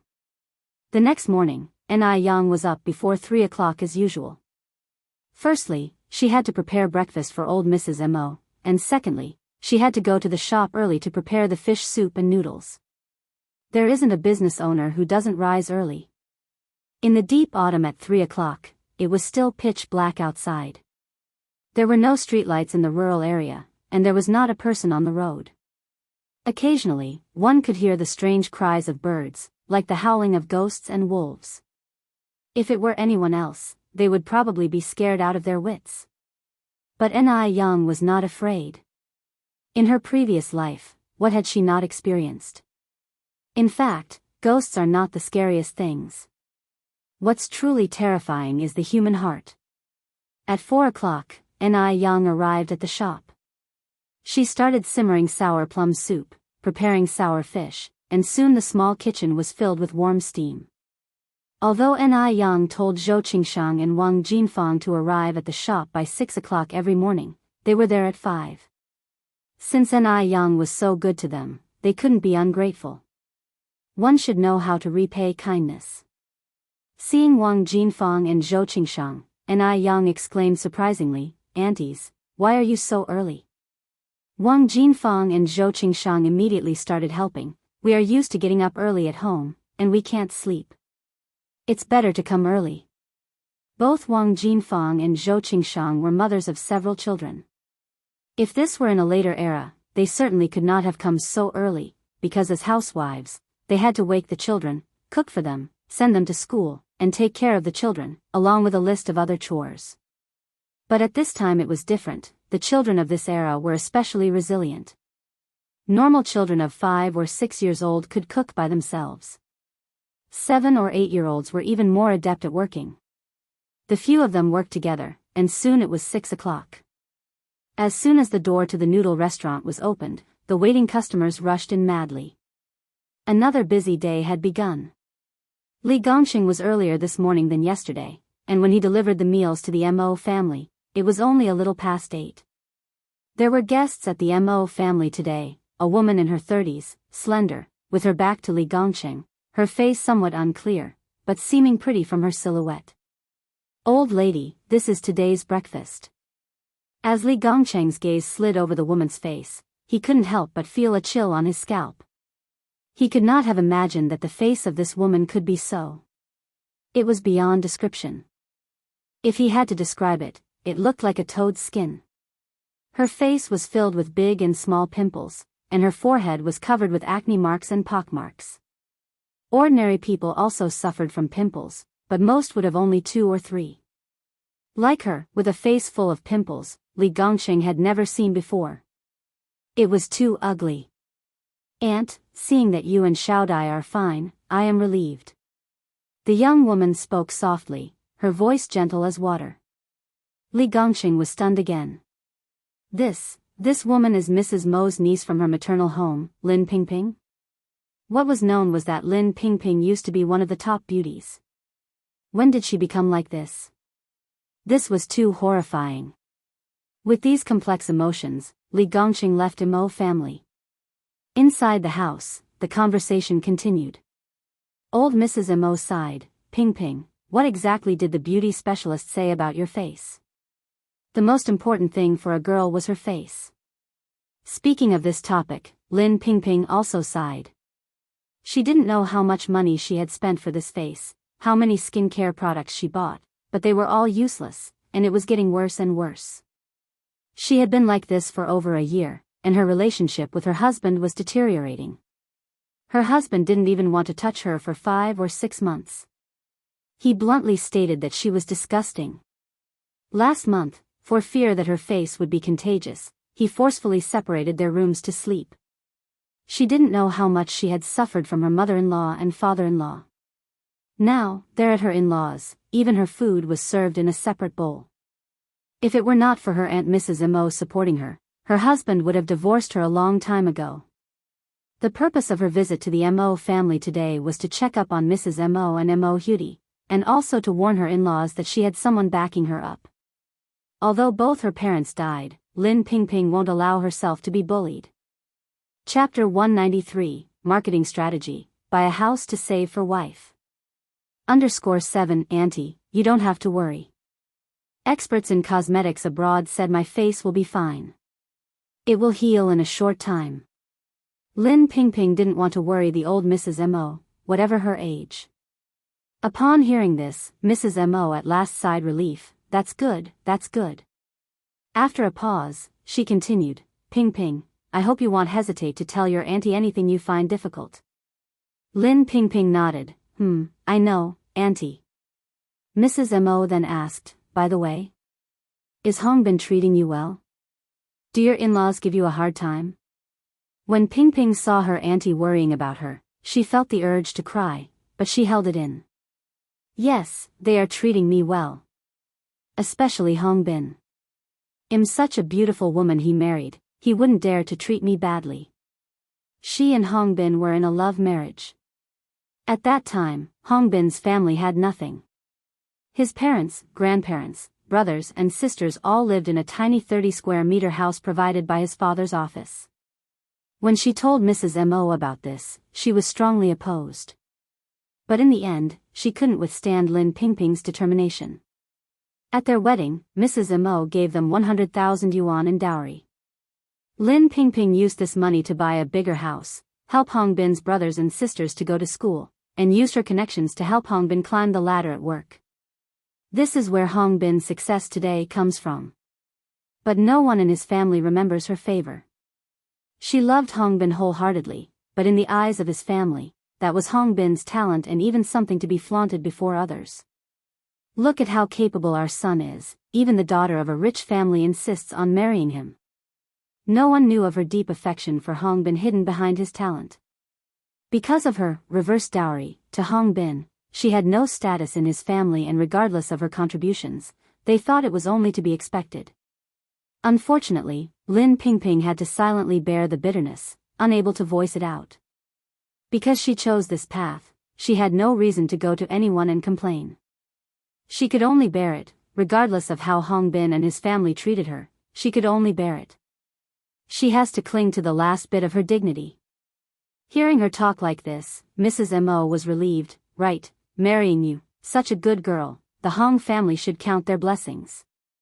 Ping Ping, if you ever suffer any injustice, you mustn't keep it to yourself. Since your parents passed away early, your uncle and I are your surrogate parents. Speak up, and we will help you stand up for yourself. She knew that Ping Ping's in-laws were something else. This is why she opposed the marriage back then. Lin Ping Ping nodded. Don't worry, Auntie. Mrs. Mo continued, let's not just chat, come eat breakfast. Ping Ping, listen, I recently met a young gifted doctor named Ni Yang. Not only is her cooking delicious, but her medical skill is also excellent. She is the one who cured Xiao Dai. Lin Ping Ping exclaimed surprisingly, really? As she opened the insulated box, Mrs. Mo replied, of course. Would I lie to you? As soon as the lid of the insulated box was lifted, an overwhelming aroma filled the air. Looking at the food inside, Lin Ping Ping said, Auntie, have your teeth been feeling better lately, and are your eyes feeling better as well? You hardly have dizzy spells, and you seem to be in a better spirit, isn't it? Mrs. Mo was surprised. Yes. How did you know? Lin Ping Ping smiled. I could tell by looking at the food. The food? Mrs. Mo was puzzled, then she said, right. Ni Yang does cook delicious meal. Lin Ping Ping continued, Auntie, you might not know, but the food is not only delicious, there's a lot of thought behind it. Mrs. Mo asked in confusion, what do you mean? Lin Ping Ping picked up her chopsticks and pointed at one of the dishes. Look at this. It has mushrooms and shrimp. Mushrooms are polysaccharides that can prevent dental plaque, and shrimp are rich in calcium and can strengthen teeth. And look at this chili fried lettuce. Western medical research has found that lettuce is beneficial to the 5 internal organs, tonifies the muscles and bones, promotes heat, opens up the meridians, removes oral odor, and improves eyesight. And check out this albizia porridge. Albizia has the effect of relieving irritability, alleviating depression, calming restlessness, regulating mood, and promoting mental clarity. As a Western medicine practitioner herself, Lin Ping Ping could tell at a glance what benefits certain foods provided. From this, she could tell that the chef's thoughts were meticulous. The meal she prepared was suitable for seniors, and she must have done some research beforehand. Upon hearing this, Mrs. Mo was stunned. Does the food really have all those benefits? Yes. Lin Ping Ping nodded. Do you think I've been practicing medicine all these years for nothing? Mrs. Mo's eyes were filled with surprise. No wonder she has been feeling healthier lately. The food must have been well combined. Ni Yang really put a lot of effort into it. The most touching point to Mrs. Mo was that Ni Yang had never tried to earn credit for this in front of her. If Lin Ping Ping hadn't mentioned that, she wouldn't have known that there was such insight hidden in ordinary food. Ni Yang is truly a blessing to their family. Thinking of this, Mrs. Mo couldn't help but smile again. Lin Ping Ping continued, by the way, Auntie, I heard that something happened to Xian Xian. Is she doing better now? Chapter 194, How to be an Onlooker. Bubble TL hearing this question, the smile on old Madame Mo's face gradually faded. Not yet. The doctor didn't rule out the possibility that she might fall into a vegetative state. She is currently still under observation. A vegetative state? Lin Ping Ping was quite frightened. How could this happen? Li Xianxian is only 20 years old this year. If she truly ends up in a vegetative state, how will her future days go by? Old Madame Mo sighed. Xianxian has always been quite an obstinate child. This situation wouldn't have occurred otherwise. Lin Ping Ping reached out and held old Madame Mo's hand. Auntie, don't worry.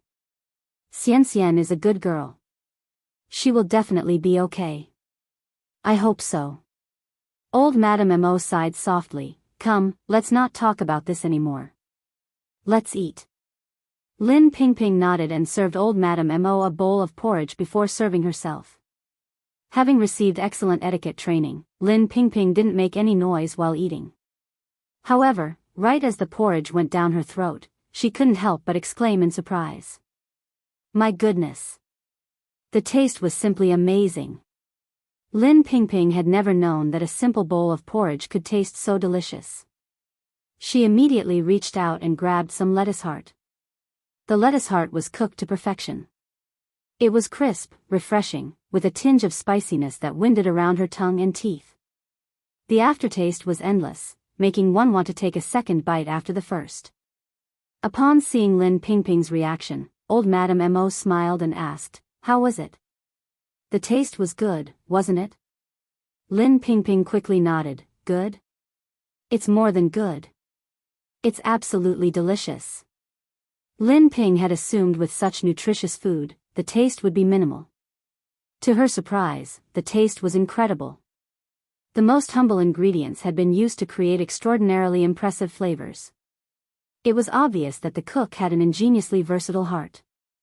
If it's delicious, then eat more. Don't go trying to be like those other girls, starving themselves for the sake of looking good. Old Madame Mo added more porridge into Pingping's bowl. The aunt and niece enjoyed their meal. "Grandma, Auntie." Mo Baichuan entered the room and greeted. "Baichuan, you look increasingly energetic," Lin Pingping said with a laugh. "How about it? Have you found a girlfriend yet?" "I'm not in a hurry." Mo Baichuan sat on the sofa opposite them. Lin Pingping continued, "You're not getting any younger. Time to get serious." At this point, Mo Qishan had descended from upstairs. Mo Baichuan immediately stated, "These things should be arranged by the elders first." Mo Qishan had just been dumped by Zhao Jingrong, and people were still gossiping about it. Mo Baichuan was purposely stirring the pot. Old Madame Mo knew that the relationship between this nephew and uncle had always been tense. Mo Baichuan was a remarkably outstanding person, already a big leader at the age of 26. As for Mo Qishan, he was already 27 and yet he remains unaccomplished and idle, naturally generating friction. One being her son and the other her grandson, with none of them being in the wrong, old Madame Mo found it difficult to mediate the situation, so she could only pamper them and find ways to mediate. Lin Pingping could also sense the underlying tension between them and tried to shift the focus. "Your sixth uncle is your sixth uncle, and you are you. We are discussing something with your grandma right now." Without showing any anger or embarrassment, Mo Qishan walked over and said nonchalantly, "You, my impressive nephew, need not worry about your sixth auntie's affairs." Somehow, Mo Baichuan found the word impressive to be a bit grating. Was it just his imagination? As an underachiever, Mo Qishan had no right to mock others. If it weren't for his seniority, Mo Baichuan would never tolerate sharing a room with such a person. In his workplace, someone like Mo Qishan wouldn't even qualify to serve him tea or water. After saying this, Mo Qishan greeted Lin Pingping and old Madame Mo, "My dear, I have some business to attend to, so I won't entertain you for now. Remember to stay for dinner tonight." Lin Pingping cheerfully replied, "You go handle your business, don't worry about me." "Busy doing what?" A look of derision flashed in Mo Baichuan's eyes. Besides chasing women and fooling around, what serious business could Mo Qishan have? Every time he thought about Mo Qishan going out to chase after Ni Yang, a surge of nameless anger rose within Mo Baichuan. Such an adult man being completely taken in by that little girl, Ni Yang. No wonder he was still a good-for-nothing at 27. How to remain indifferent? Bubble tea _2. Indeed, him being labeled a waste by the outside world wasn't without reason. The conflict between uncle and nephew subtly spread across the room, with an oppressive atmosphere taking over. Old Lady Mo shifted the conversation smilingly. "Baichuan, Xian is still hospitalized. Have you visited her?" Upon hearing this, Mo Baichuan seemed to have been reminded of something, to which he replied, "Grandma, didn't you mention last time that you wanted Ni Yang to look into her condition?" Old Lady Mo sighed. "Indeed, she went. But Yang says she specializes in difficult and complicated diseases and she doesn't know what to do when it comes to physical injuries." Mo Baichuan slightly furrowed his brows. According to his current investigation, Ni Yang's medical skills were indeed good. She cured Yang Gobeo's epilepsy and even cured Mo Hudi's stubborn illness, which had earned Dr. Ace's admiration. How could such a person be helpless against a minor injury? Could it be that she just didn't want to treat Li Xianxian? Then why wouldn't she want to treat Li Xianxian? Everyone says that doctors must show benevolence. Where was Ni Yang's benevolence? Could it be just because Li Xianxian was an orphan, lacking the financial and influential backing provided by the Mo family, that she didn't want to cure her? Or was it because Ni Yang didn't want to save Li Xianxian because of him? Mo Baichuan narrowed his eyes as he pondered, increasingly feeling that this was the case. After all, old lady Mo saw Li Xianxian as her future granddaughter-in-law, and Ni Yang had her own ulterior motives towards him. In this case, Li Xianxian was his main rival in love in the eyes of Ni Yang. This explanation made sense. After all, who would save their own love rival? Right, it must be this way. Mo Baichuan had always been meticulous in his thought processes, his deductive abilities far surpassing that of average persons, and the conclusions that he inferred were usually not far from the truth. Ni Yang was truly malicious, choosing to stand by and watch Li Xianxian's demise just for the sake of having him to herself. What right did she even have to be a doctor? The expression on Mo Baichuan's face grew increasingly dark. Seeing him like this, old lady Mo asked in concern, "Chuan, what are you thinking?" Only then did Mo Baichuan snap back to reality. "Nothing, I'll pay a visit to Li Xianxian." Old lady Mo laughed. "This child, why are you calling her by her full name?" "I'm leaving." Mo Baichuan picked up his suit on the sofa and strode towards the door. Old lady Mo stood up and called after him, "Chuan, could you also check with Dr. Wang about Xianxian's current condition on your way?" Without turning his head, Mo Baichuan replied, "Got it." Old lady Mo returned to the sofa and let out a slight sigh. Lin Pingping remarked, "It seems like it's possible for Baichuan and Xianxian to be together." Old lady Mo chuckled and said, "Who knows? This boy is always up to something. Furthermore, Xianxian currently is." The rest of her words went unsaid. "Auntie, don't worry, Xianxian will definitely be fine. And, by the way, there's a nice girl in our office. I am thinking about introducing her to the youngest one. What do you think?" Lin Pingping interjected. At this, old lady Mo's spirits lifted. "Really?" Lin Pingping nodded.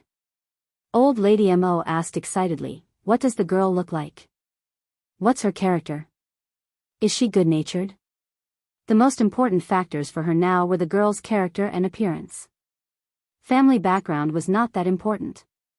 Lin Pingping smiled and said, "Her character and appearance are quite good. She's from a scholarly family. Her maternal grandfather was once a local scholar."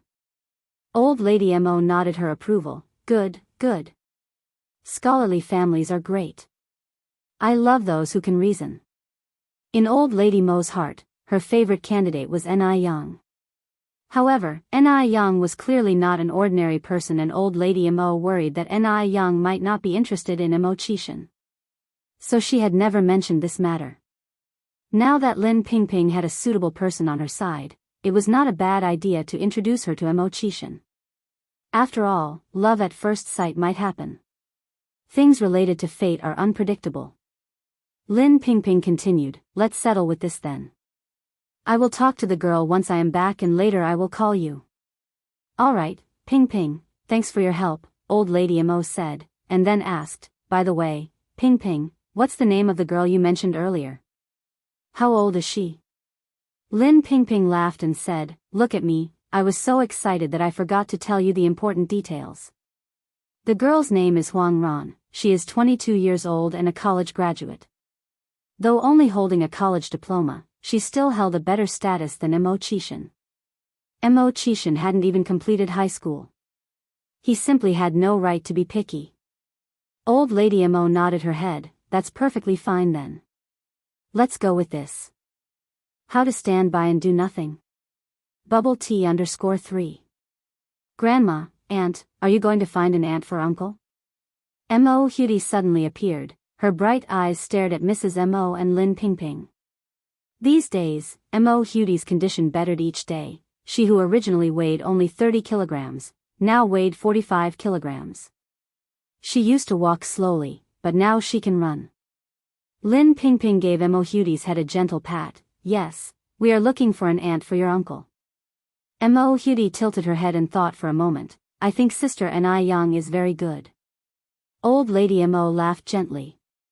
As if suddenly remembering something, Lin Pingping took out a long box from her bag. Oh, Hudie, Aunt Pingping has prepared a gift for you, open it and see. Perhaps because Mo Hudie had a similar experience to hers, she couldn't help but feel pained when she looked at Mo Hudie. Mo Hudie couldn't wait to open the box, and exclaimed joyfully, wow! A Picasso pen. Thank you, Aunt Pingping. Over the years, although Mo Hudie had always been sick and never went to school, she was exceptionally bright.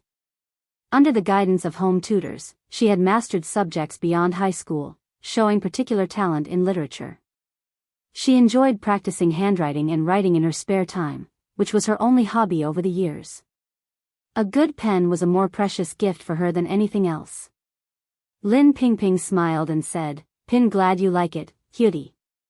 Mo Baichuan made a trip to the hospital. Li Xiangxian's condition wasn't looking well. She lay on the bed, looking like a lifeless corpse with a horrifyingly pale face. Mo Baichuan couldn't understand how Ni Yang, being a doctor herself, could idly stand by witnessing Li Xiangxian in such a state. Did she not have even a shred of sympathy left in her?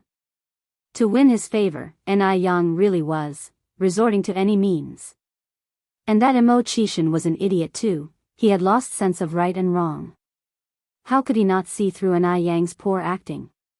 He was an embarrassment, and if the century-old foundation of the Mo family were to fall into his hands, then the demise of the Mo family was not far off. Mo Baichuan was deeply frustrated.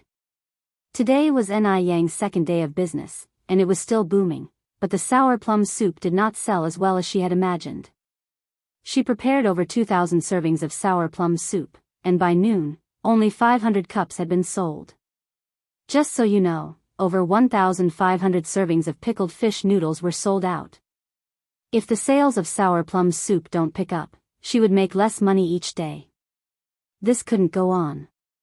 Ni Yang was taking orders and counting money while thinking about her situation when she went into the kitchen to serve noodles. She overheard the following conversation in the bustling dining hall.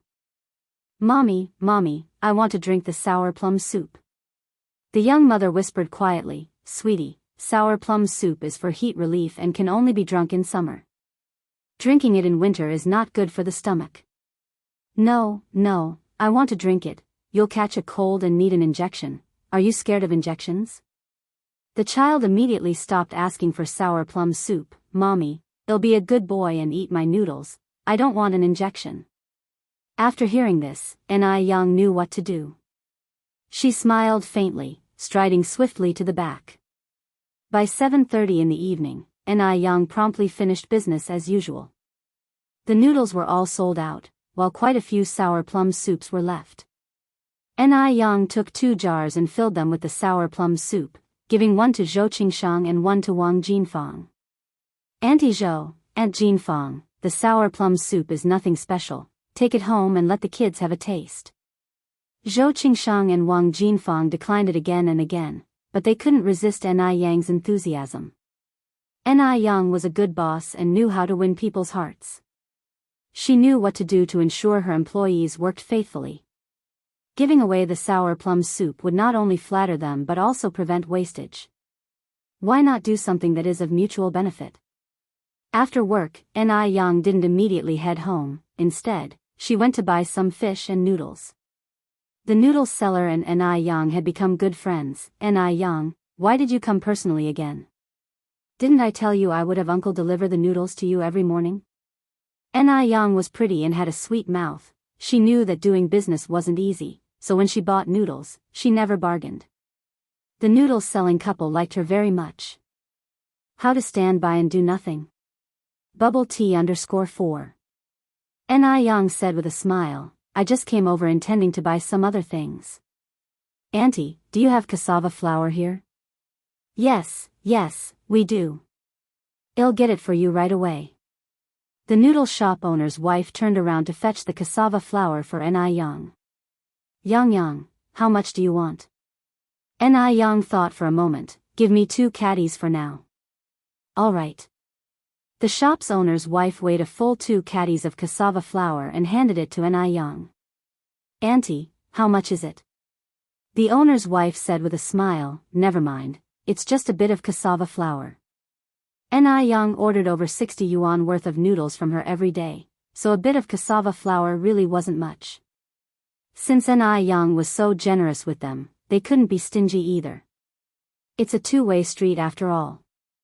Thank you then, Auntie. Ni Yang took the cassava flour and continued, by the way, how much is this cassava flour per caddy? I might order in large quantities in the future. The owner's wife lowered her voice. I sell it to others at 1 cent per caddy, but I'll give it to you for 8 cents. Ni Yang thanked her with a smile. After buying everything, Ni Yang hopped on her bike to ride home. She had to pass Li Dongliang's shop on the way back. However, when that familiar figure flashed past on the road, Li Wei, who was engrossed in cementing his English knowledge, suddenly brightened up. Was that Ni Yang? When he realized it was Ni Yang, Li Wei quickly went after her. Unfortunately, Ni Yang was too fast, and Li Wei couldn't catch up with her. With no other choice, Li Wei returned to his notes, feeling dejected. He had originally planned to ask Ni Yang where she had disappeared to these past few days. Xiao Wei, what's wrong? Qian Jinfeng came out of the shop, looking puzzled at her precious son. Li Wei put on a smile. Nothing, I just thought I saw Ni Yang. Ni Yang? Qian Jinfeng frowned slightly. Is she back selling at the stall? Didn't she rent her stall to someone else? I don't know. After leaving this remark, Li Wei walked into the building looking glum. Qian Jinfeng was left standing there with mixed feelings. Why has Ni Yang come back? Where is she selling now? Is her business good? Is she back to seduce her precious son? She can't allow her son to get entangled with the likes of her, so Qian Jinfeng ran after Li Wei, speaking gravely. Xiao Wei, you're a senior high school student now, and next year you're going to take the college entrance exam. You absolutely can't let yourself get distracted at a time like this. Ni Yang might have a pretty face, but can a face provide meals? From what I can see, I doubt she even finished primary school. How could she possibly be good enough for you? You're going to be a university student. I got it. Li Wei responded casually, then, with a thud, closed the door behind him. Qian Jinfeng didn't give up and continued to ramble outside the door. Inside, Li Wei directly tore off 2 small pieces of paper and stuffed them into his ears. After Ni Yang got home, she began preparing to make a new beverage. She had already thought about it during the day.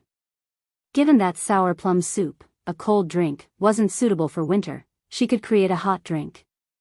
A steaming cup of hot milk tea in winter not only warms the body, but the stomach as well. Doesn't that sound wonderful? Let's do it then. Ni Yang brought out the cassava flour she had bought, mixed it with brown sugar and water to make into small balls, boiled them until they were cooked, and voila, she had black tapioca pearls. Once the pearls were ready, Ni Yang opened a tin of tea leaves, scooped out a small handful and placed them in a pot, added water, and boiled it until the tea was the right color, followed by adding milk and simmering it on low heat. At this point, the aroma of the milk and tea fusion began to permeate the air. The scent was rich and intoxicating. Ni Yang took 3 cups, placed a small spoonful of the pearls inside each, followed by the freshly brewed milk tea. After all of this, Ni Yang brought the milk tea to the living room. When Ni Yang came over, Ni Chengue knew that what Ni Yang was carrying was probably something new and exciting. Yang, Ni Chengue asked with a smile, did you come up with another new drink? Ni Yang nodded, placing the brewed milk tea on the table. Auntie and I, Mum, this is the milk tea I just brewed, try it. Milk tea? Ni Chengue perked up at this. I had this when I was on a business trip in Inner Mongolia. Ni Yang said with a smile, then try it and see if mine is as good as the one you had in Inner Mongolia. You're tuning into the Romantic Tales YouTube channel.